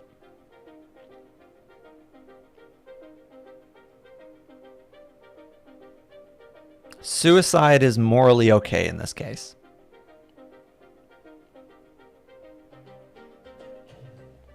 Actually, I think it's whatever. This is a nightmare. I like the poetry though. Gotta say. Behold, all nature stands aghast to hear thy fame from east to west. How great, how grand of thee we hear, thou man of sense, thou eastern star. All men inquire, but few can tell how thou in science doth excel. Great philosophic genius, we, the meanest reptiles, bow the knee. At thy majestic shrine we shrink. What can we do or say or think when contemplating on thy worth, which hath astonished all the earth? Great Dexter, did the world do right, thy name would shine with brilliant light. Each would declare thy wondrous fame and shout Dexter's mighty name. Not as good as Henry Wadsworth Longfellow, indeed. No, but it's like right next to it. I'd say there's like, in the history of best poets, it goes Longfellow, this guy. I know Dexter didn't write this because he, like, the words are spelled right, there's punctuation. This is more intelligible than anything in his We watched this before, didn't we? Yeah. We watched this either on your stream or we watched this on my stream. I think we might have watched it on your stream though, because absolutely worth the watch though. Yeah, hilarious guy. Or did you tweet it to me? Is that what it was? I think I watched it on stream, if I'm not mistaken. I watched it on a stream at least. I feel like I did. Maybe I didn't. I can have a notoriously bad memory. That can be a feature of my character from now on. I cries like a baby when I writs. My trouble is so grat to have my dafter so crazy. The rick of our lives, such blows with such weapons of a sudden and strike, such browses is worth 30 million of dolors for a poor man to have. And others, oh, browse me, they won't my life to get my money. And so I must seal and be a citizen of the world. It is a wonder I am alive. The birds will chip often before I can get to sleep. The noise is so great, all hell. No more. A bishops. He wants to be the deity. Let said beast go. Once and twice act. So now too much laning. Make rogues and fowls. In the end, dig a ditch and fall into it. White rope or a hair rope takes them in time. Truth. Truth. He previously wrote his own name as though like, I wrote this, and then over here he's just crediting this to the absolute truth.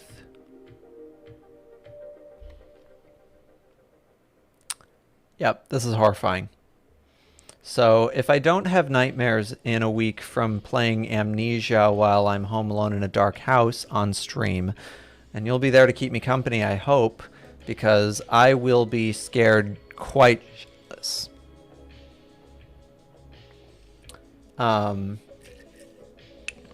I feel like this is the book.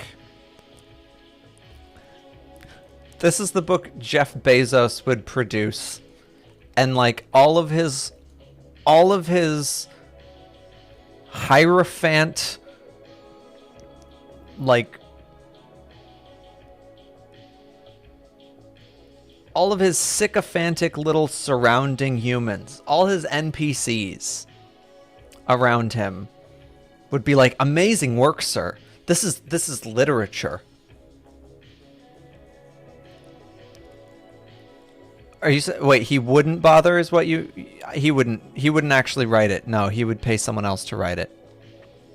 That's true. Tim Dexter, you can tell, wrote it. I mean, if Jeff wrote a book himself, this would be this is what would happen. I mean, he's too busy, you know, funding his space vanity projects and launching penises into orbit, but I don't think he can write. I doubt Jeff Bezos can write. I bet his emails are single letters. K. N. If you get the N email, you know that's bad.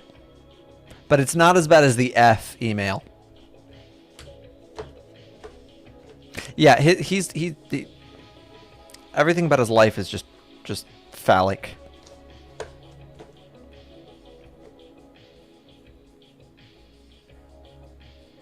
I want to see, like, is there a version of A Pickle for the Knowing Ones with punctuation?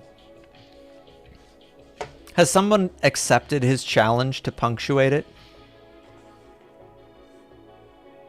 It would be impossible. I couldn't do it. I would never want to. I would die. But if some poor soul has attempted the project, I pity them eternally. But I'm also curious. I appreciate their work. I'd like to see the result.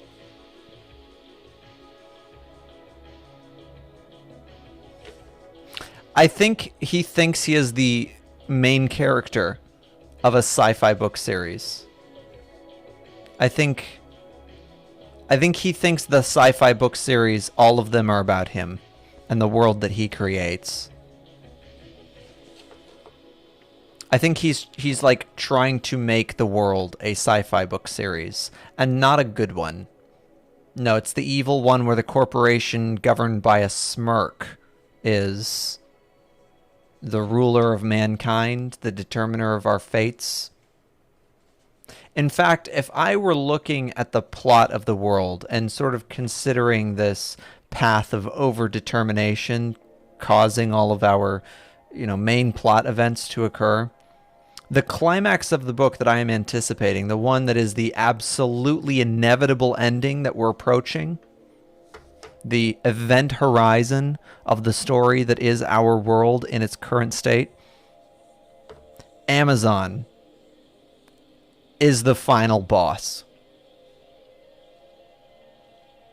Like, there's all those other ones. There's all the other, like, mini bosses along the way. Amazon started as a mini boss. It started, small cakes. Amazon is now the Night King.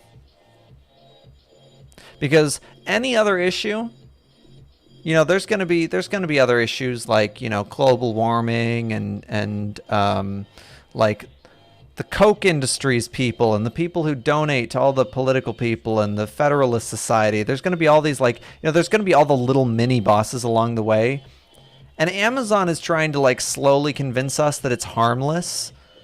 I'm just slowly installing devices into everybody's home that connects to their Wi-Fi network and then creates a giant net of a Wi-Fi network so they can share information between each other, and we can collect information on people who aren't even our customers.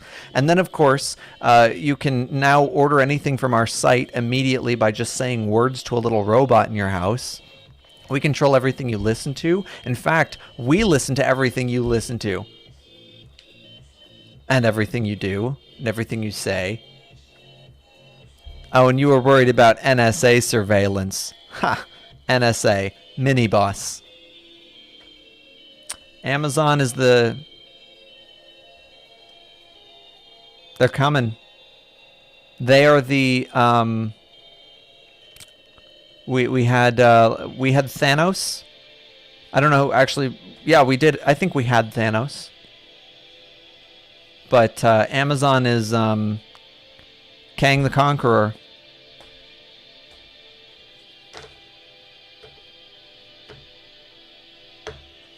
Lurking just out of view.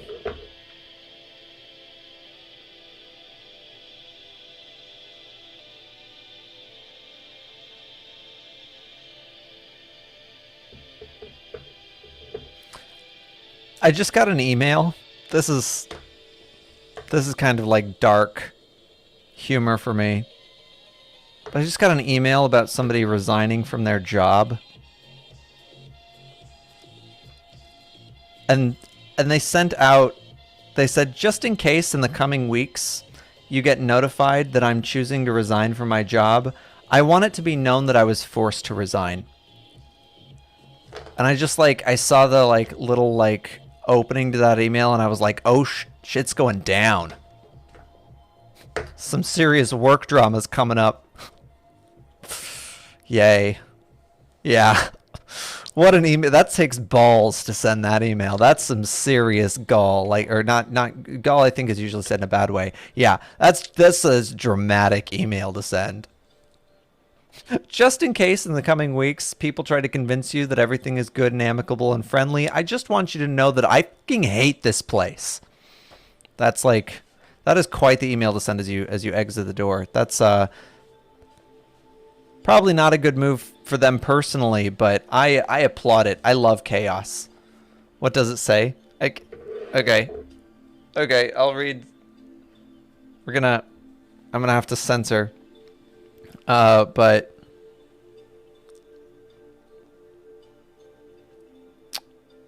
oh, it's like a. Okay.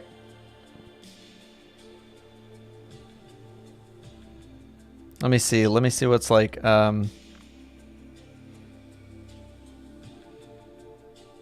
So So it was like leave. It was like a leave thing.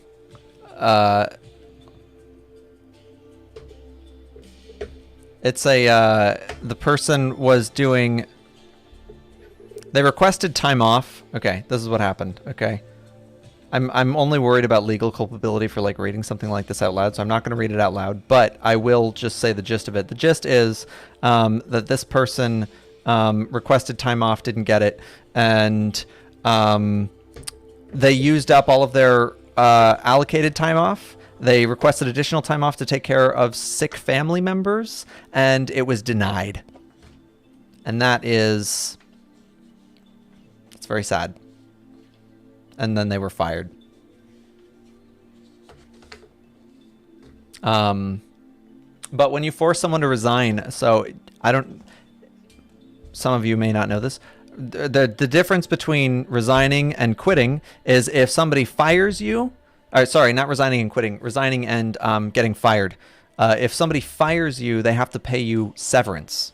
If they can get you to resign, if they try to force you to resign... they don't have to give you a severance package.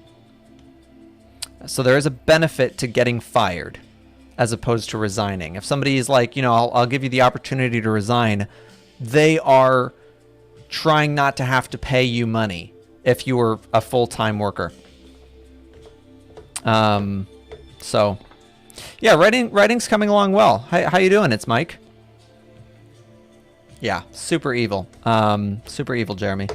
How's everybody doing? Good to see you all.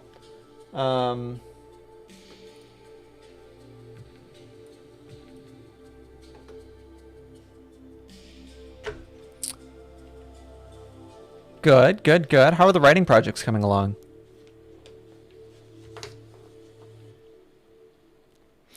Yeah, I think it's I can't believe like I think you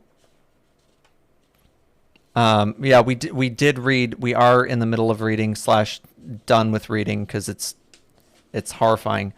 The absolute worst book that's ever been written in the world. And I thought that I had read that. I thought that I had read. I feel like somehow you all keep showing me the absolute worst that writing can be. And to be clear, it's never from your own work. But you just have this like ongoing challenge to try to like expose me to writing that shouldn't exist. The Eye of Argon, we started there, and I thought that was a low point. That was a high point. That was a story that made some fucking sense. And then we got to My Immortal, which is nonsense. It's Harry Potter put to an Evanescence song with added Twilight eye makeup and Hot Topic everywhere, literally, like referenced in the text. I am wearing a Hot Topic pink top because it's important to know where the character purchased it. And then finally we got to this nonsense.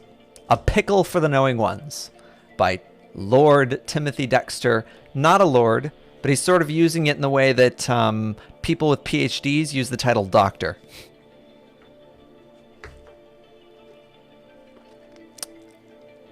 It is, I'm going to say 90% of the time it is you, Sean.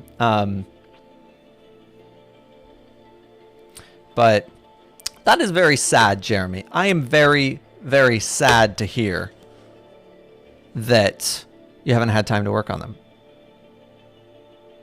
I am familiar with the struggle.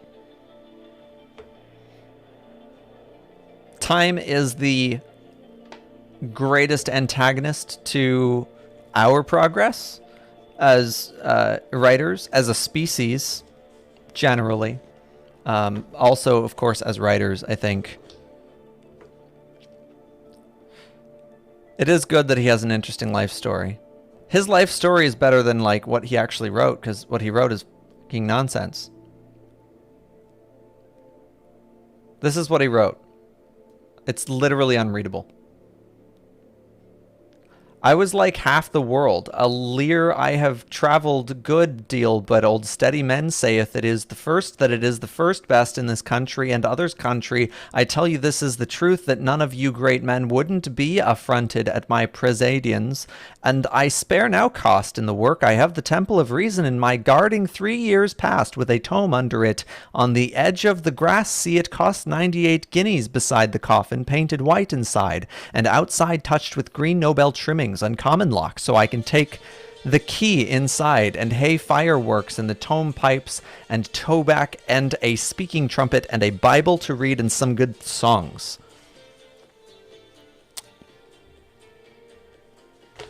Boo time. Yeah, boo time. I'm all about space too. I like space. I like outer space. I like this space. Like the space around me. Yeah, it is painful. This is what happened, like, yeah, he left us all of his punctuation marks at the end so that we can, you know, after a giant poem, like a page-long poem about how fucking awesome he is, Lord Dexter, like King Solomon, hath gold and silver by the ton, and bells to churches hath he given to worship the great King of Heaven. And then at the end of this, like, self-love fest, we're given all of this punctuation on the very last page, and he tells us this note: "Fodder, Mr. Printer, the knowing ones complain of my book. The first edition had no stops. I put in enough here, and they may pepper and salt it as they please."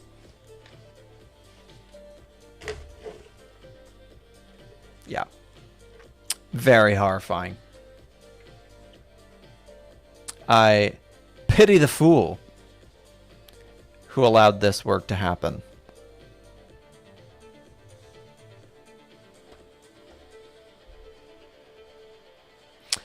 So, knowing that so far 50% of the books you have recommended me, Sean, have been the scourge of my existence, my reading life.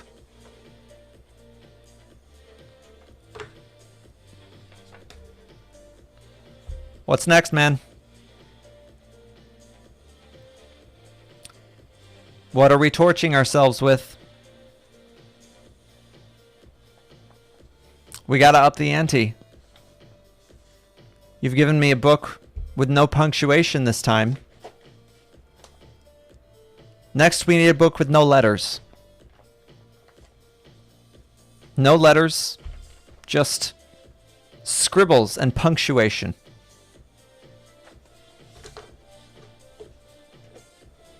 So basically House of Leaves. That was an unnecessary diss on an excellent book, by the way. Sometimes I wonder how these people get published. Yeah, well, this guy got published because he was rich. It's like the Batman conundrum. I feel like Batman is... Batman is the exact lesson that, like... conservatives would look at Batman and be like, this is an excellent example of an upstanding citizen, and see, he's enabled by wealth creation. And like, the real life Batman would be fucking like a nightmare, like horrifying. If you had Batman in your city, like, I would not feel comforted sleeping at night knowing that there is a Batman. I know an essay with no ease, but it's actually good. Okay, we're looking at an essay with no ease. The world's longest book novel, The Blah Story. Let me... Oh, wait, this is not... Wait. Show me the essay with no ease, Raving. That sounds... I want to see that. That sounds awesome. The Blah Story was begun to publish in October 2007. 4 volumes. 17,868 pages. Christ. 11 million words. How long is all of Game of Thrones? I think it's like 10 million words. How many words is Game of Thrones? I should have just typed word count. No, the full series. Crap, that's not what I want. Book series word count. There we go. Yeah, whatever. Where's the full? I don't want to have to add it up myself. Whatever. Calculator. What is that? That's 300. We're rounding up. 300 plus 318 plus 414 plus 295 plus 414. 721,000 words so far. No. Oh, wait. It only registered 44 for some reason. Is my 1 not working? Why is my 1 not working?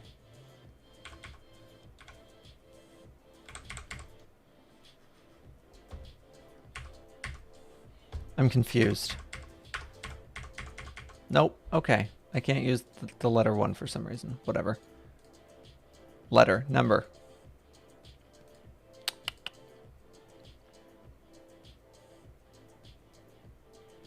$1.77 million. Okay. 1.77 million words is what this guy got. I'm going to take his word for it. My goodness.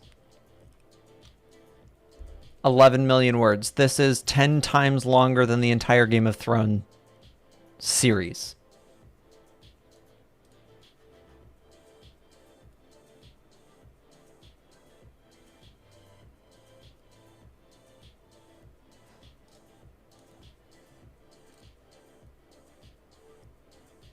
Why is this like... If you have to brag about it, it's like... Okay, let's see. Let's see. Maybe I'm prejudging. Shouldn't judge it by the cover.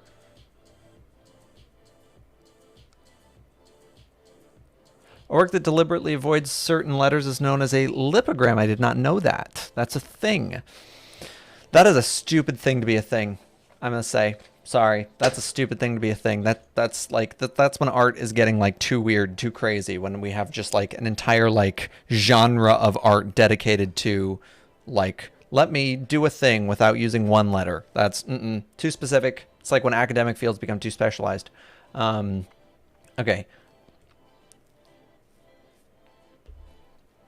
The 1939 first edition, for example, contains the 3 times and officers once. Ooh, so you're telling me it has 3 E's. Sorry, 4 E's. That's, you failed. You failed. First of all, should have... You can use the acronym for officers. OFFCR. Done. Don't need the E. The word the. Oof. Should have used this. Massive oversight. What a failure.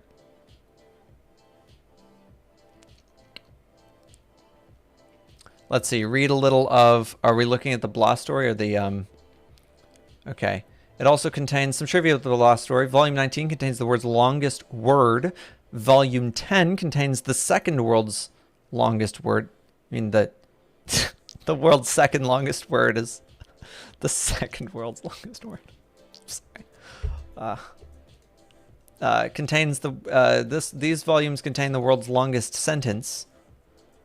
Oh, does the sentence span the volumes? Is it the... Volume 4 contains the second world's... The world's second longest sentence. Volume 8 contains the longest poem. Volume 13 contains the longest drama.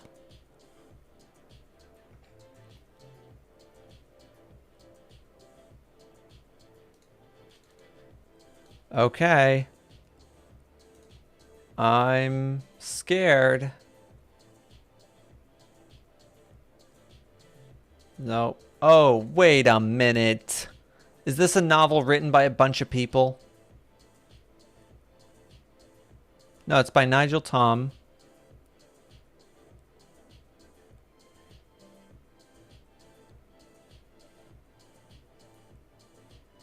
I'm confused. Upon blah, up with the blah, blah perceived that it was in the blah of a blah blah of the blah of the blah, but far blah in the blah of the blah of these blah. Owing to the blah which blah among us at this blah turn of the blah, no blah was ready blah blah with a blah, and the blah had actually blah in getting blah blah vast blah across blah, and blah one of the blah by the small of blah back, before any means were blah to blah blah. In this blah, nothing but the blah and blah of blah saved blah from blah. The blah soon recovered blah, and a blah being blah, blah secured the blah before blah the blah. Blah then blah and blah to the blah, blah our blah behind blah. This blah upon blah, blah to be full blah in blah blah. Blah blah was perfectly blah, and very blah blah tightly. As I blah there blah is, cried blah. Blah beautiful, exclaimed a blah. A blah upon blah blah blah, ejaculated a blah. I feel like a 5-year-old. Upon blah ladder blah, said blah blah laughingly. You blah been surely blah blah in blah to blah. For without the blah, I blah it. For blah that no one would blah you of the blah. Blah the by, blah continued. Have you any blah? And here I blah that a blah, even blah the blah, became blah visible upon blah blah. Have you any blah blah blah of this little blah blah which now blah from my blah? Blah looked, and in an open blah which blah us, blah slowly down the blah sat the blah vision of the blah, accompanied by the blah blah who had blah a blah of blah box. Blah companion also blah remarkably blah, said the blah of blah blah who had blah.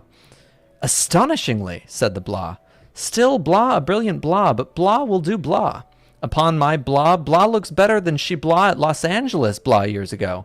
A beautiful blah still, don't you blah so, blah blah? This is painful. No wonder he can like write 23 novels. Oh my goodness. Hey Satra, how's it going? Hey Travis Tavern Talk, thanks for the raid. How's it going? Crowd of cool cats. Ellie, good to see you. Yeah, this is pretty crazy. This is why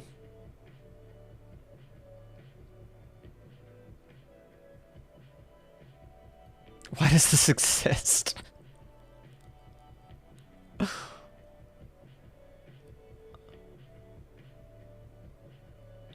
Oh my goodness. It just goes on. Blah, blah, blah. The whole novel is just blah. It's called The Blah Story, right? Is that... What's it called? Yep, The Blah Story. The Blah Story. 23 volumes of The Blah Story. 17 million words. It doesn't count if you've got 17 million words if 16 million of them are blah.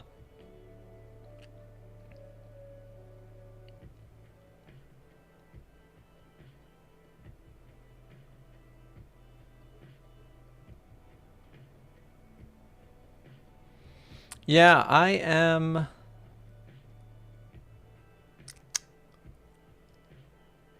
Eek. Yeah, I wonder, where are there reviews for this? Blonde News. Longest poem. Let's take a look at the poem. Oh no. Longest word. Nope. Longest word. Do any of these links work? Oh, this one does for some reason.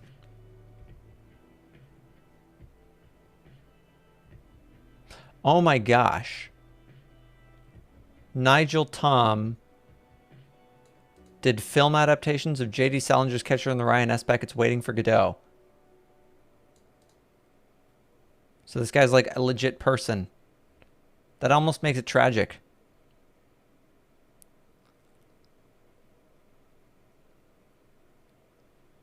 Sentences contained in 4 volumes of Nigel Tom's novel, The Blah Story, i.e. the last sentence occupies volumes 16, 17, 18, and 19, while The Blah Story volume 19 is almost entirely occupied by one word, which contains all previously known longest words except chemical names.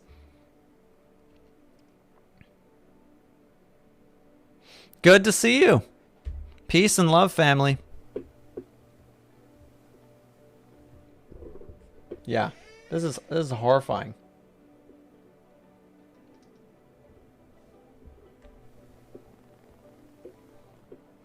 Blah blah stars, truly a blah of blah proportions. Love how the blah blah meshes so well with blah.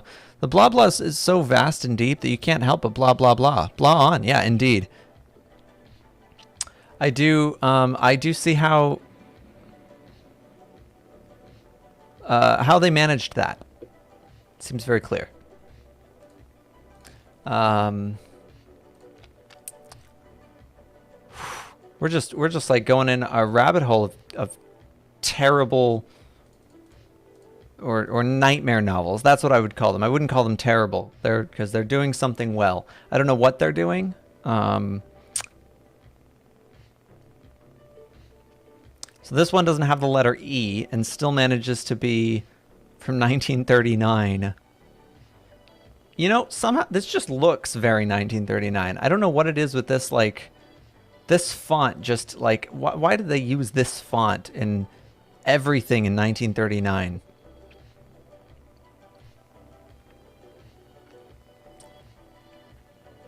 Uses abbreviations on occasion, but only the full form is similarly lipogrammatic. Oh, so that's why you can't use officer. Wright also turns famous sayings into lipogrammatic form. Instead of William Congreve's original line, music is charms to soothe the savage beast, Wright writes that music hath charms to calm a wild bosom. Okay, I want an excerpt of Gadsby. Let's see if we can't.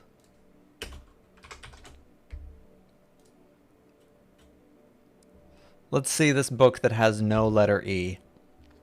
How is this written? How well is this written? Story is written with the E type bar of the typewriter tied down, making it impossible for that letter to be printed. So it's done so that none of the vowel might slip in accidentally, and many did try to do so. There's a great deal of information as to what youth can do, blah, blah, blah. Okay, great, we get it. How did 3 of them still manage to slip in? Because they already said that he used the word the 3 times and the word officer. Like, if he tied down the typewriter key, that shouldn't have been possible. It sounds like it wasn't tied down very well. Okay. If youth throughout all history had had a champion to stand up for it, to show a doubting world that a child can think and possibly do it practically, you wouldn't constantly run across folks today who claim that a child don't know anything. A child's brain starts functioning at birth and has, amongst its many infant convulsions, thousands of dormant atoms into which God has put a mystic possibility for noticing an adult's act and figuring out its purport. Up to about its primary school days, a child... It's...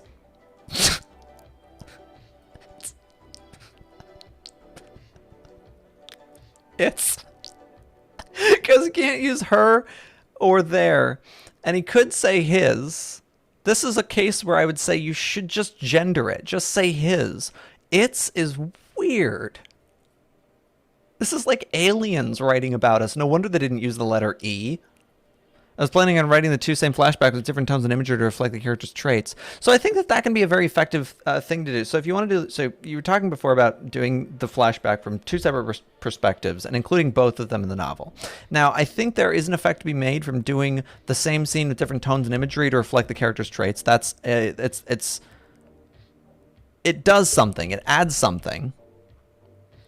But I would caution only depending on the length of these scenes, and of course all factors even. I mean, of course art can be entirely subjective, so just, you know, if it works, it works. There's nobody who can deny when something works if you think it works. But I would caution that maybe there should be an additional reason to show it from two characters' perspectives. Now, if like the premise of the novel is essentially a comparison between these 2 characters and sort of the contrasting ways that they view the world, then that will be more effective because it's contributing to the meat of, like, the thematic meat of your novel. And if it's doing that, absolutely go for it. That's what I would say. But if it's just for characterization, and it's not something that you think is like the premise of the novel, it's worth being a little more critical. So yeah, child is neuter. It is, but it is 100% used for non-animated things. And I do agree with you that they should go with the neuter where possible. But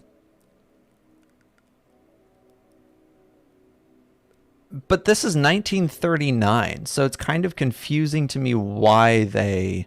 And actually, they were writing it before that, so it's like, I just don't know why they would go with its instead of his. I don't feel like most people back then... Maybe they were. Maybe this is just like a very progressive and like he just knows where the writing's going to be going later. But it's just surprising to me that it feels weird. It feels weird to me. It feels a child thinks... Up to about its primary school days, a child thinks, naturally, only of play. But many a form of play contains disciplinary factors. You can't do this, or that puts you out. Shows a child that it must think practically or fail. Now, if throughout childhood a brain has no opposition, it is plain that it will attain a position of status quo, as with our ordinary animals. Man knows not why a cow, dog, or lion was not born with a brain on a par with ours, why such animals cannot add, subtract, or obtain from books and schooling that paramount position which man holds today. See, man, if we're going to do this whole man thing, and I get you're capitalizing it, so it's a little different, but like, just say his. I'm sorry. Like, this is weird. They would, but they can't use they because of the E thing. Yeah, I would advocate for they all the time, 100%. But if you can't use the letter E, you've sort of hamstrung yourself. But a human brain is not in that class. Constantly throbbing and pulsating, it rapidly forms opinions, attaining an ability of its own, a fact which is startlingly shown by an occasional child prodigy in music or schoolwork. And as, with our dumb animals, a child's inability convincingly to impart its thoughts to us should not class it as ignorant. Upon this basis, I'm going to show you how a bunch of bright young folks did find a champion, a man with boys and girls of his own, a man of so dominating and happy individuality that youth is drawn to him as is a fly to a sugar bowl.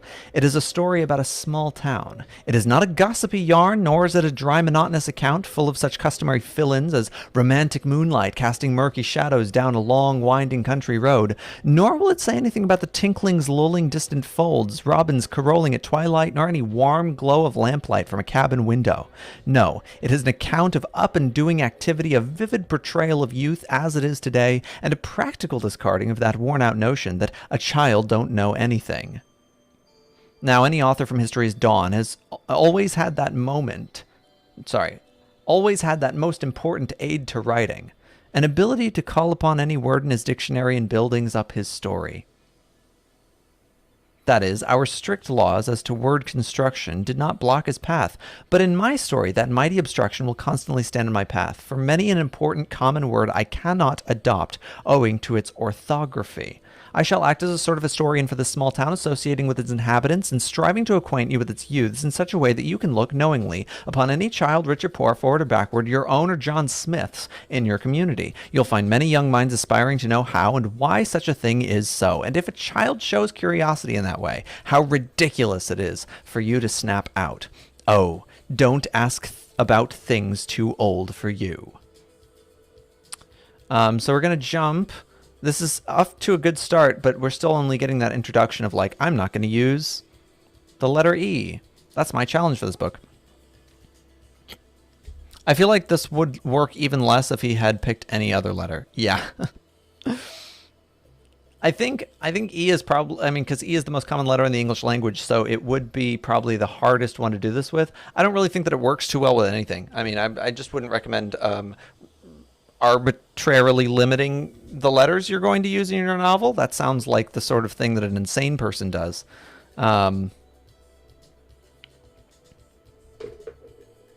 Okay, let's see if we can... As a start, Branton Hill's Daily Post would carry a long story outlining a list of factors for improving conditions. This it did, but it will always stay as a blot upon high minds and proud blood that not a man or woman amongst such capitalists saw in his plan any call for dormant funds. But did that stop Gadsby? Can you stop a rising wind? Hardly. So Gadsby took into counsel about 40 boys of his vicinity and built up an organization of youth. Also about as many girls who had known what it is, compulsorily to pass up many a picnic or various forms of sport through a lack of public parkland. So this strong, vigorous combination of both youth and untiring activity avidly took up Gadsby's plan. For nothing so stirs up a youthful mind as an opportunity for accomplishing anything that adults cannot do. And did Gadsby know youth? I'll say so. His 2 sons and girls, now in high or grammar school, had taught him a thing or two, principal amongst which was that all-dominating fact that, at a not too far distant day, our young folks will occupy important vocational and also political positions, and will look back upon this our day, smiling kindly at our way of doing things. No, they won't. They will not be doing that. They will not be looking back and smiling kindly at your way of doing things once they grow up. In fact, they will look back incredibly horrified.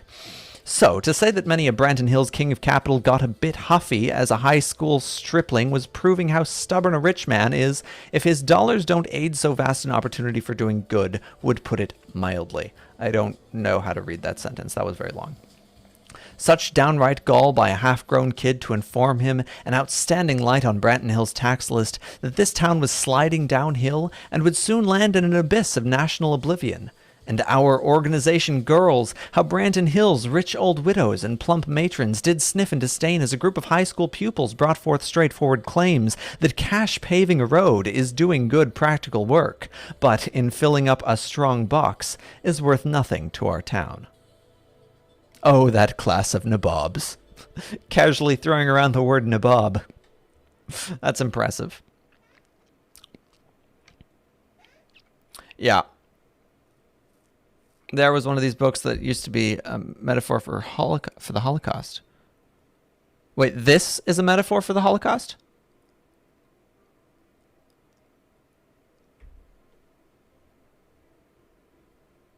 Oh, not this? Okay, I was like, I'm not seeing it. I was like, where's the oof. This is very tangential metaphor. Yeah, this isn't bad.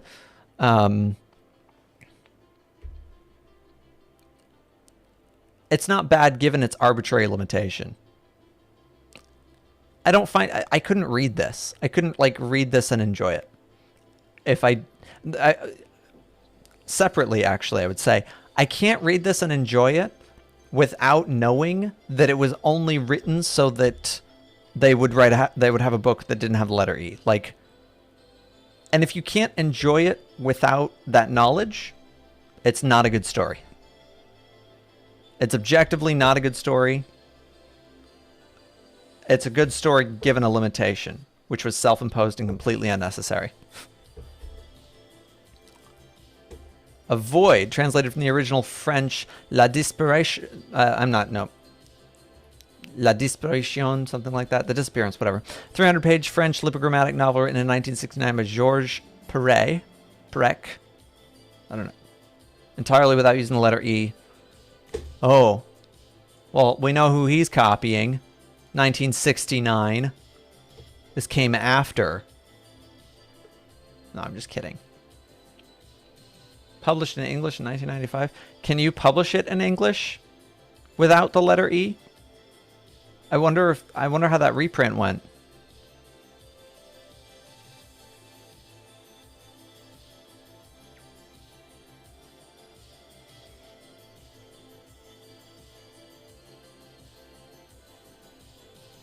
It's also been translated in German, blah, blah, blah.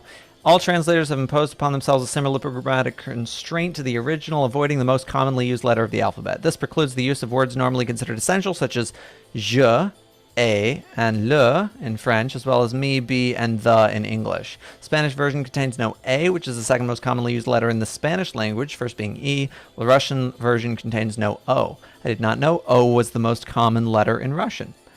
Japanese version does not use syllables containing the sound E. That is a challenge. That is quite the arbitrary challenge. The plot follows a group of individuals looking for a missing companion, Anton Vowel.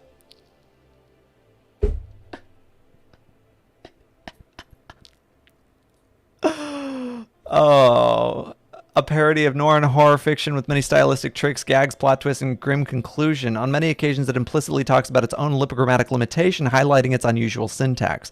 Avoids protagonists finally work out which symbol is missing, but find it a hazardous topic to discuss, as any who try to bypass the story's constraint risks dying. Philip Howard, writing lipogrammatic appraisal of Avoid in his column Lost Words, said, "This is a story chock full of plots and subplots, of loops within loops, of trails in pursuit of trails, all of which allow its author an opportunity to display his customary virtuosity as an avant-gardist, magician, acrobat, and clown." That is the most artistically veiled insult I have ever read. That is this is an art of insulting somebody. And clown. To end it with clown. Yeah, this is good though. This is a much more creative execution, it seems like, than Gadsby. I don't know, maybe I don't know what Gadsby's about. Let's see, what's Gadsby about? There's a Chinese translation of Finnegan's Wake. What's crazy about that? What's Finnegan's Wake?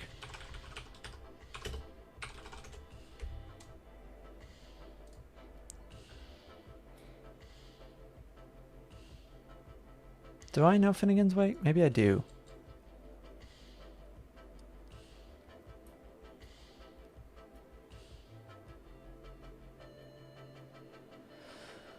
The entire book is written in largely idiosyncratic language, which blends standard English words with neologistic portmanteau words and puns in multiple languages to unique effect. Many critics believe the technique with Joyce's attempts to recreate the experience of sleep and dreams because of the way concepts, people, and places become amalgamated in dream consciousness.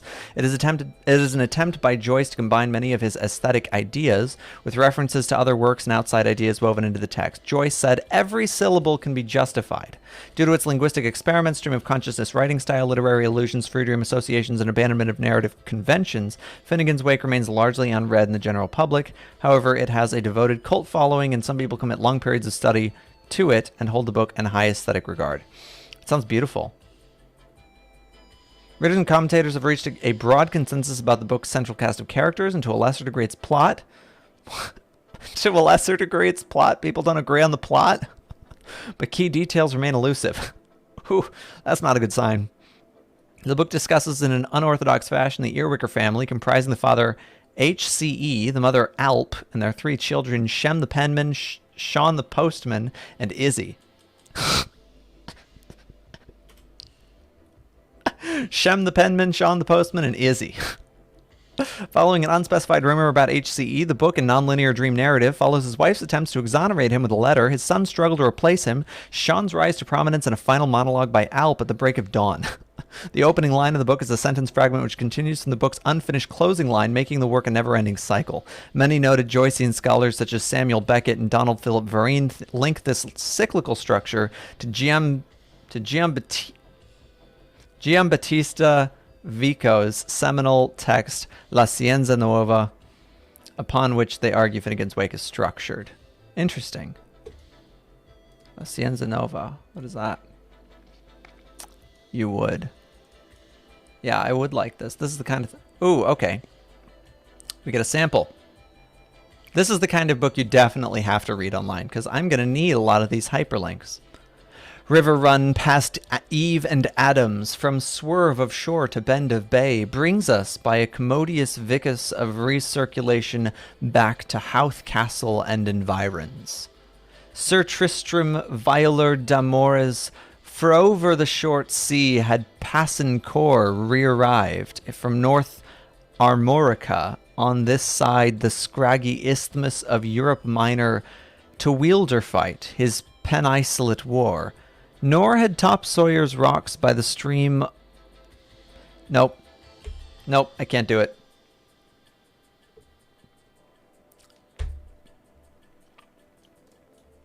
What is this word?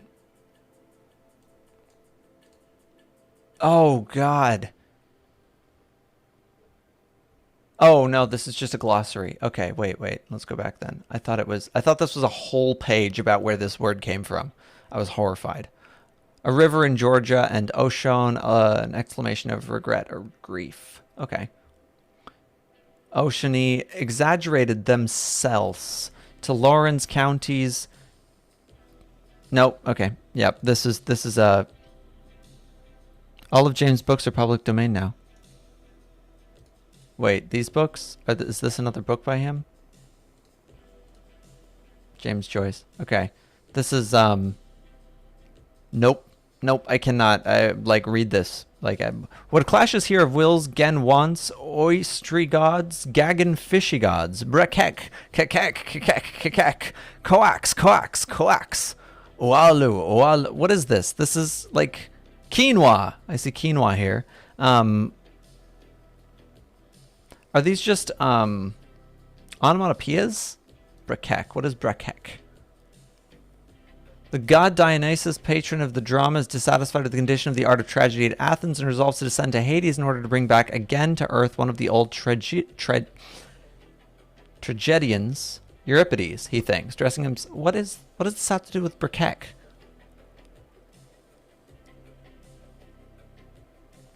What?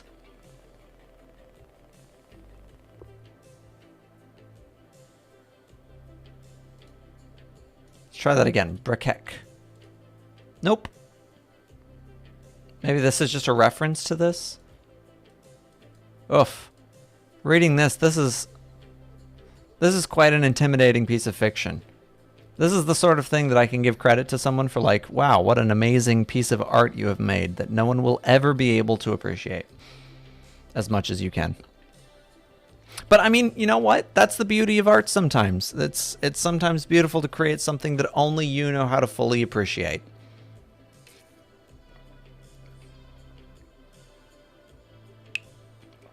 The Third Policeman. Is that a James book? One of the books that I did want to take a look at, there's a book by author The Red Room. Is that what it's called? The Red Room? Something like this. Dream of the Red Chamber. There we go. That's what I want. I have this book. I've wanted to actually approach reading it. It's beautifully written. Let's see.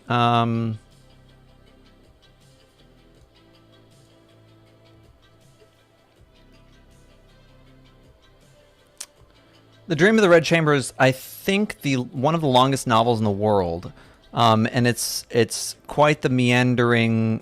It's, oof.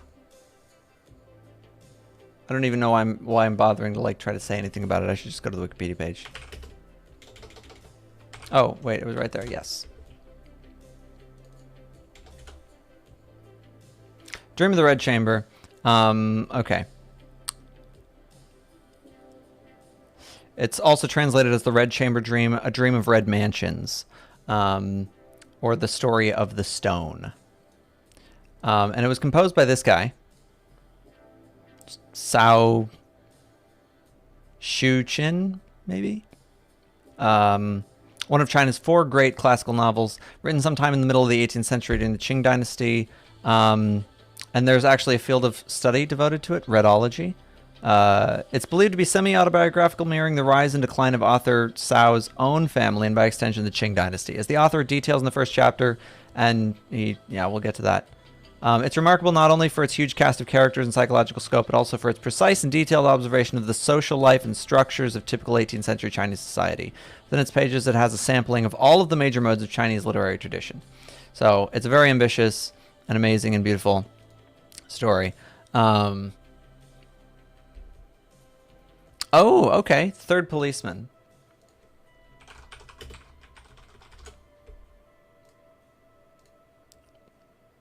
What I loved about this book, so I purchased it because I opened chapter 1 and loved it.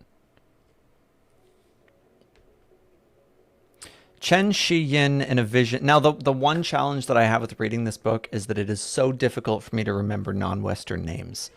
It's just my brain is not fit for the indexing of the syllables so that I can be able to distinguish them by the name alone. and it creates a minor hurdle for me because I have to like actually take notes or something. Chen Shi Yin in a vision apprehends perception and spirituality. Chia Yutsun in the windy and dusty world cherishes fond thoughts of a beautiful maiden. This is the opening section. This is the first chapter. Subsequent to the visions of a dream which he had on some previous occasion experienced, the writer personally relates, he designedly concealed the true circumstances and borrowed the attributes of perception and spirituality to relate this story of the record of the stone. With this purpose, he made use of such designations as Chen Shi Yin, truth under the garb of fiction, and the like. What are, however, the events recorded in this work? Who are the dramatis personae? Wearied with the drudgery experienced of late in the world, the author, speaking for himself, goes on to explain, with the lack of success which attended every single concern, I suddenly bethought myself of the womankind of past ages. Passing one by one under a minute scrutiny, I felt that in action and in lore, one and all were far above me, that in spite of the majesty of my manliness, I could not, in point of fact, compare with these characters of the gentle sex. And my shame, forsooth, then know no bounds, while regret on the one hand was of no avail, as there was not even a remote possibility of a day of remedy. On this very day, it was that I became desirous to compile in a connected form for publication throughout the world, with a view to universal information, how that I bear inexorable and manifold retribution.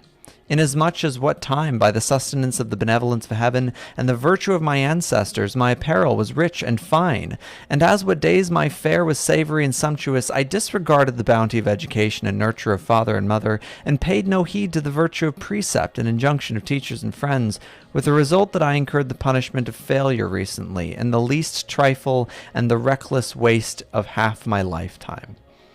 There have been, meanwhile, generation after generation, those in the inner chambers, the whole mass of whom I could not on any account be, through my influence, allowed to fall into extinction, in order that I, unfilial as I have been, may have the means to screen my own shortcomings. Reader, can you suggest whence the story begins?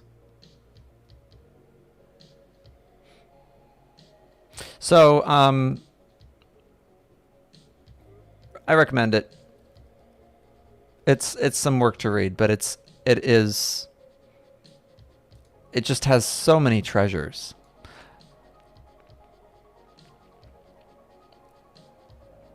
Hence it was Kung Kung, the Taoist, in consequence of his perception and his state of abstraction of passion, the generation from this passion of voluptuousness, the transmission of this voluptuousness into passion, and the apprehension by means of passion of its unreality, forthwith altered his name for that of Ching Seng, the voluptuous bonds, and changed the title of the memoir of a stone, Shi To Chi, for that of Ching Seng Lu, the record of the voluptuous bonds, while Kung Mei Chi of Sung Lu gave it the name of Feng Yue Pao Qian, the precious mirror of voluptuousness. In later years, owing to the devotion by Sao Su Qin in the Dao Hung study of 10 years to the perusal and revision of the work, the additions and modifications effected by him 5 times, the affix of an index, and division into periods and chapters, the book was again entitled Qin Ling Shi Chai, the 12 Maidens of Qin Ling. A stanza was furthermore composed for this purpose. This, then, and no other, is the origin of the record of the stone. The poet says appositely, pages full of silly litter, tears a handful sour and bitter, all a fool the author hold, but their zest who can unfold.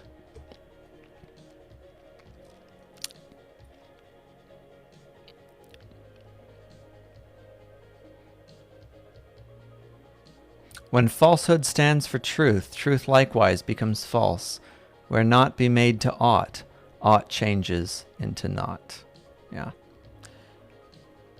It's very pretty. Anyway, very poetic, beautiful work of art. And if you want to buy it on Amazon or something like that, like it comes in, it's multiple volumes. That's what I'm going to say. It's just prepare yourself for multiple volumes. I think I bought it in 3 or 5 volumes.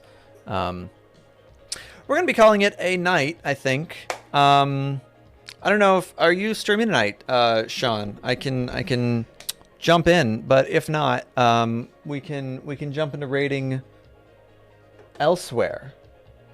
And let's see. Oh, wonderful, wonderful. Then we will raid you once you are live. Jump back to us. And I am going to jump off and grab dinner. It is very much past the dinner time in my locality. Yeah.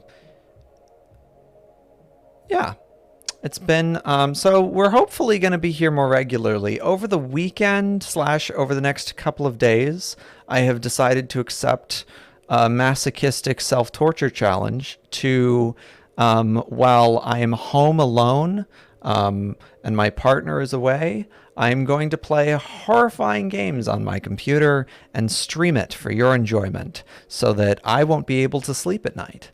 And I will only see nightmares before my eyes as I stare into the mirror.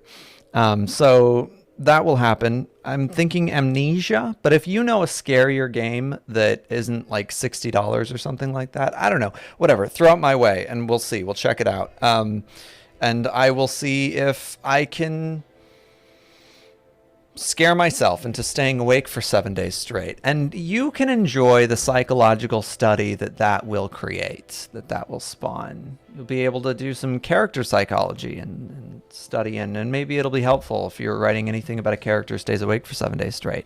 If you want to explore the depths of insanity or the self-frightening, why people force themselves to endure those things. I don't know. It'll be fun. We'll have fun. I think I'm going to try to set up the Typewriter Tuesday thing. Or maybe a Typewriter Thursday. It doesn't quite have the same ring, but Thursday is still coming in the week. Yeah, I need to get another camera set up, though. But those will be things. And we'll probably get a look at the third policeman. That was the other thing that I wanted to check out. Let's see. Brian O'Nolan, writing under the pseudonym Flann O'Brien between 1939. Okay. It's set in rural Ireland, is narrated by a dedicated amateur scholar of De Selby, a scientist and philosopher. The narrator, whose name we never learn, is orphaned at a young age. At boarding school, he discovers the work of De Selby and becomes a fanatically dedicated student of it.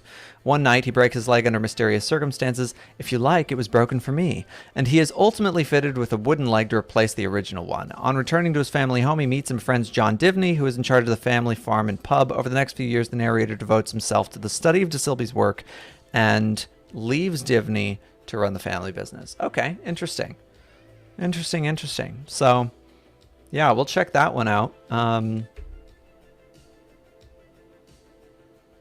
If you think we will enjoy that, Sean, then we will check that out. It's definitely, I'm curious why you think I will enjoy this. Not that I'm like super skeptical. I'm sure it's well written, but this is definitely not the sort of plot I usually seek out. But you know what? That's all the better reason to read it, because if it's not the sort of plot we usually seek out, then that means that it's going to contain additional perspectives and information that we otherwise would never have encountered. So, wonderful. We are going to be rating the Bigfoot Bjornsson. If you do not already know who he is, you are missing out. You're missing out a lot. He is an amazing friend. I was going to say he's an amazing person, and then I started saying the word friend. Also an amazing friend, but I was, whatever. He's cool. You'll enjoy it. /raid Bigfoot Bjornsson. There we go. So, peace and love, family. Do enjoy.